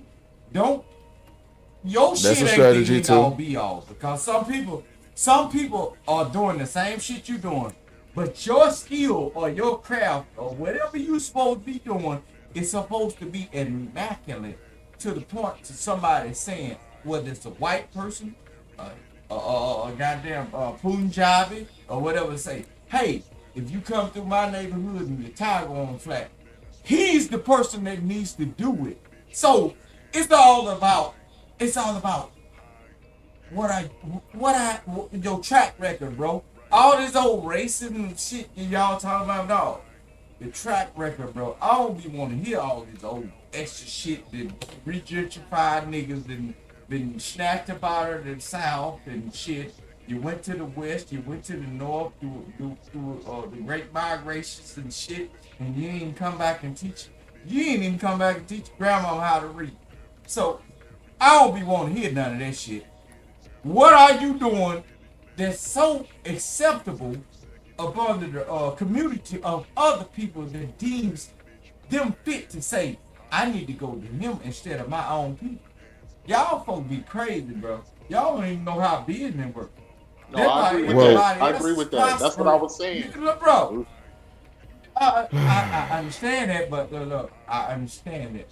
But see, you see these niggas sighing like a breath of release, like somebody. No, we ain't gonna come on, Rooster. We ain't gonna do that. And the air went out. No, we ain't gonna do that, Rooster. Don't do you. that. Come on. But he shouldn't have did that. He should have muted himself because Rooster is talking right now. You see what I'm saying? But he had a sigh of relief. Like, okay, I've been traveling and trucking and doing all this shit, and I had, but the same sigh of relief is just like a white man that saved him. That's why he said, "Oh, it's the savior, bro." You can't do shit in the United States on your goddamn own. You cannot, because the program and the structure before when they made the Constitution, right? Your ass was still deemed as a goddamn form of property. They didn't have shit to do with you. So you niggas that's looking for reparations, it ain't gonna happen. Reparations come to Who's talking human about beings. reparation? Like that? How did we get to reparations? How did we? That's not what we were doing. Because there were these niggas crying. Look, we were literally having the conversation of how the black community could do for self, and this is making it reparations. You down there, you down there in Louisiana right now, and they redistricting your shit right now. You need to be off because we're dependent on their system. This is what I'm talking about. Like you're reinforcing my argument. So I want to go. So the walls ain't supposed to be reinforced or stronger. You right down there in Louisiana right now, but you got your black ass on the internet not telling you. I'm from Louisiana. I'm in Kentucky. They finna. Both red states. Oh, you what? You went to the wrong place, Kentucky. Oh shit. I'm good up here. Move from trouble to trouble. Got concealed carry and everything. I could buy all the guns I want. No, you move for white women. But all right, I want to go. You move. What were you trying to say, you move from one place to for white women, bro. That shit crazy. I'm well. Oh man, I'm not even thinking about white women. I'm married to a black one. What are you talking? I don't want to get too far off my topic, y'all. I'm sorry. I gotta do that. Yeah. No, Candy, you wanted to let him go, Candy. I wanted to give Uncle Ruckus Rooster a chance to get his voice heard. He has been heard. I used to go to United States Steel every day, and there's some thick ass white women out there, motherfucker. And look, they got braids in their hair like black women. They use some New Orleans down there to get you a ginger girl, a gingerbread woman. Boy, thank you so much, Rooster. Were you trying to say something? I'm gonna go ahead and say rule number, what is it? Rule number 4, land the plane. Rooster, you are not landing this plane. Your plane is circling. I just been everywhere, man, in the United States. My bad, but it's alright. It's gonna be alright when the swelling go down. Candy, my bad for being unruly and everything. You've been sipping a little tonight, Rooster. Have you been sipping just a little bit? I hear a detect a little bit. Man, look, I'm changing my liquors every day. I'm trying to see what make me feel right to come up in here to deal with y'all people. Yeah, I'm so done. Look, I appreciate that Rooster, put the pipe. Put the pipe. You are down. welcome, Rooster. Man, the last pipe I ever picked up, they called it assault. Cause I was hitting the person across their head. Don't play with me like that. I don't smoke nothing. You crazy? That's definitely not smoke. That's a drink. I know a drink when I hear it. Rooster got your little sauce. Get a little sauce. You ain't buy it then, so why you worry about it? I'm just checking. Little boot hoe. Why you worry about it? You ain't oh my God, Rooster! Come on. Now look, I ain't gonna mess. Go ahead, Omni. This your show right now, Omni. You go Do your It's thing, not my man. show. You It's in Candy Kentucky. show. You over there How you with gonna give Hank away Cat, Candy man. Show? Look, What are we look, doing? Rooster, you tripping. hold This is on. Come on. crazy, Hold dog. on, Aubrey. Sir, You need to get in the touch pipe with Hank. down. Look. You need to get in touch with Hank, bro. Hank That's why sent a nobody can hear you bottle drowning the water of in. Hank sent a bottle of liquor to my doorstep, bro. And that shit is fine. Why it sound like you That underwater? shit. Look, Hank don't even come over to Rooster, these we are places too not much. advertising liquor over here. We are trying to continue on with the conversation. No, but every time I come up, y'all What be you saying sipping I on be that drinking, Mad so I'm Dog? that. Cause we hear it. Bro, You think I don't know? Listen, I'm not even I trying just to be speak shady. soft. I speak soft because I don't have to. Look, and where I live at, we don't really have to raise our voice. If you raise your voice, everybody know the rules. Because people ain't really paying and ain't nobody touching nobody. But like where I'm at, you raise your voice as a young bro, you probably gonna have to get your insurance papers together. Don't do that. It ain't nobody. We talk low, man. We talk soft, smooth, and low. But we carry a big stick, you know what I'm saying, with the FRT on I it. don't think we need to know about your big stick, Rooster. No, not the love below. No, not that one. I'm talking about the I other. know what you're talking Like, about, Rooster. yeah, but you try to throw that off in there I like did. it's something I'm you talking trying to get about. us back on track here, Yeah, sir. no, trying to fall in love with this buttery hot. And I ain't got no butter for you. I'm going to But listen. go ahead, You Omni, this your show. I'm gonna get it how does right it go? here How you before you giving try my to show piss to me off. Omni? This man You know what I'm Trump talking about. is He fool. is something else. Listen, this is what happens. You Kentucky native now. All right, to go back to what I was Why trying. somebody clicking their mouse in the background like that? Ticking. What the hell? I hear everything. Somebody's playing. Ain't nobody clicking no mouse, Rooster. You don't hear that mouse clicking? That's the That spirit. ominous. I'm finna go mute. Y'all handle this business. I ain't gonna drop down, but All right, You know it's appreciate you. Saturday. Rooster drunk. He's lit, lit. no, Okay. man. No, that man was clicking and look. That man playing Call of Duty on a keyboard. I hear that Nobody. mouse clicking, man. He drunk. Okay. That shit bothers me, but I got PTSD. Like real shit. So back to what. I'm gonna go mute. Can't handle your shit. I don't handle your business, man. Go ahead. I'm Not gonna go Rooster. mute. Go ahead, Rooster. Back to what Omni was saying.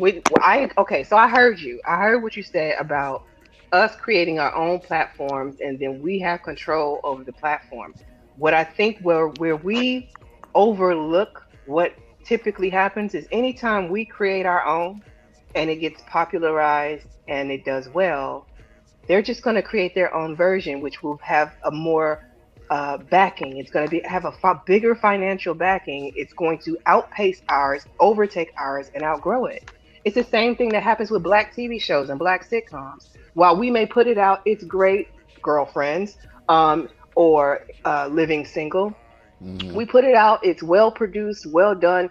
They turn around and make friends and then it's seen as the number one TV show. Like even I hear what I still don't see a way to viably gatekeep even in making our own platforms because it's not going to stop them from creating a version of it and stealing the idea anyway.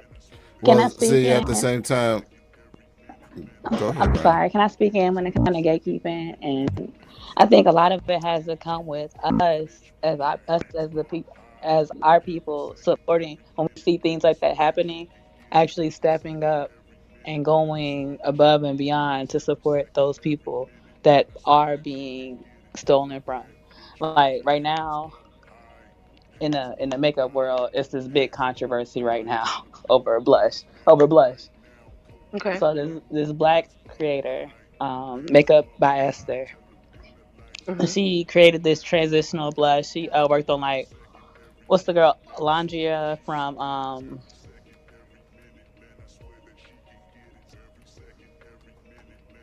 Brown, are you still there? You just went silent. Her mic's not even glowing. Brown, are you still there? Is it me? Can y'all hear me? She probably had to click We click sound mute for good. work real quick. Oh no, she trying to talk. Mm. I don't know what happened. She's not muted. I can see she's still there. Yeah. Brownie, chime back in whenever you come back. Right now, we can't hear you. Taylor, you didn't get a chance to speak since you've been up here, and I do want to welcome in H&M. Thank you for joining the panel. Taylor, did you have anything you wanted to drop on this subject? I don't know how long you've been watching, but I've been listening. I've been listening. I think gatekeeping is very important for the simple fact that it's not. I know for me, it's not so much of like other groups, wanting to participate within certain things. To me, there's a lack of respect that a lot of them have, as far as when it comes to those that like the creators of it. Like, for example, for a while you had Latinos talking about how they created hip hop and different things of that nature, and not paying homage to those that came before them and that allowed them to be a part of hip hop. And then it comes up with like the lies, the outright lies. Oh yeah, we created the Dickies, and I heard one of them say that they created crip walking, which I thought was just ludicrous. But little things like that, to where they have platforms within the culture to say certain things. And unfortunately, you have a lot of Black people that don't check them when they say certain things. They're like, oh, well, they did do this and they did do that. And for me, it's just like, hey, it's okay for you to be a part of this, but you got to respect those that came before you. Do you think part of the issue is that we don't even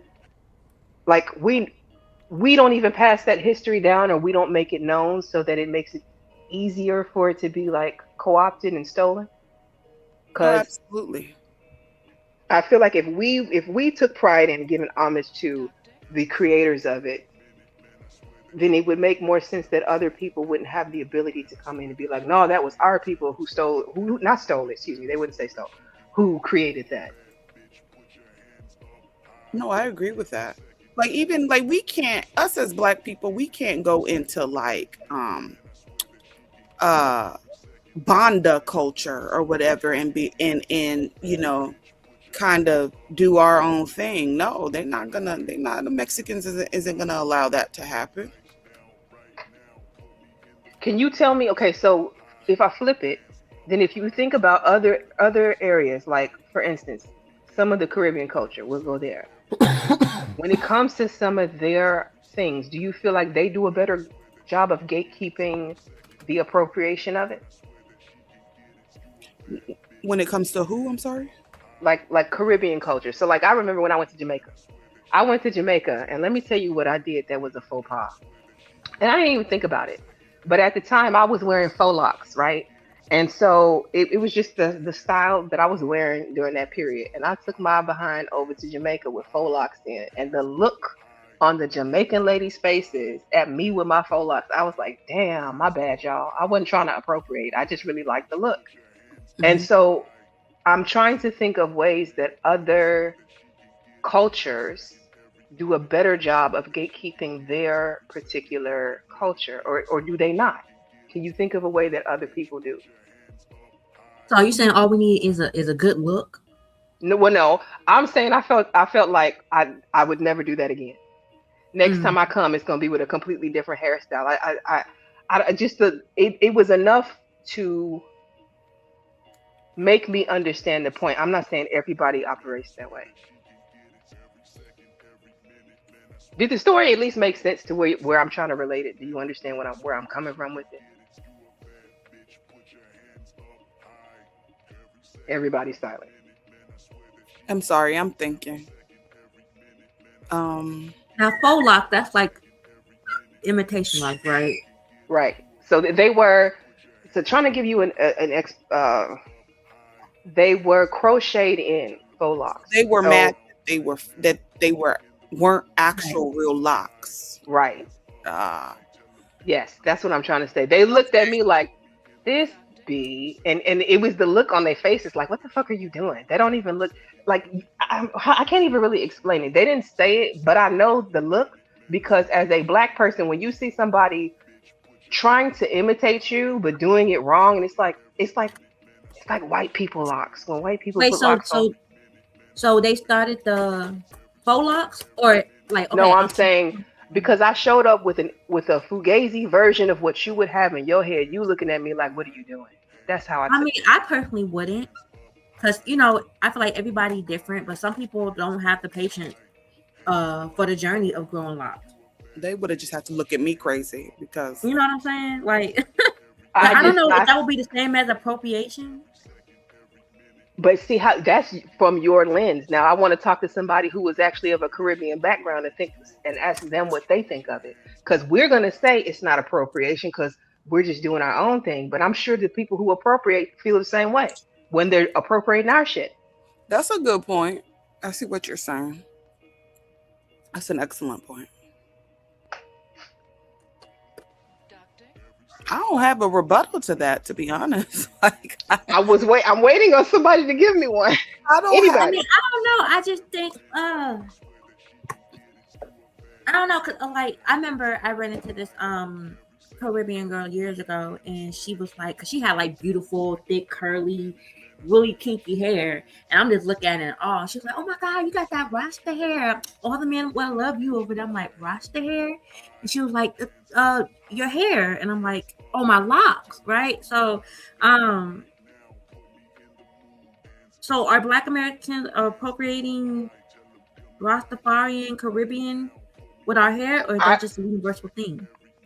I mean, you would have to ask them because I feel like that's not a native to American culture thing. Yes, you are. You are. Dreadlocks is Caribbean. That ain't got nothing to do with us as quote unquote FBAs or African Americans. That's their stuff. Well, all the YNs need to go ahead and cut their little pieces out their hair. Yeah, even when think about when we was growing up, when we saw somebody with dreadlocks, we literally thought Rastafari and reggae. Like most of us, dreadlocks wasn't even a popular thing when we was growing up. We wore cornrows, we wore waves in our head. Like the boys, we had waves in our head, of course, and the crescent moon. Just like when you think of the crescent moon part. It wasn't popular because I mean, go ahead. I'm sorry. No, I was gonna say when you think of a hairstyle on a black man growing up, when you think of the part on the side of your hair or the crescent moon part, you think Black American. We had like that was stuff like with us. When I first started hearing about dreadlocks, it wasn't even a thing up here. We was hearing about them people in Atlanta and Florida, and mostly in Florida. That's because there's a lot of Haitians and Jamaicans down there, and they wear the big heavy locks and different things like that. But that's their stuff. Yeah, and the thing that we don't like to be honest about either, we borrow from other cultures too. As the people, we borrow from other cultures, and and make it a part of our own.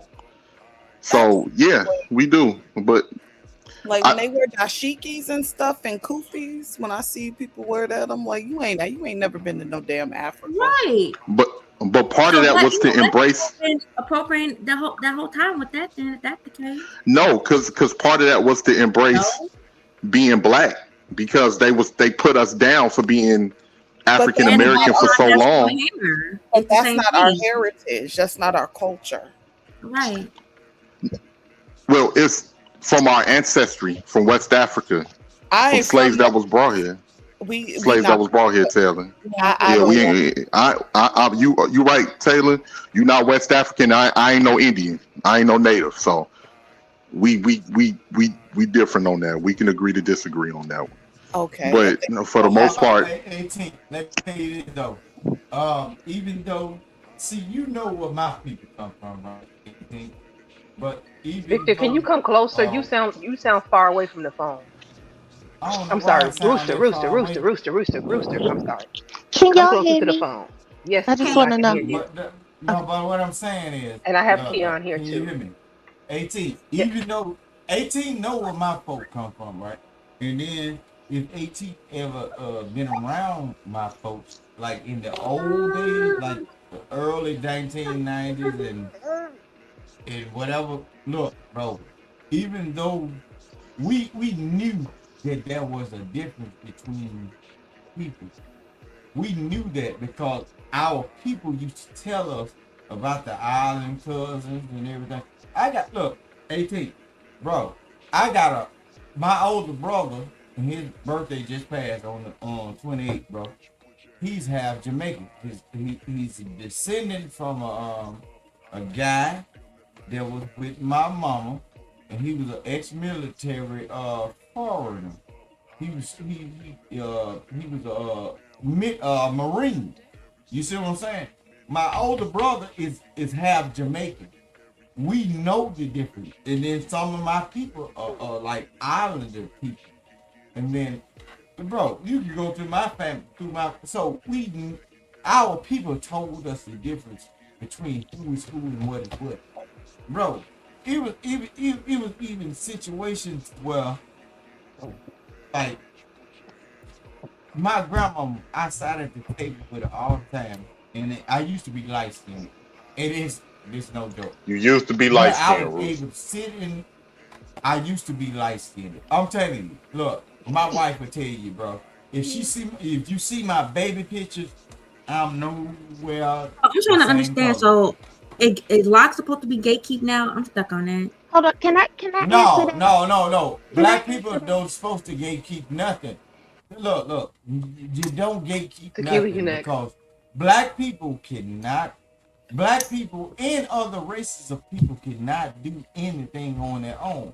It might not be acknowledged of who helped them to do a certain thing, but you cannot do anything as a human being on your own. They had studies that was done where they separated certain babies. Human beings are social people. If you separate people from different type of people or people alone, that the child will soon perish. And if you don't believe me, there are social studies of babies being put in a dark room and the baby being taken care of by humans. Bro, the baby that was in the dark room that separated from everybody, that baby was malnourished or whatever, even though they tried to feed him, they was off. Bro, y'all got to go back into the science of things and start looking at, I don't know where y'all been trained at or who taught y'all in school. I was raised in the black school, like the Bruce, we got land the train bar. Yeah, bro. Come on, Rooster. We got look. They said niggas they ain't build the plane, so why would I land it? Unless the white man said I can land them. I can't grab them gears, whether the white man said. But listen what I'm saying. Everything that's going on with people, bro, y'all got to start. All you regentrified Negroes, y'all need to start going back down into the deep south and start finding your older elders that's willing to tell you the truth about what's really going on right now. Because if you don't know where you're coming from, you don't know where you're going. The whole thing is, I was raised in this shit, and I'm saturated in all this stuff, y'all. That's why I be flying off the hinges a lot of times. It look like make-believe. For some of you regentrified, new YouTube content creators that don't know what grandmama is and everything. Some of y'all orphans. But we ain't gonna you're assuming that some of us don't know our Southern family. That's no. That's like a hit dog hollering. If I I'm telling you, at you and hit you across your head, why is you yelping? No, because first of all, it's my panel and I got to regain control. But secondly, I am someone who knows both sides of my family in Tennessee and in Mississippi, and go to visit them on a regular basis yearly. A lot of us do know our family in other areas, Vic. You assume we don't. That's why I keep saying but you saying Vic.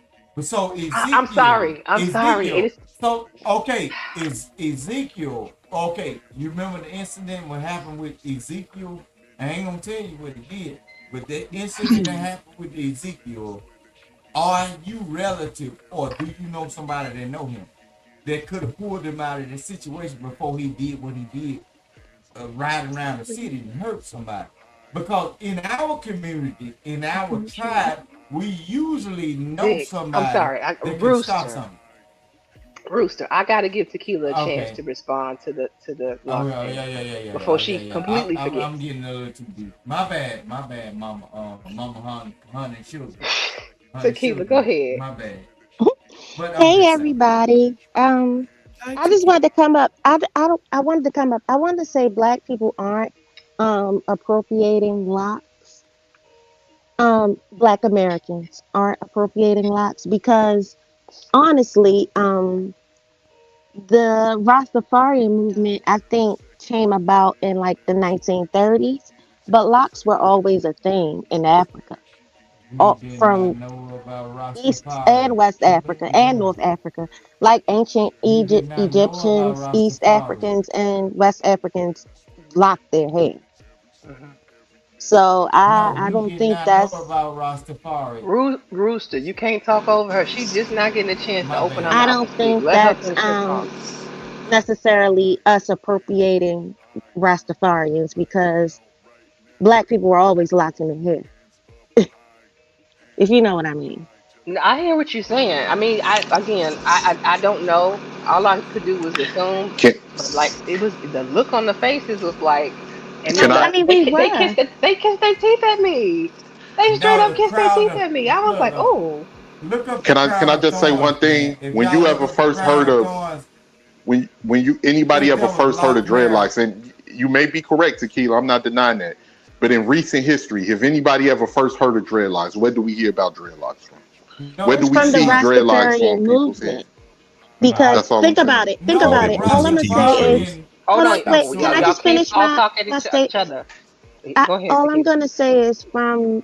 I mean, like I said, in the 1930s, they had a whole movement of locking their hair. I'm saying Rastafarian. Now, in America, No, in that's the that crown of time, thorns. The please crown be of quiet, thorns was dude. Big when. Rooster, I'm gonna In have to that drop you if you time, can't stop. Like, listen, we're not gonna do that here. My bad. I've I'm been very sorry. Don't patient. drop me, please, please, Mama. in Please, America, please. in that time, like of course, in the 1930s, black people weren't locking their hair. At that time, like we We were were straightening our hair. and we were straightening our hair. But what I'm saying, so, and for years in America, like, yes, we straightened our hair until, like, I want to say what, like the 1970s when we had our natural hair movement. And even then, we still weren't locking our hair, but we're still not appropriating Rastafarian culture or island culture by locking our hair because our ancestors did it. No, I agree with you, Tequila, and I understand that in past history, that's because the texture of our hair. We mostly have 4C hair, and I get what you're saying, but I'm saying as far as emergence of the idea of dreadlocks and wearing them, I saw that come from Rastafari culture. I didn't know anything about what was going on back in West Africa. That's not even taught in our history in the United States. And I get I what you're mean, saying. You're absolutely right. Just like cornrows, they wear cornrows. Cornrows is not specific to us either.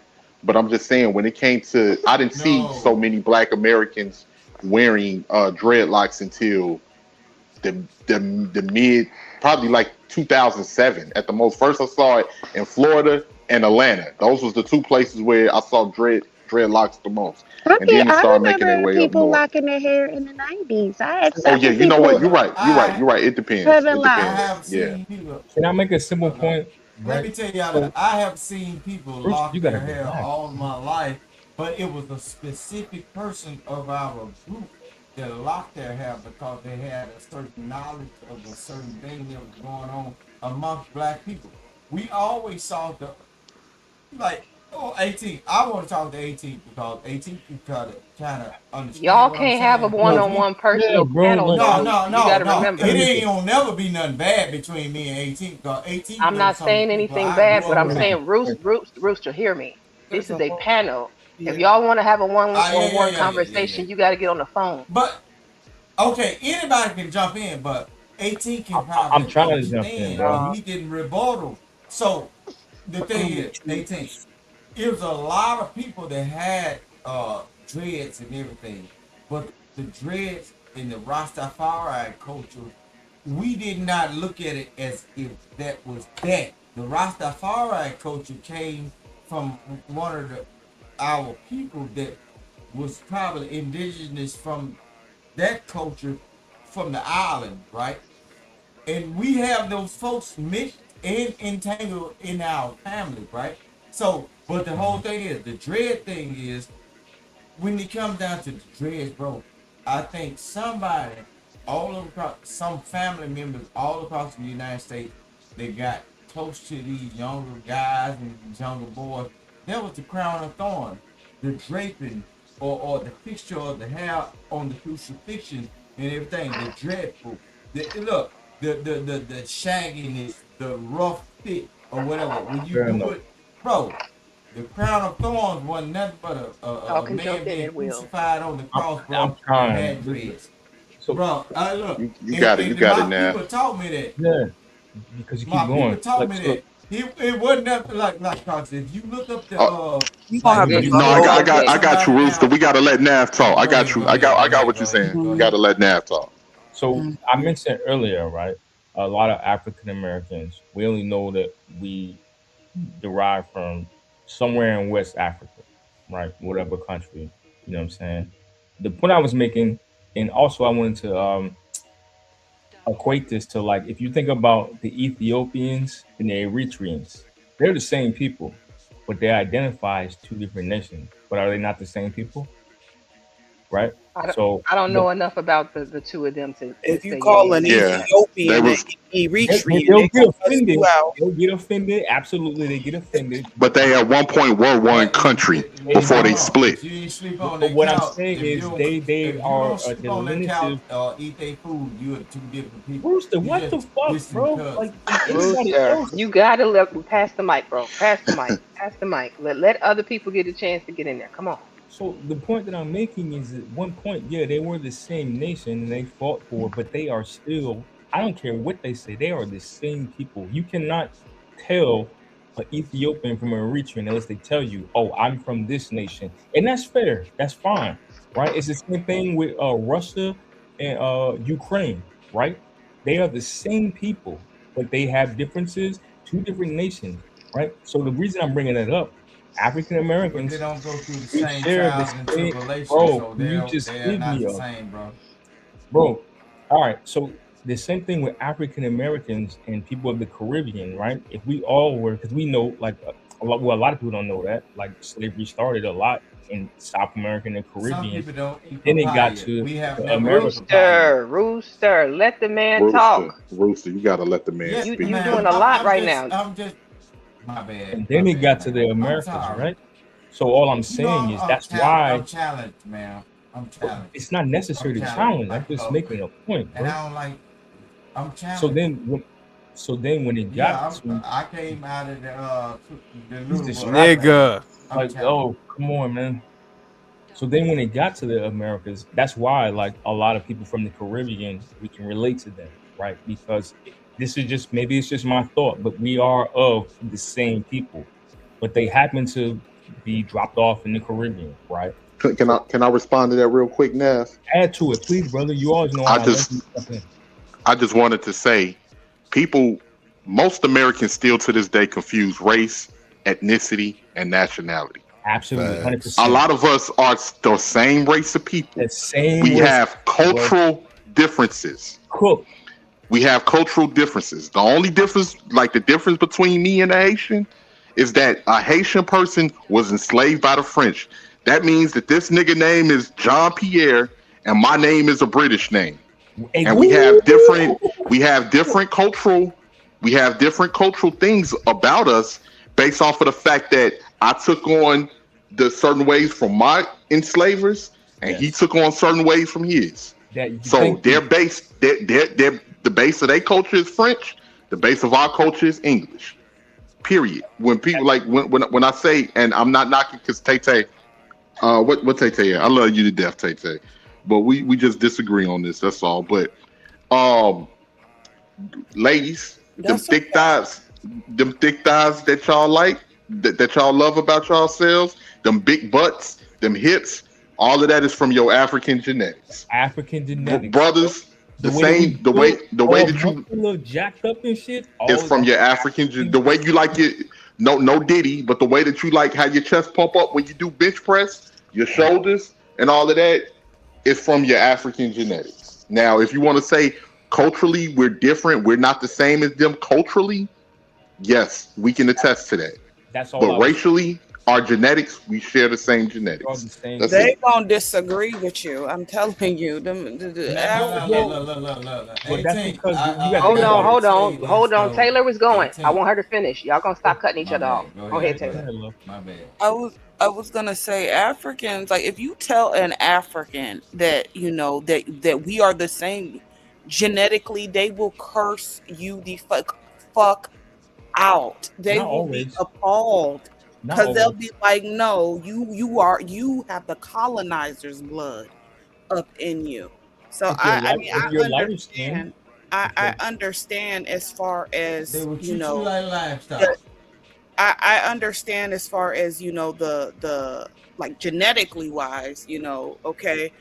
But you could look at an African and look at a Black American and tell the difference. Not always. Not always. You can. No, you can't. Girl, I look like a goddamn. This is my perfect example. East African. I'm a cam up. And look, I look like an East African. Wait, but let me ask you something, Tay We know what you look like. Tay, growing up, when the women liked it, Idris Elba, did you know Idris Elba was African? Absolutely. I knew he was African when he licked his fucking fingers on The Wire. That episode when he was. I look like an East African. Oh Lord, this week, you gotta stop. You gotta stop. You gotta stop. Yeah, you gotta stop drinking shit. Hey, I don't even know if it's that drink. That nigga on that shit. Down here, man. Look, the heat be draining, bro. You could tell by the hairline. You could tell by the nose. Look, I look So like you I look like a East African. You's a Southern East African. I look like a Southern East African that scams and shit. I look like people. So, and they get along with me, but I be looking like Jesus. So that's what I be saying, bro. Like I've been around. Lay off the booger sugar. I look like them people. So to Taylor's point though, like I slightly disagree because like well in DC there's heavy Africans, there's a lot of Ethiopians, Eritreans, you know what I'm saying? There's a lot of Nigerians and all types of, cats from the islands, you know what I'm saying? And I've hung with cats and they'd be like, yo, you look like one of my cousins. Where you from? And I'd be like, oh, I'm from VA. But they're like, nah, where's your family from? I'm like, well, I mean, I'm of Nigerian descent, as far as I know. I can't test it back. And they'd be like, yeah, like, you know what I'm saying? Rooster, let the man talk. Come on. They just simply be like, you look like one of us. And when you're around certain people, let y'all look at my beauty, though. When we get into, you know what I'm saying, Nigeria or any type of African countries, you start to get into tribes, right? They have certain distinctions within the tribes, right? That distinguish them. That's a whole different conversation. But my overall point was just that overall, from a collective, the cats from the Caribbean look like Black Americans. You know what I'm saying? When they come here and we look like them because we are of the same descent. Whether we want to disagree, there's only so many tribes, you know what I'm saying, from the original scripture. And I don't always want to bring it back to that, but that's just what it is. Like, and then and to add to what you were saying, Nav, most of us come from the West African descent because that was what was closest to the water for them to drag slaves over to the Caribbean. Remember, they had to go through the Caribbean first before they got to the United States. Yeah. So they dragged slaves over there, dropped them off the boat, and kept going over to the United States.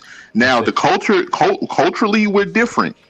But racially, you have some people that have more admixture than others because there's only so many people. You got the Native Americans, you got the white Europeans, and you have the Africans.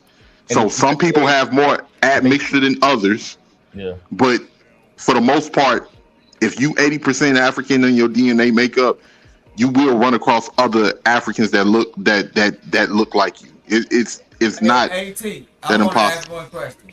Man, most of you niggas is I want to African. ask. No, I want to ask Candy Cane.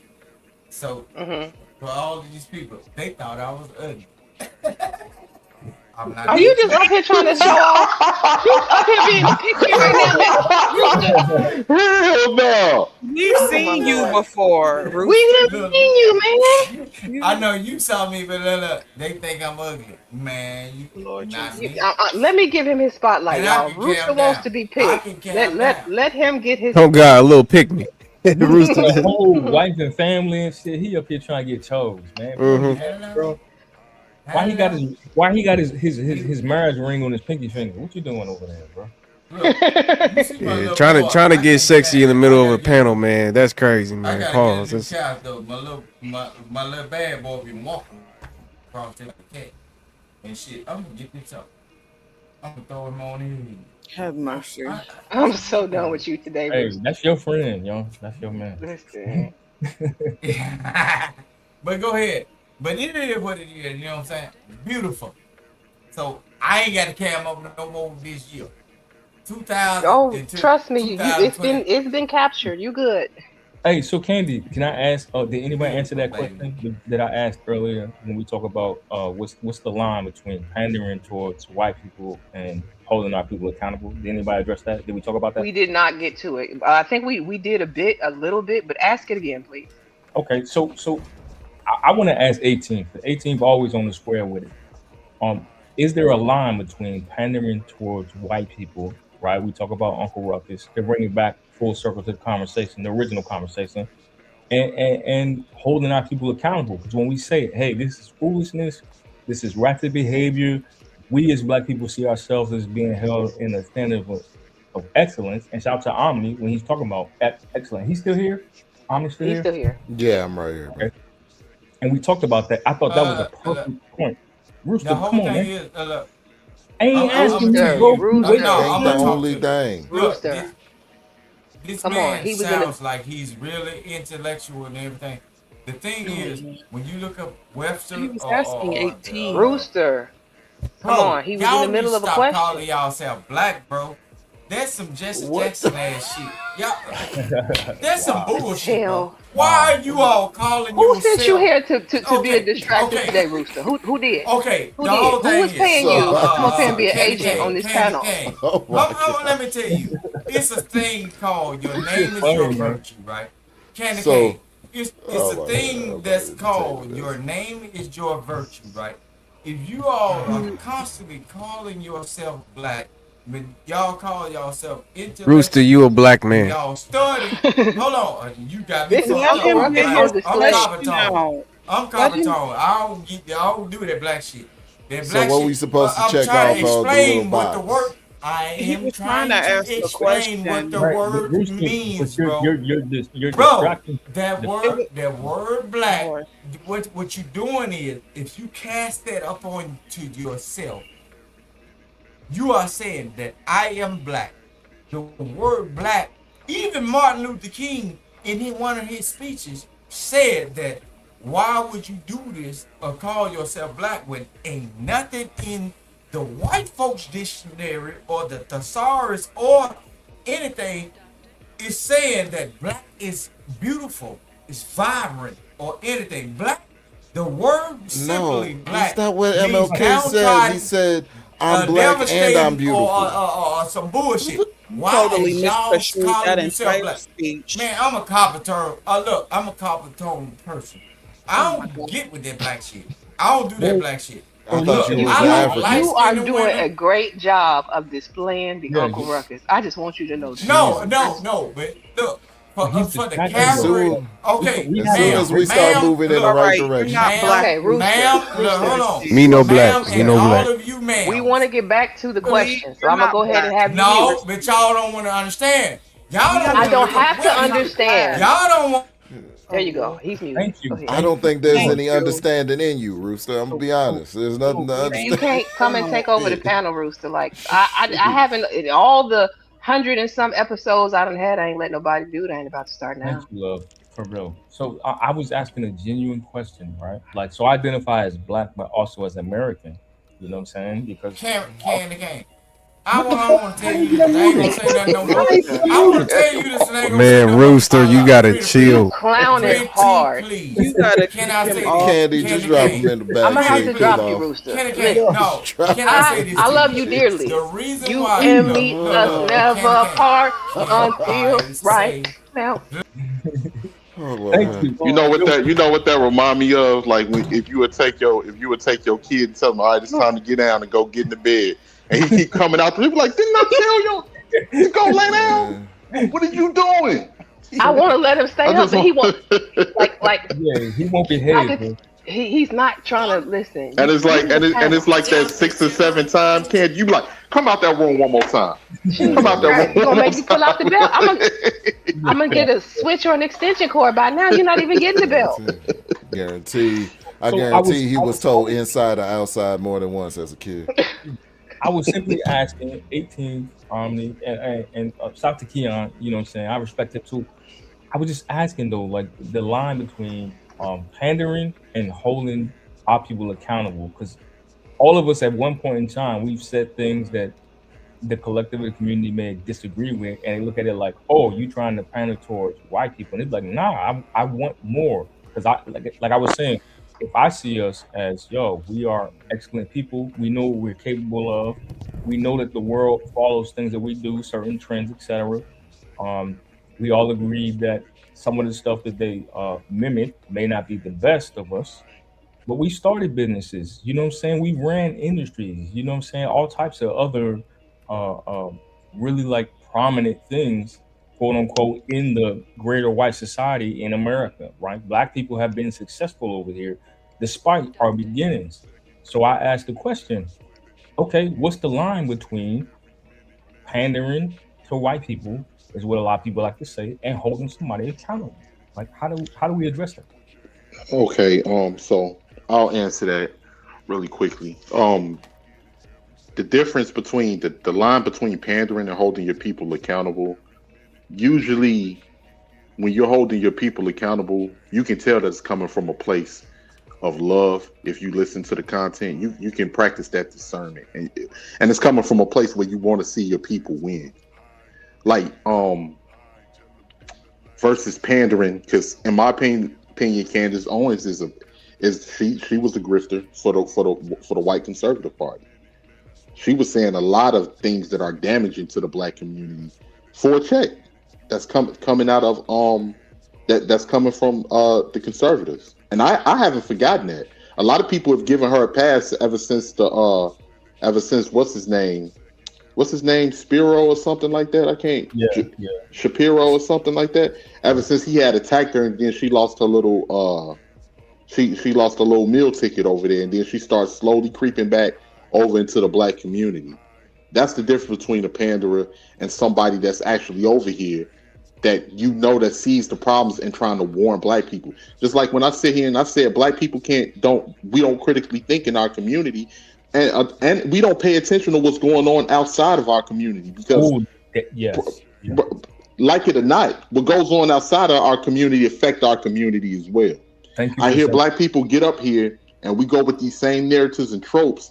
And the funny thing is, people that are racially disingenuous when it comes to us, they do their due diligence, they have their talking points, and a lot of the times the black people that don't critically think if they're a representation of us, they're gonna get up there and go up against a Ben Shapiro, go up against a Charlie Kirk, go up against who's that? Richard Spencer, and they're gonna get intellectually destroyed, and they're gonna make us look like fools Mm-hmm. because they don't know their own history. They They can't don't have articulate. They can't articulate. They don't even know how to spot when these white folks are trying to say certain things to make us look a certain way about our history and how everything that they denied in their hand and playing a part in what they've done to create what we're dealing with right now. So just to insert a point, I'm a big fan of international relations, right? I took a class on that. That's part of it, right? Understanding that there's a world that exists outside of your own.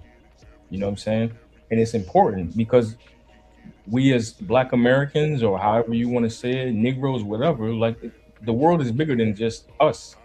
But to be truly effective and we want to implement change, You have to understand these things, right? How people perceive you is important.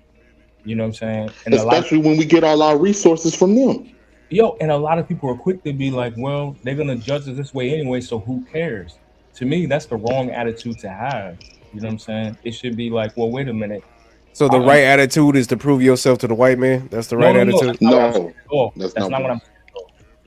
What I'm saying is you want to be a best representative of yourself. If we do, Representative to who?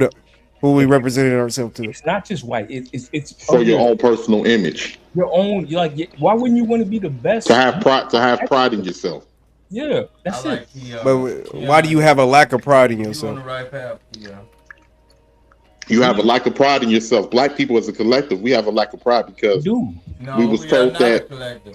we accept debauchery? We we accept bad and we were behavior. told that we believe in what was instilled into it. Just like when we Yeah, have an argument about the N word, when we have a like, and don't get me wrong, it's in all our vocabulary, but we don't even like to admit to ourselves that we use the N word because that's what we think we are in our minds. We're niggas. No, We're right, niggas that's because we've not been what told we that we was do. niggas. No, that, We've been told that we was niggas for so long, and that was the title that was given to us. That in a lot of ways we look at each other as a nigga. 18. We we've are accepted not certain. thinking of So that listen, word. so, Hold so on. Black people are, we okay, we've black or accepted so brown much people from are not slavery. thinking of that word as that is what we are.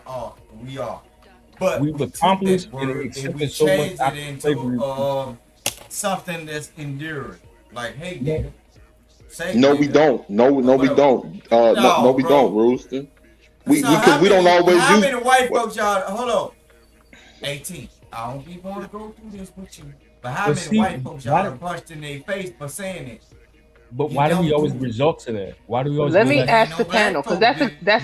that's a I good think point. Let me the ask the panel. okay. Do y'all think that the word nigga, like we use the word nigga because we truly believe that we are the definition form of that No, word? we don't believe that at all. No, Consciously, I yes. don't Hell no. I know. think a young you think an 18-year-old YN is out here using nigga because he thinks that he's just a slave No, from that's back. just Hell no. That nigga form say nigga because his of parents speaking, said nigga bro. because his friends said nigga because Right. They everybody were around him say It's conditioned. nigga. inbred in them.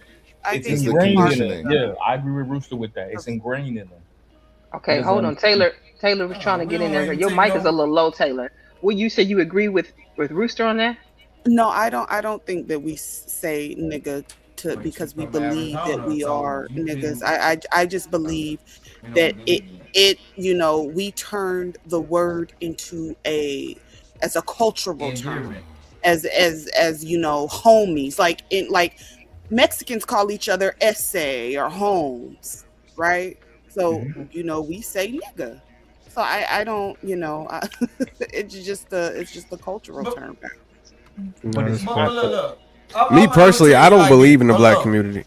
Me personally, I'm gonna be watch honest this with you. though. What you mean? Speak on Watch that. this. Look, Keon. Watch this. There's too many people talking. Based on where you look, I've been a commercial truck driver, right? And what happened is I had a cultural shock, right? When I was going across the country and dealing with different people and everything. Down here in the South, we call everybody cousin and fam. Don't just throw the nigga word out. We call each other cousin and fam.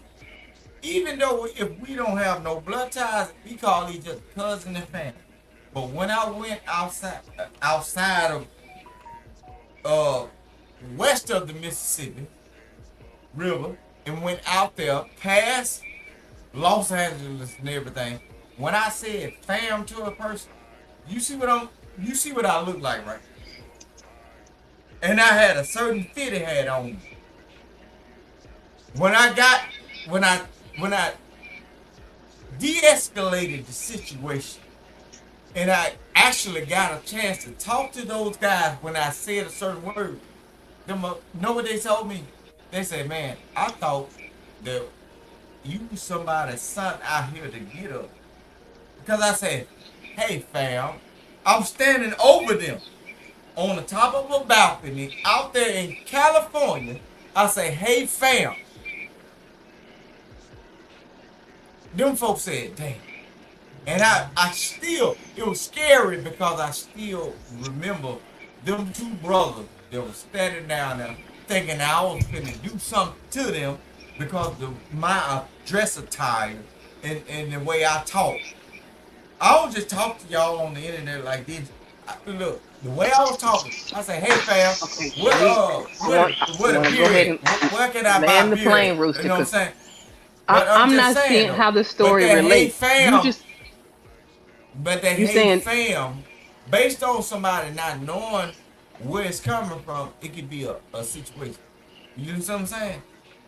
No, What the Oh hell my they got to God, do y'all with you just using are the N word? I you don't are understand. great at making me believe that you the got a N point, word. and you Okay, I'm glad you said that. that is a Using the skill, N boy. word. I Look, promise it if you is. go on the internet, if you go on the internet, you can The find bounties are on, by the way, Mexicans. y'all. Look, Oh, what's I the you want can bounty? find How much? Yeah, Mexicans. what's the bounty? You ain't Hold got on. the You thing. can find You ain't got the it's a Mexicans. thing right. dollar a You can minute. You can find buy them down all for other 20. races of people Bounty, you fighting got by 20 on it? food sentence. Hold on. So you Where turn my mic down. I don't You can see. I don't find see a cash Mexicans. app. I You don't can see. find You know what? I'm gonna Africans, and do you a can super find chat. Hold anything. on one second.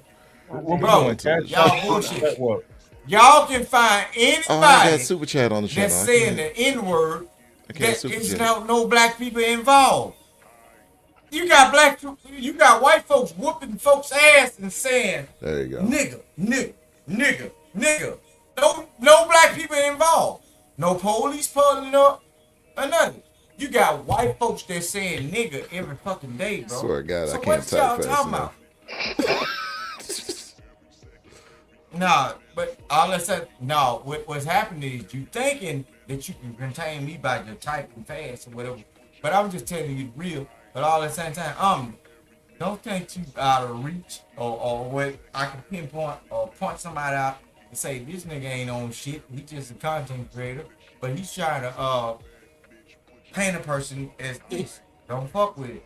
But all this time, bro, you got white folks, bro, that's saying nigga while they beating up other white folks. All over you. That's why I don't like you content creators, bro. Y'all try to create a narrative amongst your own folk. That's why I don't claim that black shit. Okay. The black shit is the worst thing that you can ever claim because niggas don't want no niggas to come up. Y'all could have a conglomerate of let's build a whole situation of where we can get cash out, super chats, and everything. But the niggas I don't give a fuck. I don't give a fuck. Nope, nope, nope. Still don't give a fuck. I don't give a fuck. Still don't. Goodbye. Unfortunately, I don't have a drop. We got it. We had. It was good. Listen, silence is golden in this situation. Hey, you know Whatever what you that played was remind me better. of? That remind me in them hood movies when they got the gun pointed and you still talking crap. You know you about to get blasted, so you still gonna talk crap right before you. Right, yo. Like do it then. Everybody went quiet. We was like, all right. We about to get this cash app really quick. All right. About to get you the fuck up out of here. Do it then. You think I'm scared? What you gonna do to me? He was doing You ain't using. You soft, and then he just doing it Lord have mercy. like. He go, Just still. yapping. He ain't even read the room.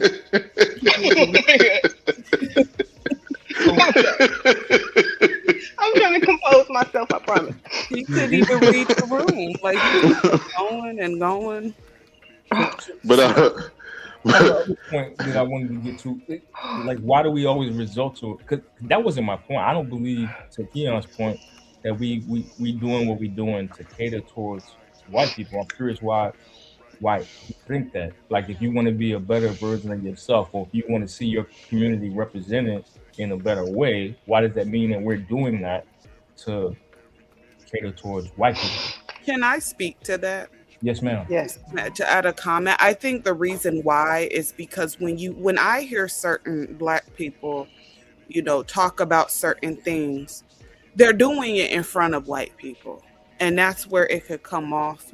Okay, you trying to show out and represent yourself as if you this special type of Negro that will be accepted amongst white society, and they don't see you that way when in fact they truly don't. They don't care. They can't. A lot of them. It don't matter how well spoken you are, no matter how polite you are. They see black people as a whole, and of course not all of them, right? Yeah. But the vast majority see us as the same. You know, Unfortunately, yeah. So, unfortunately, have you played sports? I have. Yes. So I think of it like a coach, right? If you fucking up, your coach isn't gonna be like, okay, let me just pull you to the side. Sometimes they get on you in front of the team, but that's also to be like, yo, like this is unacceptable, and it's like a way of showing like, nah, we demand excellence over here. You know what I'm saying? This is the play, run the play. If you don't run the play, you get punished. If you in the military, it's the same thing.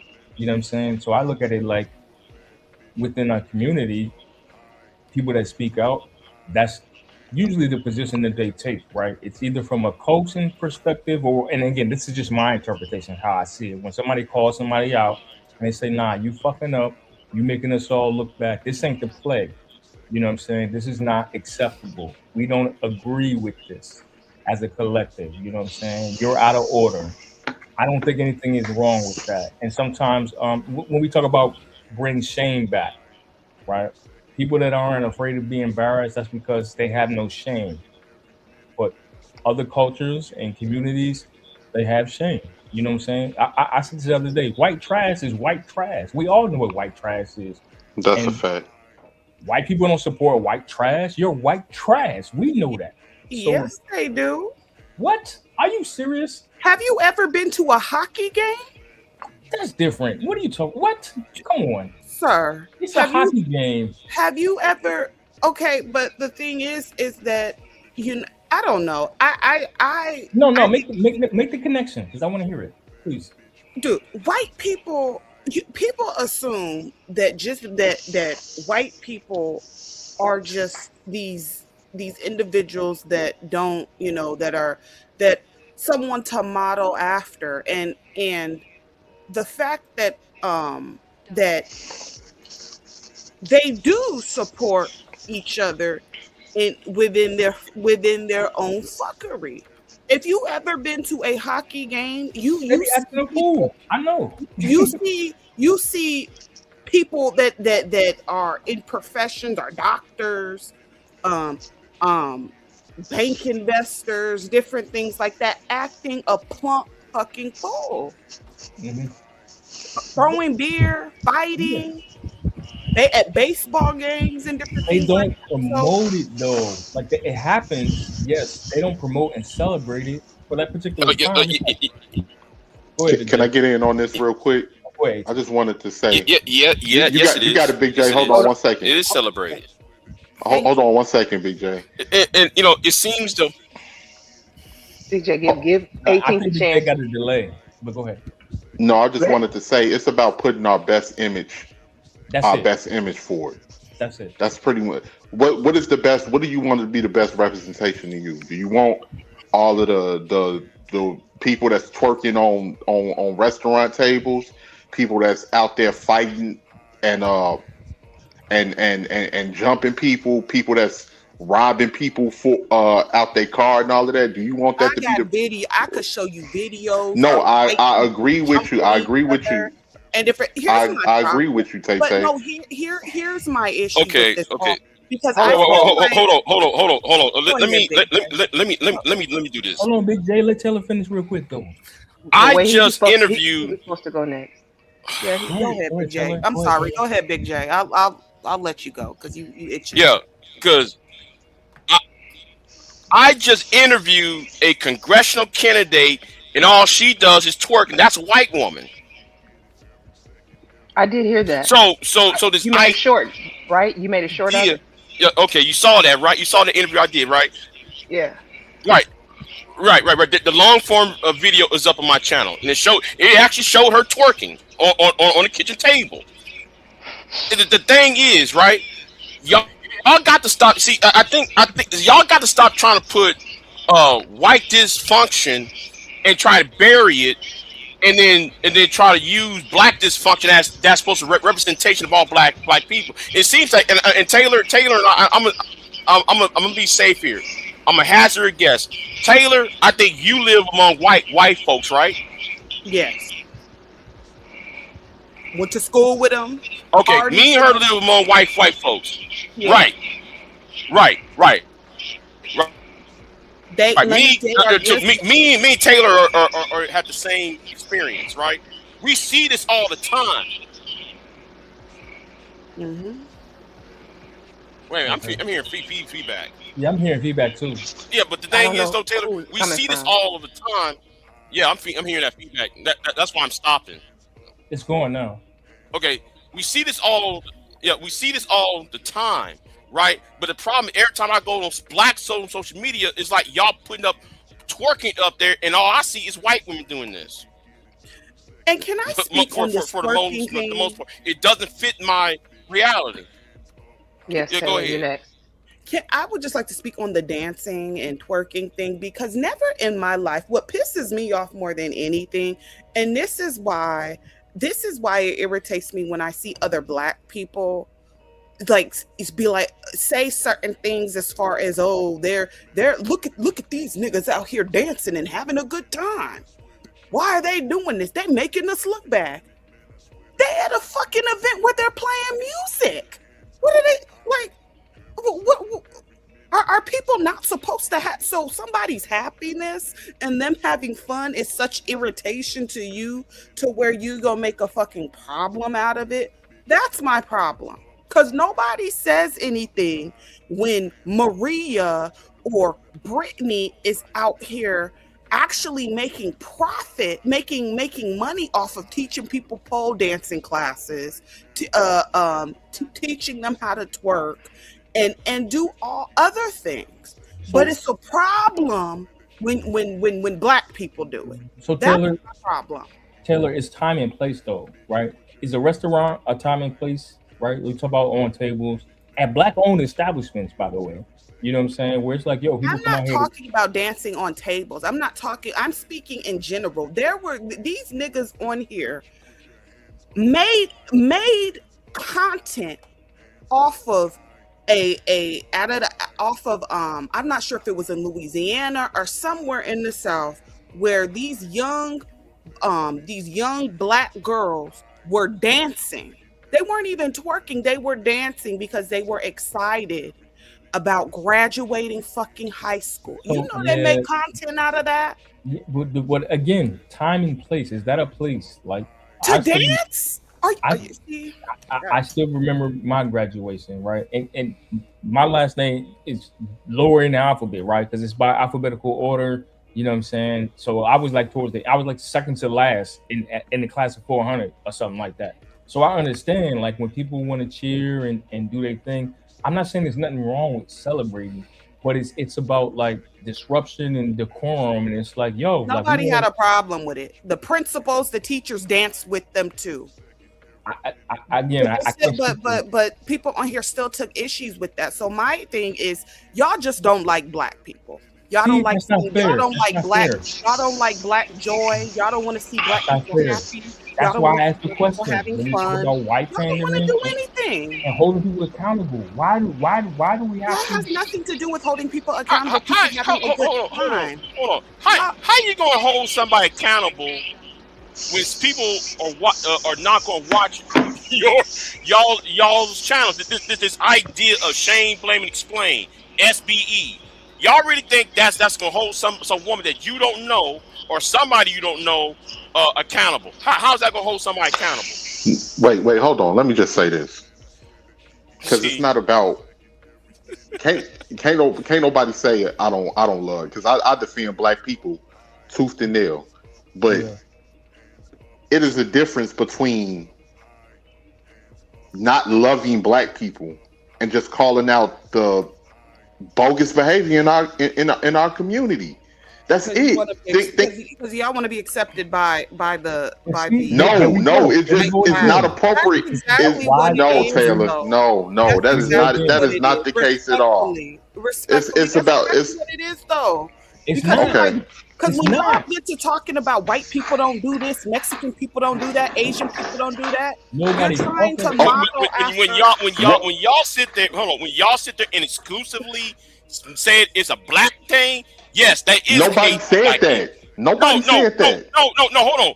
Your boy just said the whole people accountable. Who is being hold accountable? Let me ask y'all a quick question. Let me ask y'all a quick question. Accountable? When y'all think of the representation of white folks, do y'all think of poor white trash? Do y'all think when y'all think of the representation of Asians, do you think of any type of criminal element, anything like that? I'm not talking about what they do. Hell yeah. Hold on. You see what he just did? He said you see hold on. You see what 18 just did? He doesn't understand. He understand the point what that was being made. You just made Asians. Hold on. You just made Asians. He said, "Well, I don't see you doing that to Asians." No, you know what? Better yet, Get me started on these Asians out here scamming people. I know. I'm not talking. I'm not. Oh my God. Okay. You know what? Let me jump in on y'all. You know what? Can I just finish? Let me jump in. Let me jump Ken? in. Come on. I want to hold on. Slow down. I don't think that. I think 18's point that he's been making this whole time is not in comparison to other races. It's simply saying we need to do better as a race collective. That's it. I didn't hear him say, other than the fact of comparing to the white thing. That's when he brought it up. Prior to that, I didn't hear him say, like, in comparison to other races. His whole point is for us to do better regardless of the other races, because when he thinks of black people and the representation that black people have even amongst ourselves, it is what is considered the lower culture. That's the hood is culture. is that not a choice though? Are you not choosing to amplify that specific part of black people? You know what? Let me just say this real quick. You know what? We ain't got no problems. Because the majority of black people is not that. So why do we sit up here and think when we think of black people, we think of the worst of our kind? We don't have problems. We don't have it.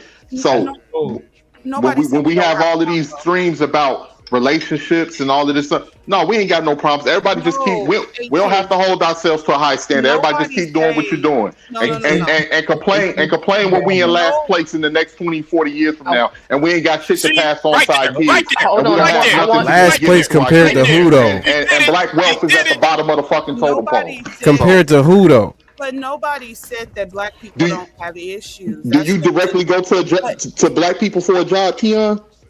Wait a minute. Y'all don't hear Taylor trying to talk? She's trying to talk to you. Respond. I'm sorry. Go ahead, Tay. I'm sorry about that. Go ahead. What I'm trying to say is nobody's saying that black people don't have problems, right? The issue, I have a bunch of issues, but even now, we are assuming that black people, we're not a monolith. There are black people that ain't never been to the fucking hood before in their entire fucking lives, don't know anything about that. There are black people that don't even listen to hip hop.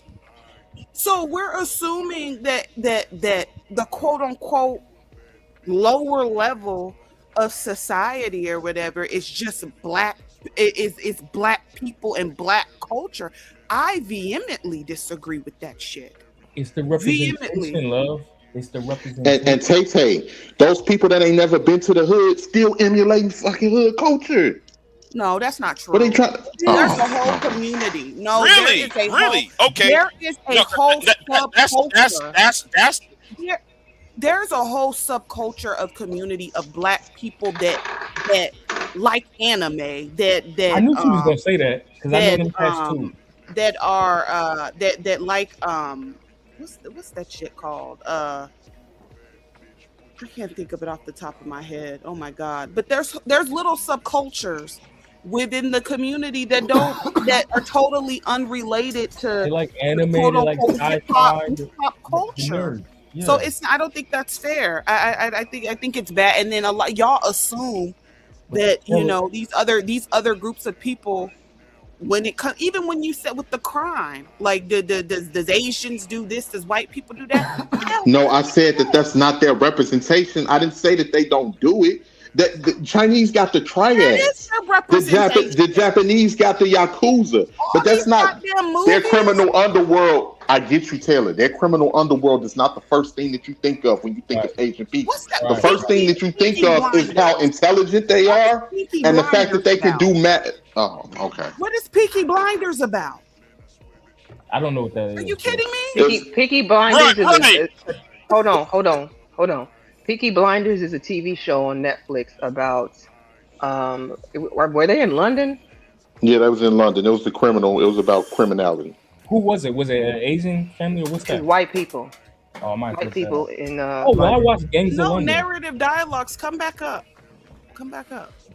But no, the point was, I think that me and 18th was making was about the representation. Like, we don't agree with it. We're not acknowledging or disacknowledging that other communities don't have these things going on, but we're talking about representation. What we're saying is the lower class of us has had the loudest voice, which is why we have conversations like this and we try to speak out against that. So we know, to Keon's point, that's not the majority of us. The majority of us are not debauchery. We're not criminals. We're not in prison, in and out of jail, and all the other stuff.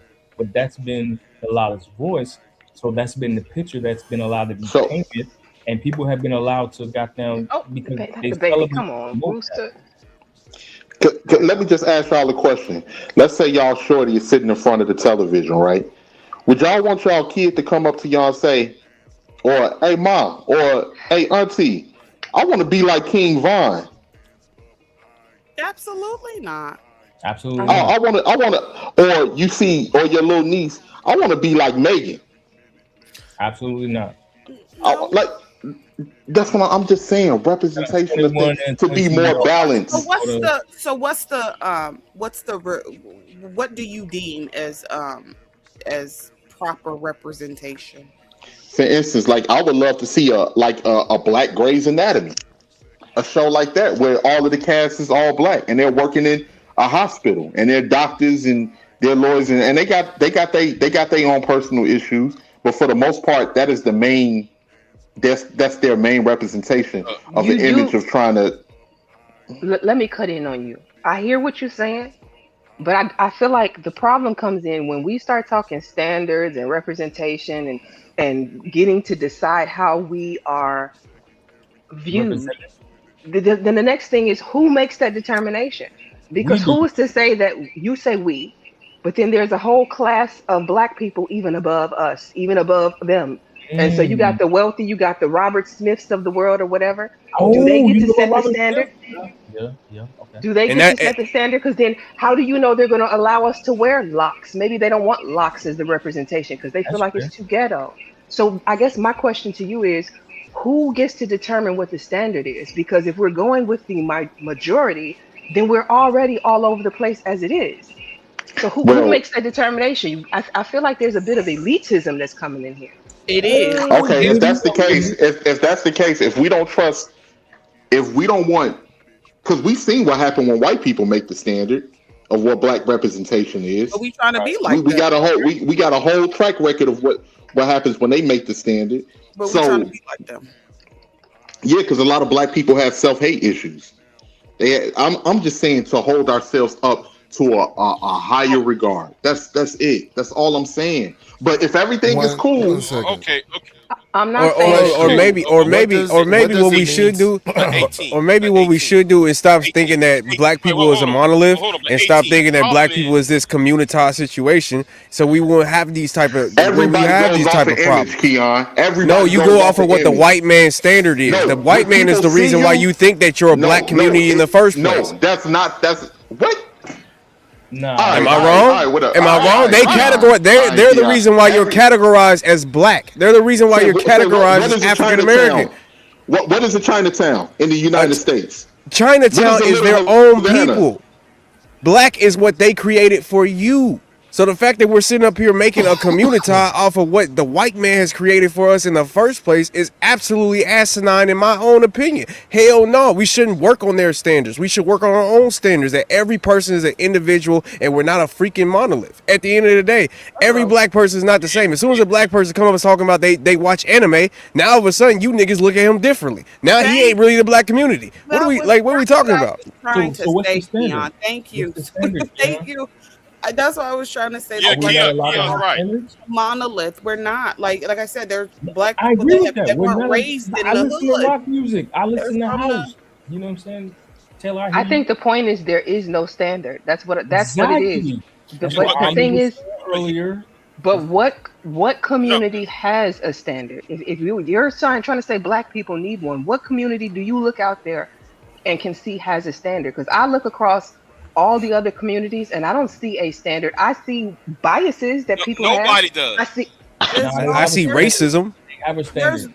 They there's have a no standard. no there isn't a standard. You have listen, you have one group of white people on this side that do ATV and go to NASCAR fucking Yeah. games. And then you have another group of white people that are more on the country club side. They Uh-huh. golf. So Okay? the So standard is simply like, okay, we can admit, like, all right, we can respect each other, right? We can expect authority, right? We can expect that we need laws in society for us to function properly. You know what I'm saying? It's like simple stuff that everybody can agree with, but then when it comes to us, it's like we want to, you know what I'm saying? Because we've been quote unquote disenfranchised, we want to buck against everything. That's why we don't have a standard. It'd be like, oh, these are the laws, right? The speed limit is 55, nigga. I'm gonna do 70 because I don't give a fuck. I'm gonna do 100 because you know what I'm saying. And then you get pulled. I ain't do nothing. What you stop me for? What you pull me over? You know what So I'm saying? you're saying only black people disobey the law? It shows No, out no, everybody not on at the all. panel. Not at all. Hey, Not at all. BJ. Not at all. Not at all. But I'm just saying, like, the majority is like, yo, we understand, like, all right, I fucked up. You know what I'm saying? I got caught. I'm gonna accept this is what it is. I'm gonna just take what it is. You know what I'm saying? If I gotta go to court, I'm not gonna make a scene or a big deal about it or claim racism because I did some shit that was wrong. The law is the law. The rules are the rules, right? And it's for all of us, regardless of color or race or gender. I want to go back to the no standard thing. I But think. you know, Go ahead, Big J. I know you've been trying to get in. My back. Go ahead. Hey, shout out to you too, yeah, DJ but Wisconsin. it seems Look, like in this conversation, every time, but it seems to me this is a Chicago thing. I've been noticing ever since I've been in Black YouTube for the last 15 years. I noticed it's usually a New York, Chicago uh uh uh uh topic because they DC. We always got they always use tons the in phrase, DC. "What about Chicago?" It's always one of these. Yeah, I mean it's like you niggas in the north though, right? Yeah, I said it because the thing is I hear this. We got to have standards. We got to shame, blame, and explain. Like it's like though y'all insulate yourselves in your own communities that y'all don't see what's outside of, and that's why me and Taylor, and or we kind of live outside of y'all's echo chambers. We don't see Yeah, that because you shit live with what white y'all are people. talking Exactly. about. Y'all Yeah, We don't don't yeah, live see because you that that. live way. with white people. Yeah, we You live with understand. white people. You don't live And like the thing is though, we see towards. Yeah, that's how I but know what every you time a guys say black is woman get bullshit. on every time a black woman do something, hold on, yeah, every time a black woman do something, you niggas get right on the internet and say, well, you see, man, we got to shame, blame, and explain about what the black, and we need to go to the white woman. Listen, Because Jason, We're I've not been with talking enough about white black women. and Know white no, white that, women. women do I a I don't lot don't think more think nigga nobody shit. said nothing like that. nobody say that, though. That's a No, Yeah, no, real. no, We're so we not just no, because talking it's about no, for white no, certain no, women. no, What the? no, the no, go no, go off, no. Big J. No, I have a problem how y'all niggas. No, I have a problem how you get online thinking that SBE is supposed to change the world. Coming online just a shame, blame, explain. Supposed to change. We gotta make women accountable. How you gonna make people accountable? Grown people accountable Who's if you talking don't about have no women power being to do it? Nobody accountable? even I talking don't about. think We anybody just You having ain't a lobbying no conversation law. on. Nobody talking I about think we're just speaking in No, general, Big J. no, Like it's the community. right. Um, okay. 18th, the So company you keep yeah. SBE hold all on. the time. Oh Oh, Lord. slow down a second, Man, Big J. slow down before Let you me have let an me let me aneurysm. let me make sure you know how we got here. Okay. The question was in relation to the whole Uncle Ruckus villain origin story. Naf asks basically, what's the difference between pandering to white people and holding black people accountable? That's how we got here. Well, I said what's the line, but What's the line, the fine line between the two? fine line. Yeah. Can you answer that, Big J? Well, okay, like the passport bros. Okay, we can't find no. What are we not talking about? No passport, bros, Big J. What the hell are you talking about? Or like with I ain't Thomas gonna or hold you. some I y'all, ain't gonna hold you. This you know, actually tie into some shit I'm gonna talk about. I'm telling you. Shout out to my nigga DJ. Yeah, so If I could though, I will, because to me, right? Y'all don't want to hear Go it. ahead, Big I J. know, Go I ahead. know. Y'all don't want to hear it because it My- always there We is wasn't a thin talking line. about none of There that. is a thin line. Bro, that's the effects of this space, bro. Holding somebody I was accountable. thinking about this shit all day, No, bro. hold on. He can't even 18 answer Yo, the question. 15 minutes ago, clip 8 this, to 11. DJ. Clip this. No, Clip 18 minutes. this. Nigga been here too long. Yeah, go ahead and clip Nigga it. said He the lives. 15 minutes ago, 15 minutes ago, 18 said we gotta hold somebody accountable.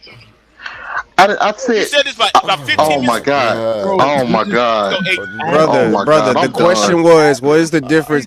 What is the thin line between pandering to white people and holding black people accountable? That's the question, Big J. That's the question and point right now. I want to hear the answer because I gave mine and mine was similar. I forget who said it, but it's basically like if you're going to offer correction, you offer correction from a place of love, not from Facts. degrading. Congratulations, And Candy. That would have been my answer too, Candy. It's like to me the difference isn't about you pandering or you being for real about the situation. It's about you attacking black people. Like if you're using your truthfulness, quote unquote, for black people, that black people is this and that, and it seems like that you're more attacking black people than having a solution to actually fixing the problem, then to me that's you pandering to the white man. That's like the chaotic truths to all these goofy motherfuckers that do certain stuff like that. That's the difference between. and let me ask y'all a quick question. Why do these people pander to white folks? Because they want to Money. get Scooby snack. Money, coins, Yeah, money. Yeah, and why? and to be the superior Negro. No, and to do that, a lot of it is money too, and it's because us as the community. I'm gonna keep it all the way real, and ain't nobody gonna like my answer. But we don't have shit to offer our own. We don't, because if we did, we'll be able to reprimand people for when they talk negative about us, and it'll be severe consequences. Kind of like the small hat community and different things like that. That's why. Okay, but other than the, because y'all always bring up the small hats, but y'all never say nothing else after that. Who, other than the small hats, who else has that type of pull?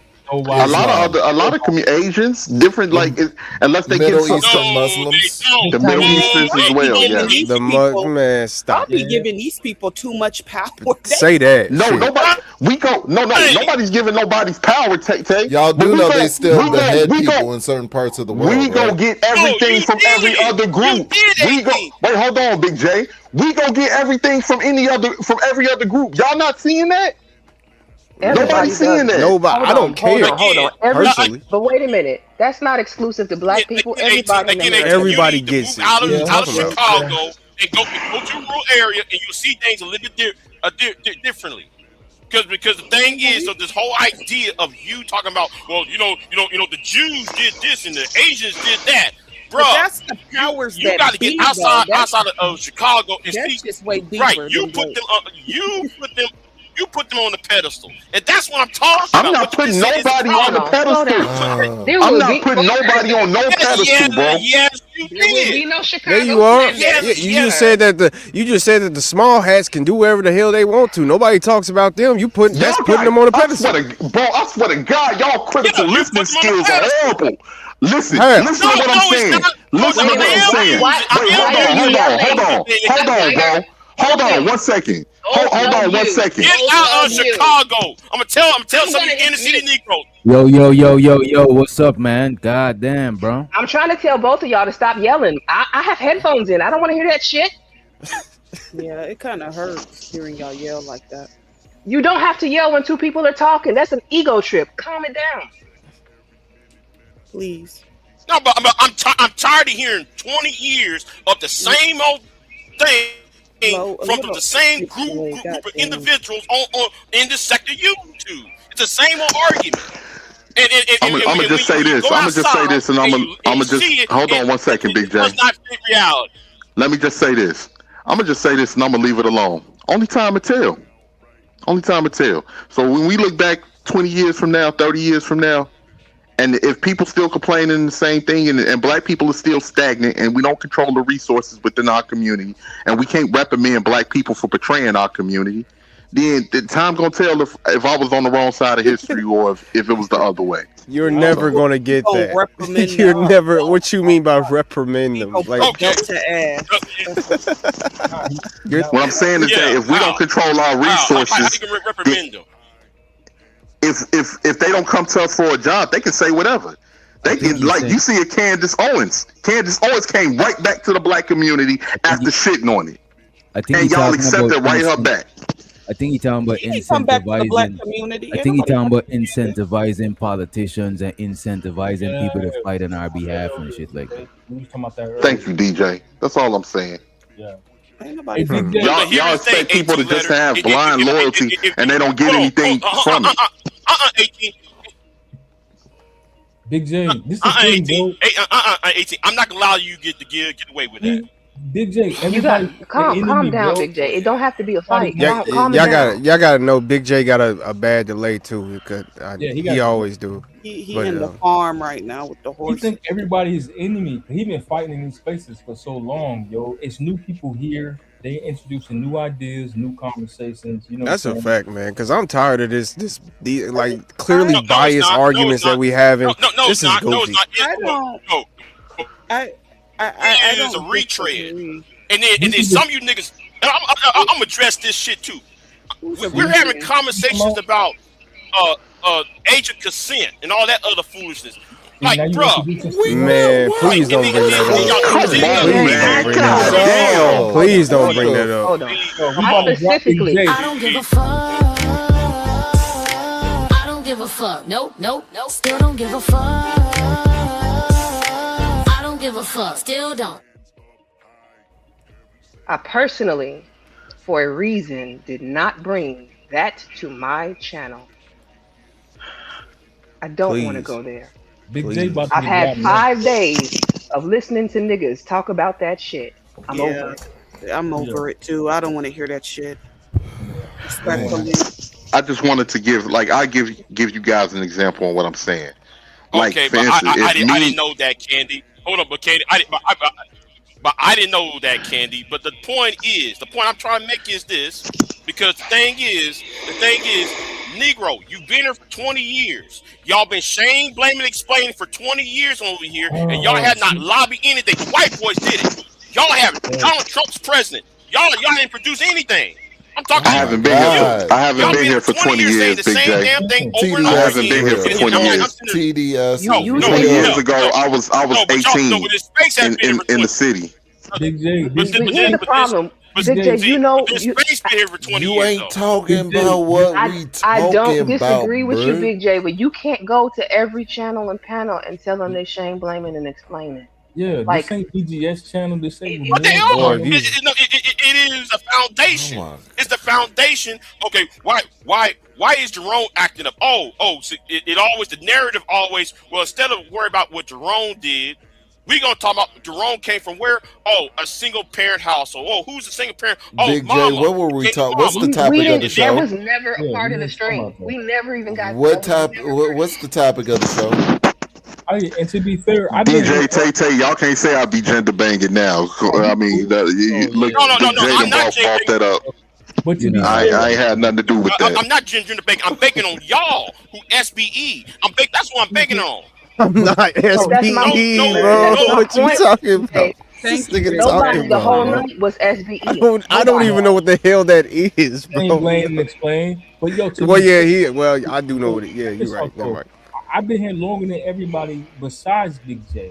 You know what I'm saying? But I think this is the closest that we've come to having conversations to where we can actually reach solutions, because we're just having the conversation and asking the right questions. We're not just listening to respond and like fight each other.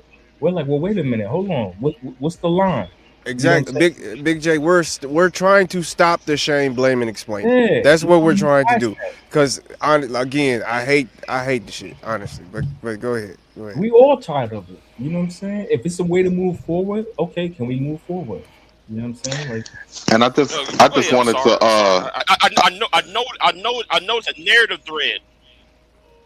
I know Okay, you passionate about it. You've been in it a long time, but It's like, okay, Big J. I just wanted to set an example right to what I was saying.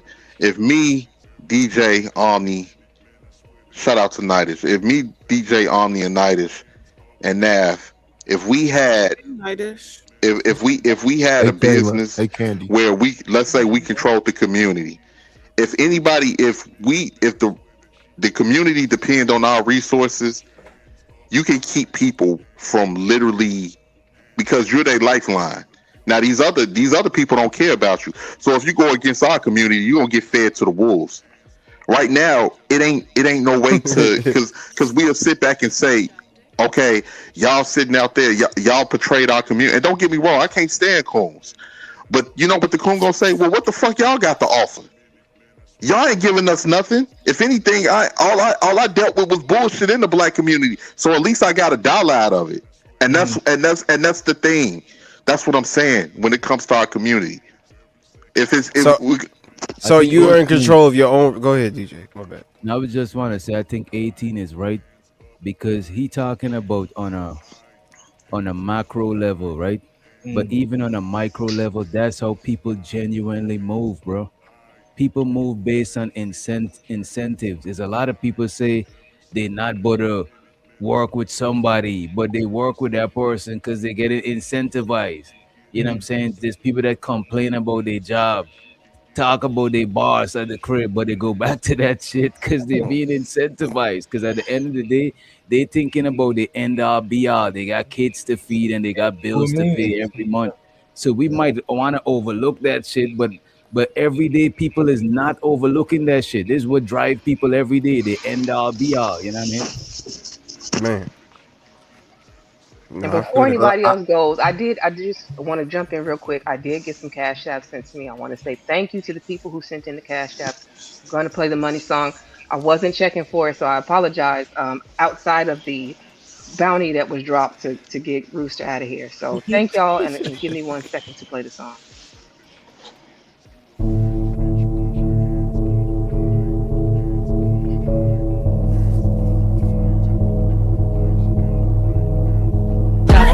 It's my money and I need it now.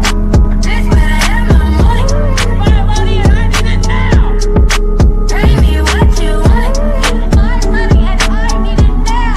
This where I have my money. It's my money and I need it now. Pay me what you want. Like rap, rap, rap. Like rap, rap, rap.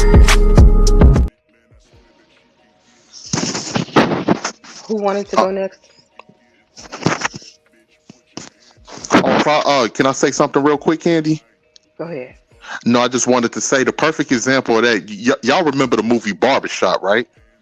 Remember when Ice Cube borrowed money from that dude Lester, and it's kind of messed up. But remember when he said, "I can't take this money to for my shop," and he was like, "Oh, my money ain't good enough for you, huh?"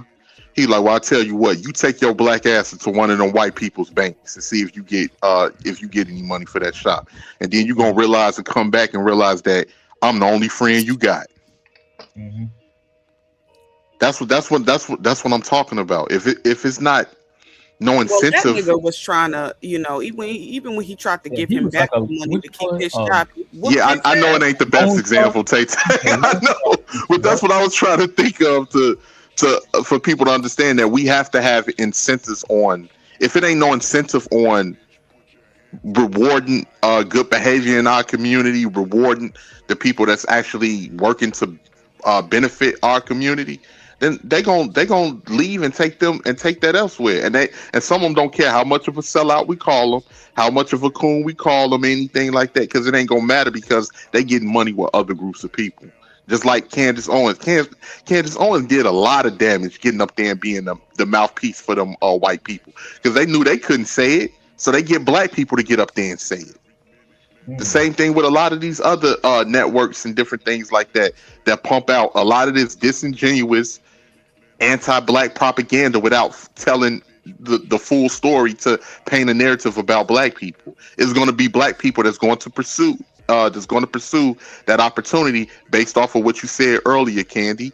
they was disrespected and disregarded in the black community and looked at as nothing or less than value.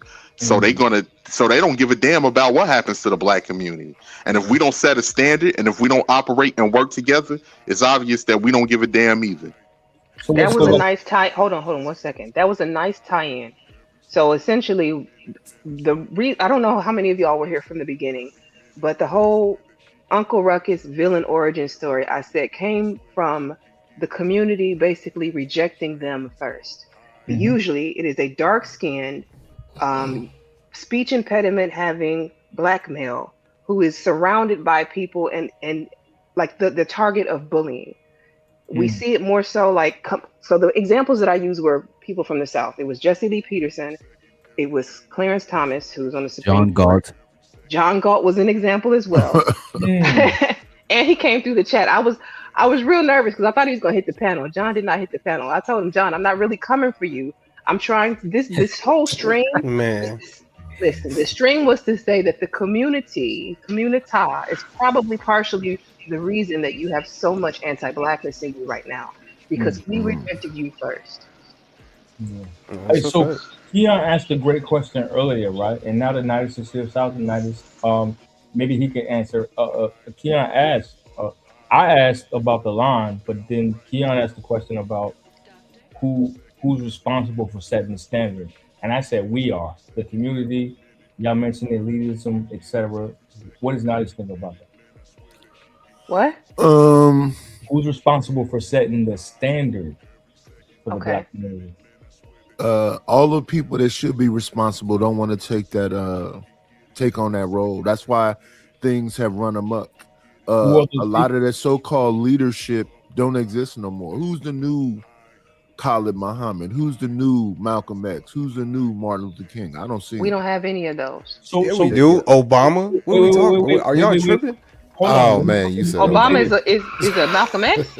Yeah, hold the up, hold up. nigga He's that an said example black of men need he's a an example of an exemplified black man in our community. Yes. yeah, Oh the my nigga that goodness. said black men need a rainbow mentor. I'm Yeah, not about to do sure. this, man. Y'all about to piss me off. The Go No, ahead, man, no, the, Nidus. no, the Keon, man, the man hold on, that bro. made the White House a rainbow color. See, you No, gonna piss me The off too. man Go that ahead, said that Candy. Keon, you need Keon, more gay That's what Keon, I'm friends. saying. We can't even agree on a simple panel full of people who would even qualify as our leaders. So how are we going to set standards for Yeah, anybody? because black people they ain't got nothing, they ain't did nothing, they ain't never did nothing for our community. Want to sit up here and make this high ass standard for what a black man is supposed to do when he no, went no, through the no, You just said process you no, don't of even no, doing believe in what the he was black supposed to do to community. become the Hold on, first hold on, black president of our it's community. not And a you hot. people want to always down him. Look, go That was ahead, man. that was Slow down. You beautiful just said you don't even imagery. believe in the black community. Wait, Keon. That Hold on. was beautiful imagery, so people could say we could be the And president. this is That's why I don't, beautiful. because y'all do Wait, stuff wait. like this. When there was an actual black man who did something that ain't no black man ever did, now just because he helped another community, we just mad at him all of a sudden. What I'm the not. fuck Keon, are I'm we not So mad. talking okay, about? hold When on. we I'm Let me not not let me mad saying, at it.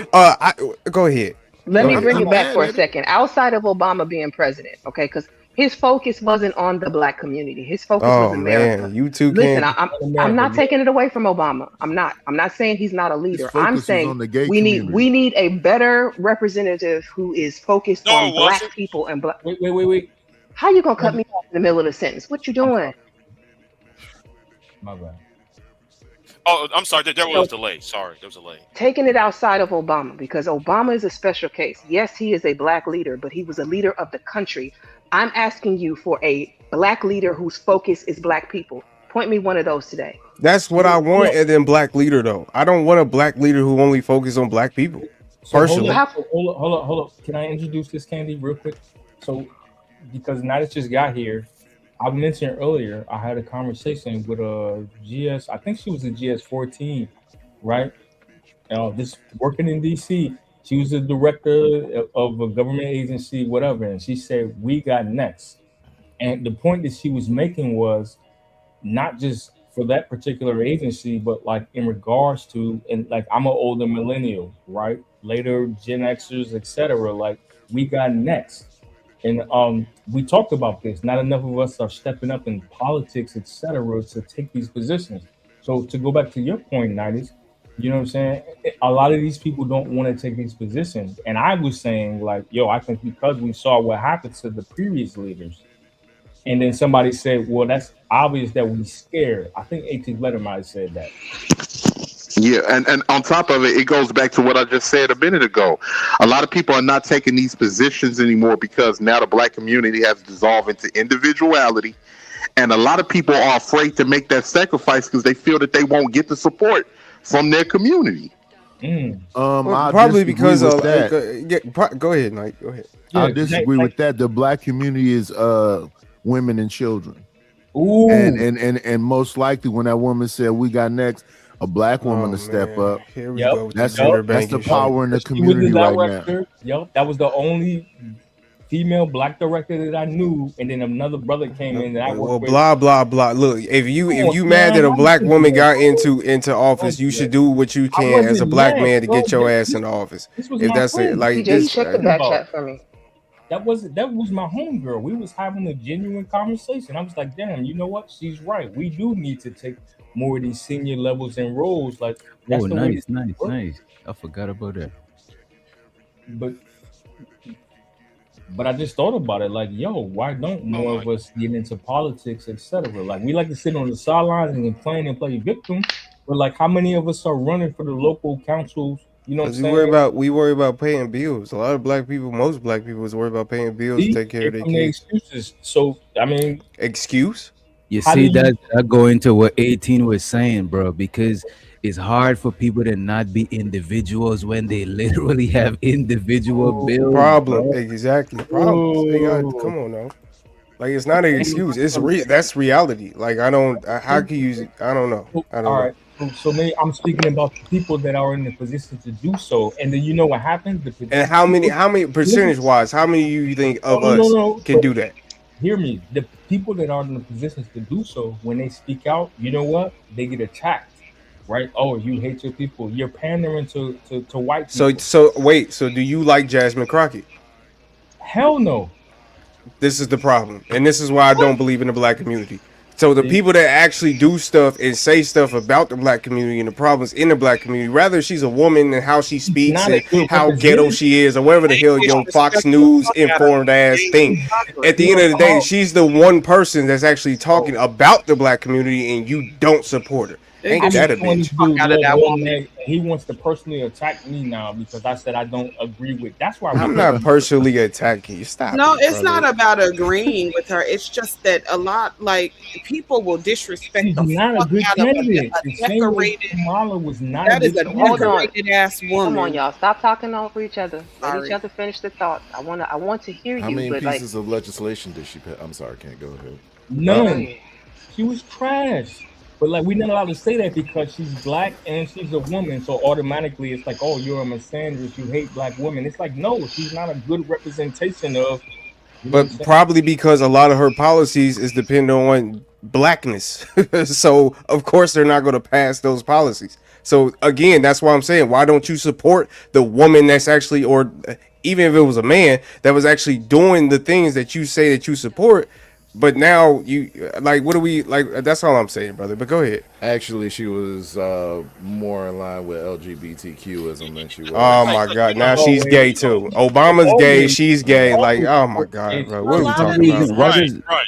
why did so many black politicians And fight for, like, know, you know, LGBT rights and shit like that? Because I they're don't see it on the because they're because conservative. it's an owned by a easy win. Democrat.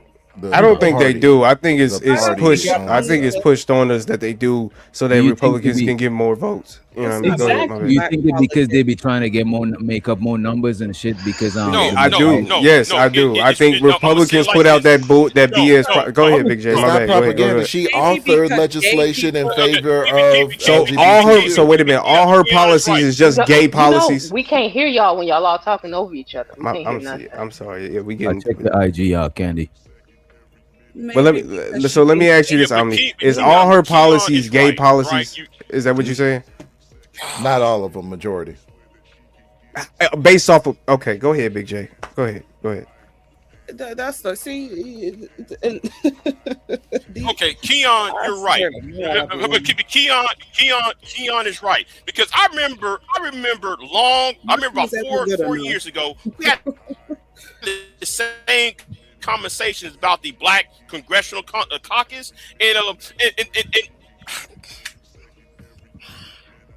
we Look was at God. talking about, oh, they ain't done nothing for Black people. So I done my research. I put up every bill that okay, the study to help Black boys, the study to help black girls, right? And it was passed in 2018. I put all that right there in front of everybody. Do you know niggas in space don't well BJ I mean, don't talk about things you don't know about. I agree Stop with you, Big That's a trying. J. fact, Stop man. trying to Like, talk do the about research. man done for y'all when y'all don't do your research. That No, really aggravates me. Oh, let me, here's the Big thing. J, calm Obama down, did calm nothing for down. black people. I agree. Well, I explain told you, bro. He Listen, a gonna brother fight deeper. everybody, bro. This shit crazy. Big J, let me just add something to what you were saying. Yeah. I want I, to fight everybody because there's too many Delta Novembers Lord Big have around. J, mercy. Big J, Big J, Big 18 is J, on your let me side. just And then let me when just he got add a to delay, something. makes it so much worse. Go ahead. Let Go me just ahead, add to BJ. what you was just saying, Big J. Yes, it was certain things, it was certain policies that Obama did try to put into play that were completely shut down because I think that the Republicans have the Senate and the House, or they had the Senate, or they had something at that particular time, but they shut down different things. The thing is, a lot of these people do know that America don't want black people to be helped. So certain things that people are, we're going to have to be strategic and do things uh underground, and then a lot of it is psychological too, man. But brother 18th, I'm trying to tell you, America don't want no specific race, ethnicity, gender to be, well, maybe gender, but race and ethnicity, they don't want no, they don't have that. And even the Asian bill is not called the Asian bill. I gotta look it up, but it's not called the Asian bill.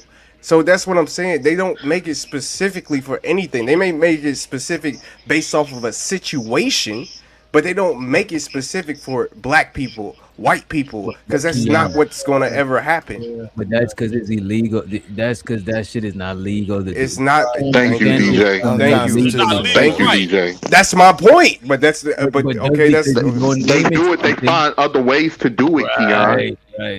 right. They find yeah. that's That's because what I'm they saying. They used to base it off blame of you. a situation. Like Uh, in the I forgot what is the real name Okay, of it. But okay. in the Let Asian me I bill, don't let think me. they y'all base it off of disagreeing. a situation. Go ahead. I don't think My y'all bad. disagreeing. Okay. Keon actually saying that Yeah, exactly.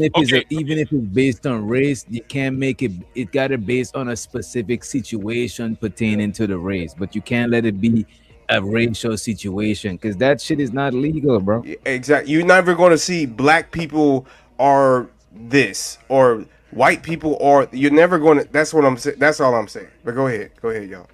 So okay, perfect example of that was the thing they did Okay, in okay, but Harvard.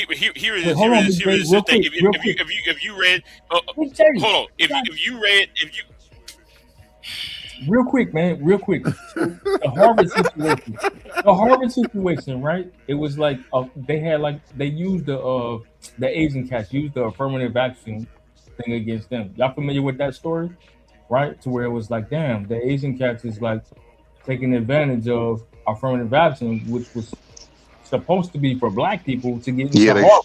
they shot themselves in the foot. Now They shot themselves in the foot with they that, shot right? themselves They in the foot. removed Yep. it, and then it was like, okay, now they saw a decrease, right, of Asian cats getting acceptance, and then they tried to sue and all that other stuff. So, like, I mean, it is what it is. But the Let other, me add to that real quick. Now, Hold on, what? Cause y'all been drowning out Big J. I want him to go ahead and get a chance to say something, and then you can go after him. 18. Big J, okay, the so-called Asian bill, it was if you actually read it, and none of y'all haven't. It wasn't talking about Asians. Now it talked about Asians in one little sentence, talking about and it was talking about the quote unquote pandemic. That's all it talked about. Even the title of the bill talking about the pandemic because Facts. Asians was getting harassed and beaten up because of the thanks to Tyreek Nasheed, by the way. Thanks to Tyreek Nasheed, by the way, who's y'all's leader now, was targeting Asians for bringing the disease over.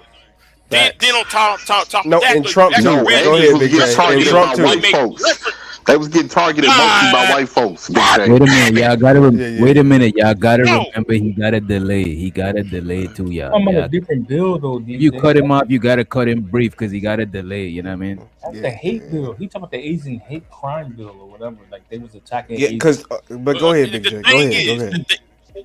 no. If you actually read, if you Delta Novembers actually read the Asian crime bill, it was referencing what they did to black people. If you actually Civil Rights Act of Facts. 64, the Civil Rights Act, the Voting Rights Act of 65, the Facts. Housing Act of 68, the Housing Act of 19, the Civil Rights Act of 1991.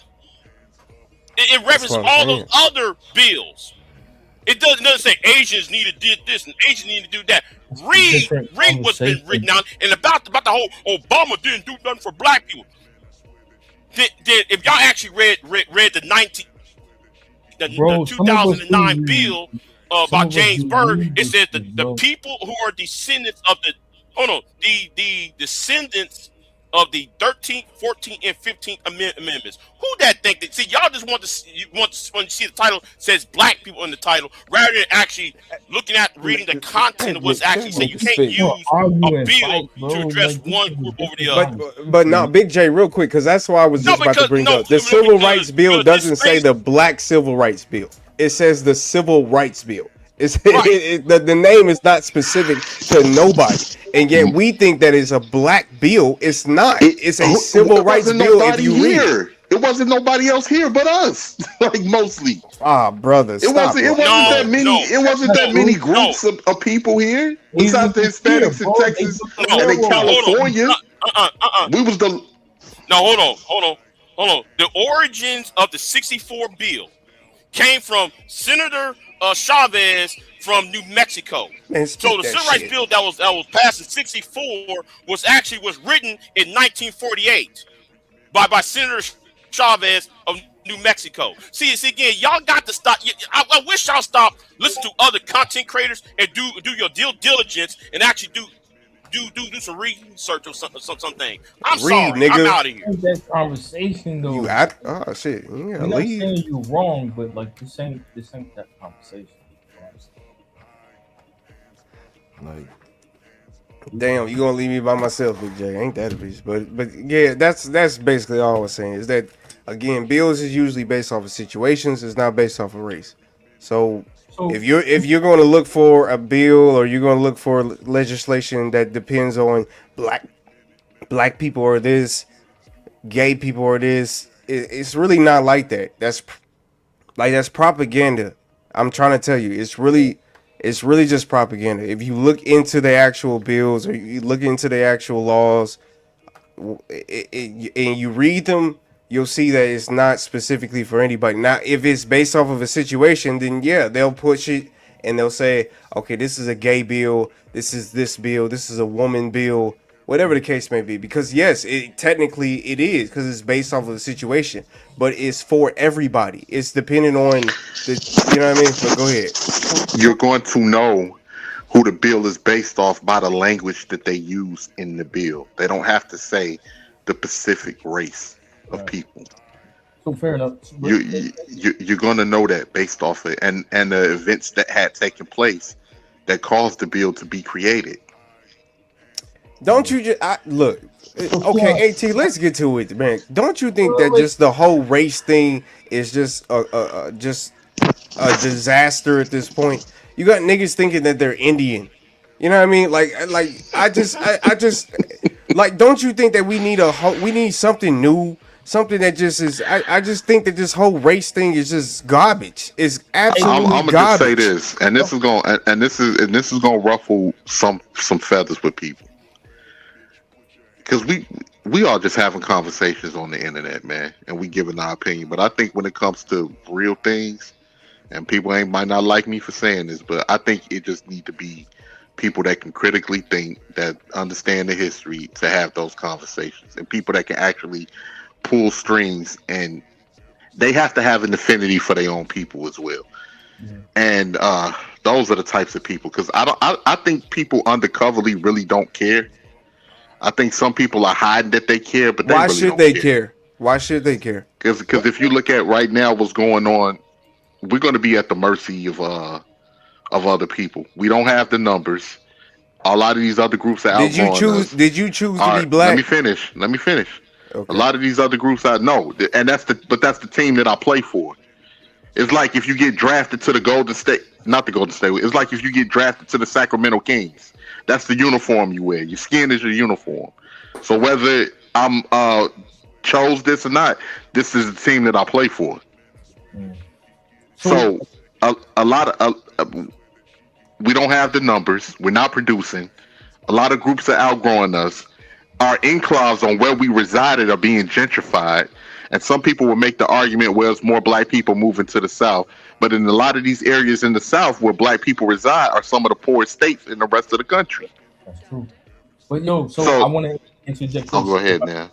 My bad, bro. Because we got way off topic, and I want to wish Doctor and that is to get back on this, right? When we talked about what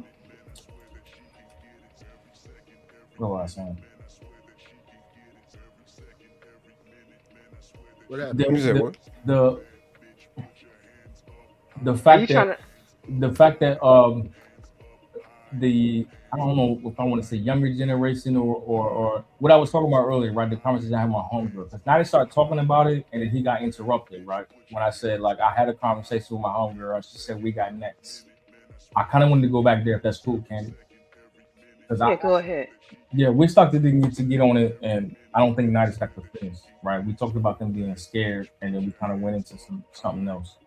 But, like, can we go back to that question, though? You know what I'm saying? Where it's like, okay, we got next. I mentioned she was a director, whatever.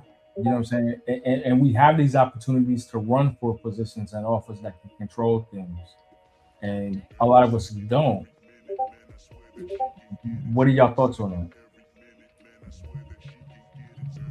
I think men have checked out completely, and what they say, black girl magic. The women is the community, women and children. I think I said what I said earlier. Yeah, but who raised these people? So yeah. Oh, hold on, but DJ, what you got on that though? Like, my bad. I didn't hear the question. So I had a conversation with a young lady. You know what I'm saying? I was working with, and she said we got next. Meaning as far as leadership. Because somebody was asking, like, yo, who's going to be the next leaders of the community? If that's us, like having these conversations here, we're not actively participating in our communities, whether it's Chicago, New York, LA, whatever. Like, what are your thoughts? I don't think us on the panels are the next leaders of the community per se. I'm not saying that specifically. I'm speaking in general. Just like meaning our age bracket, like age group. I think there's actually people that's outside doing community work, bro.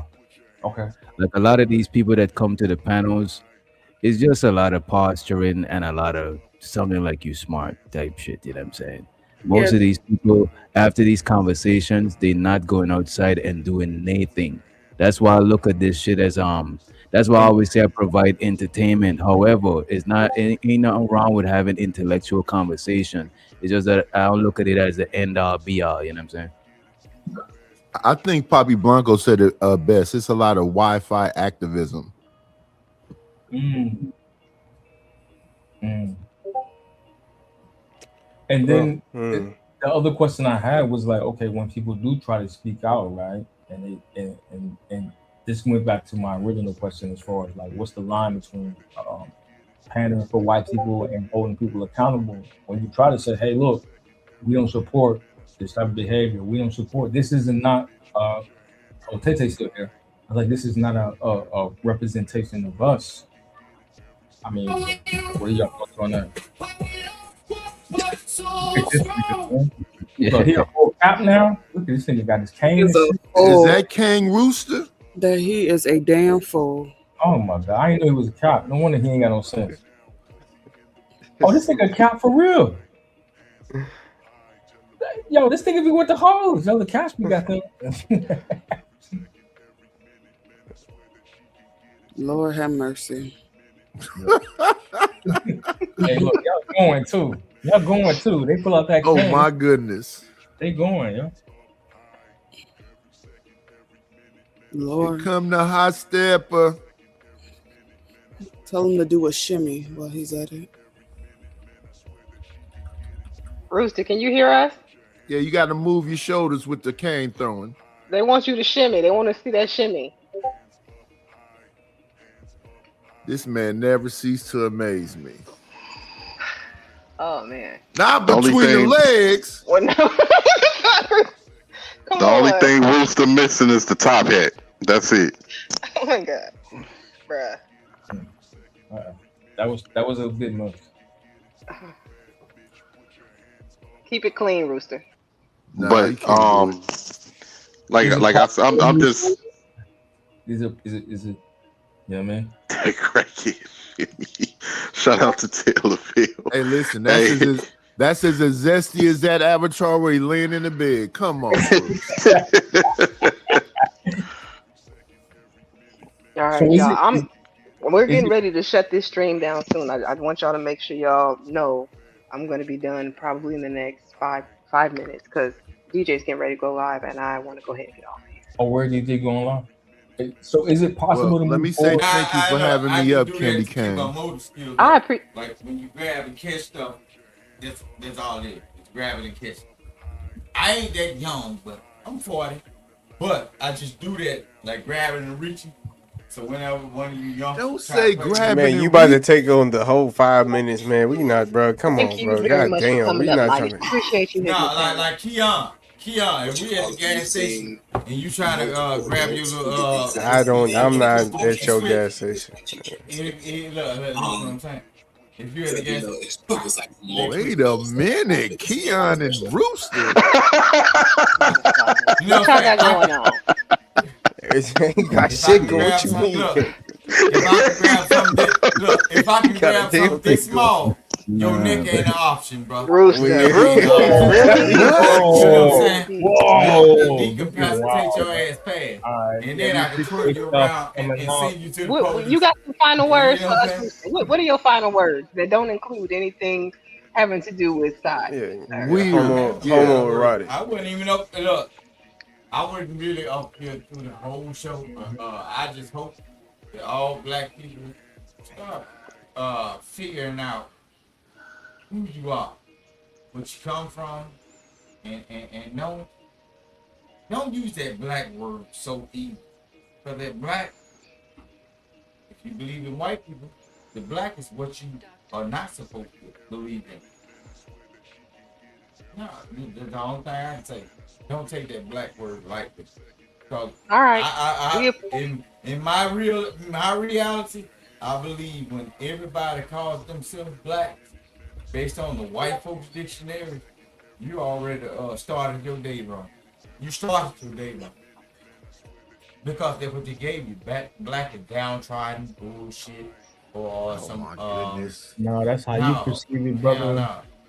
The No, world and the y'all universe was created from darkness. Black is please step away beautiful. from that Jesse Jackson mindset. It's Jesse not. Jackson Okay, renamed you, we nigga. got it. Appreciate your He last renamed words, you, Rooster. nigga. You can't take up the whole Yeah. 5 minutes. I got to He pass the Jesse mic and That's Jackson what I was everybody else renamed saying. you, say nigga. their last words too. And we don't believe in that shit. Look, All right, thank you. Yo, real true black southern folks don't believe in that shit. That's why. We don't believe Appreciate in it. that shit. That All black right, shit. good We night. don't believe in that. We believe in Good copper night. tone and brown people. Look, look, Good look. night. All right, yeah. next. Who wants to go ahead and say their last words? I appreciate you, Rooster. I go. Again, thanks for having me Okay. up. And everybody be great. Thank you. Thank you, Nidish. Come back. You Yeah, gone, Nightish? yeah, I'm out of here. You gonna come to? Oh, well, yeah. Man. All right, I'll just say this. Like I stand by what I say. It's just my opinion. Only time would tell. People saying we want to move as individuals, and if we don't want to really tell the truth about what's going on when it comes to our community, as an individual, I'm gonna be straight. I'm sharp enough to adapt to any environment and learn enough to excel in it. So I'm gonna be straight as an individual, but I'm not Mm-hmm. gonna have no network to work with because we ain't gonna have the people to work with. Um, right now they just gutted the 1965 Voting Rights Act where they're trying to redistrict a lot of these different a lot of these different black areas in the South where the right is going to control whatever, and it's going to override the black population. Um, our numbers is down, like I said earlier, and we don't really have anything to offer as a community, as a group. We don't have anything to offer our best and our brightest within our community, which caused them to drift out, especially after we didn't bully them and push them away and push a lot of other people away that's willing to ally with black people. So they're going to take their services to another community that benefits them. And even with what Rooster just said, Jesse Jackson has done a lot of good things for black people, but people forget about that, and now he gets shitted on in his passing. Marcus Garvey has tried to do good things for black people, and he gets shitted on in his passing. Different leaders Hey, have tried to we gotta sacrifice land the themselves. plane. It's supposed to be final Okay, words. I'm sorry. So with that being said, it's not no residuals that really come with trying to help our community. So that creates a more individualistic mindset. And that's all I got to say. And I'm out. Appreciate you coming up. And I do want to jump in real quick. I invite varying opinions on this panel. This is why people are like, you got to stop letting stupid people come up. Who's to say anybody is stupid? Like, Rooster was up here acting a fool, but Rooster, I still don't think is a stupid person. You know, he just get a Don't let it. little tipsy. Don't let them do you like that, Candy. That's how they be doing me. They try to guilt you into letting this person and that person on your panel. Don't do that, because the same people who telling you that shit, they could just stop coming to your channel and go to another channel too. So they ain't got no loyalty to your channel. They not paying your StreamYard bills. Don't fall into And that the shit. truth is, they will go, they'll say, don't let this person up, but then this person will go to another channel and they'll be right there in the chat watching. So Fact. that's why I don't stop anybody from coming up. Unless you are disrespectful, everybody is welcome here. There you go. Um, Anybody, who's next for the last words? I'll go next. All right. I appreciate you, Candy. Like I said, it's always a dope conversation. I think you created a super dope space for a Saturday. You know what I'm saying? Where cats can come by and have intellectual exchanges. We can agree and we disagree. Rooster was a bit of a distraction. You know what I'm saying? But overall, I think it's necessary. I hope you keep doing what you're doing, and I look forward to coming back. Appreciate that. Thank you very much. DJ Yeah, Keon. yeah. I guess I go. Let me go Appreciate. before Kia. I need that Go ahead. special. Go ahead. No, I'm just fucking with you. I was That just about to nigga say, stupid. dope show. It is a dope convo, and I'm about to catch the replay from because I missed some parts in the early on. You know what I'm saying? But I'm about to Yeah. catch the replay. I appreciate you for having me. Appreciate it. Appreciate it. And I've tried to do a redirect to your channel. I don't have the option. I'm gonna have to reach out to YouTube and find out, or maybe just because I just hit my 1K today, Oh, I don't today. have. That's what's up. Yeah. Congratulations. Thank you, appreciate it. But I work on it, and for the content creators who come and hit the link, whoever's going live next, I'll be doing redirects there. But thank you so much, Keon. Yeah, just thanks for having me up here. Love to catch the next one, and appreciate you. Thanks, sweet. No problem.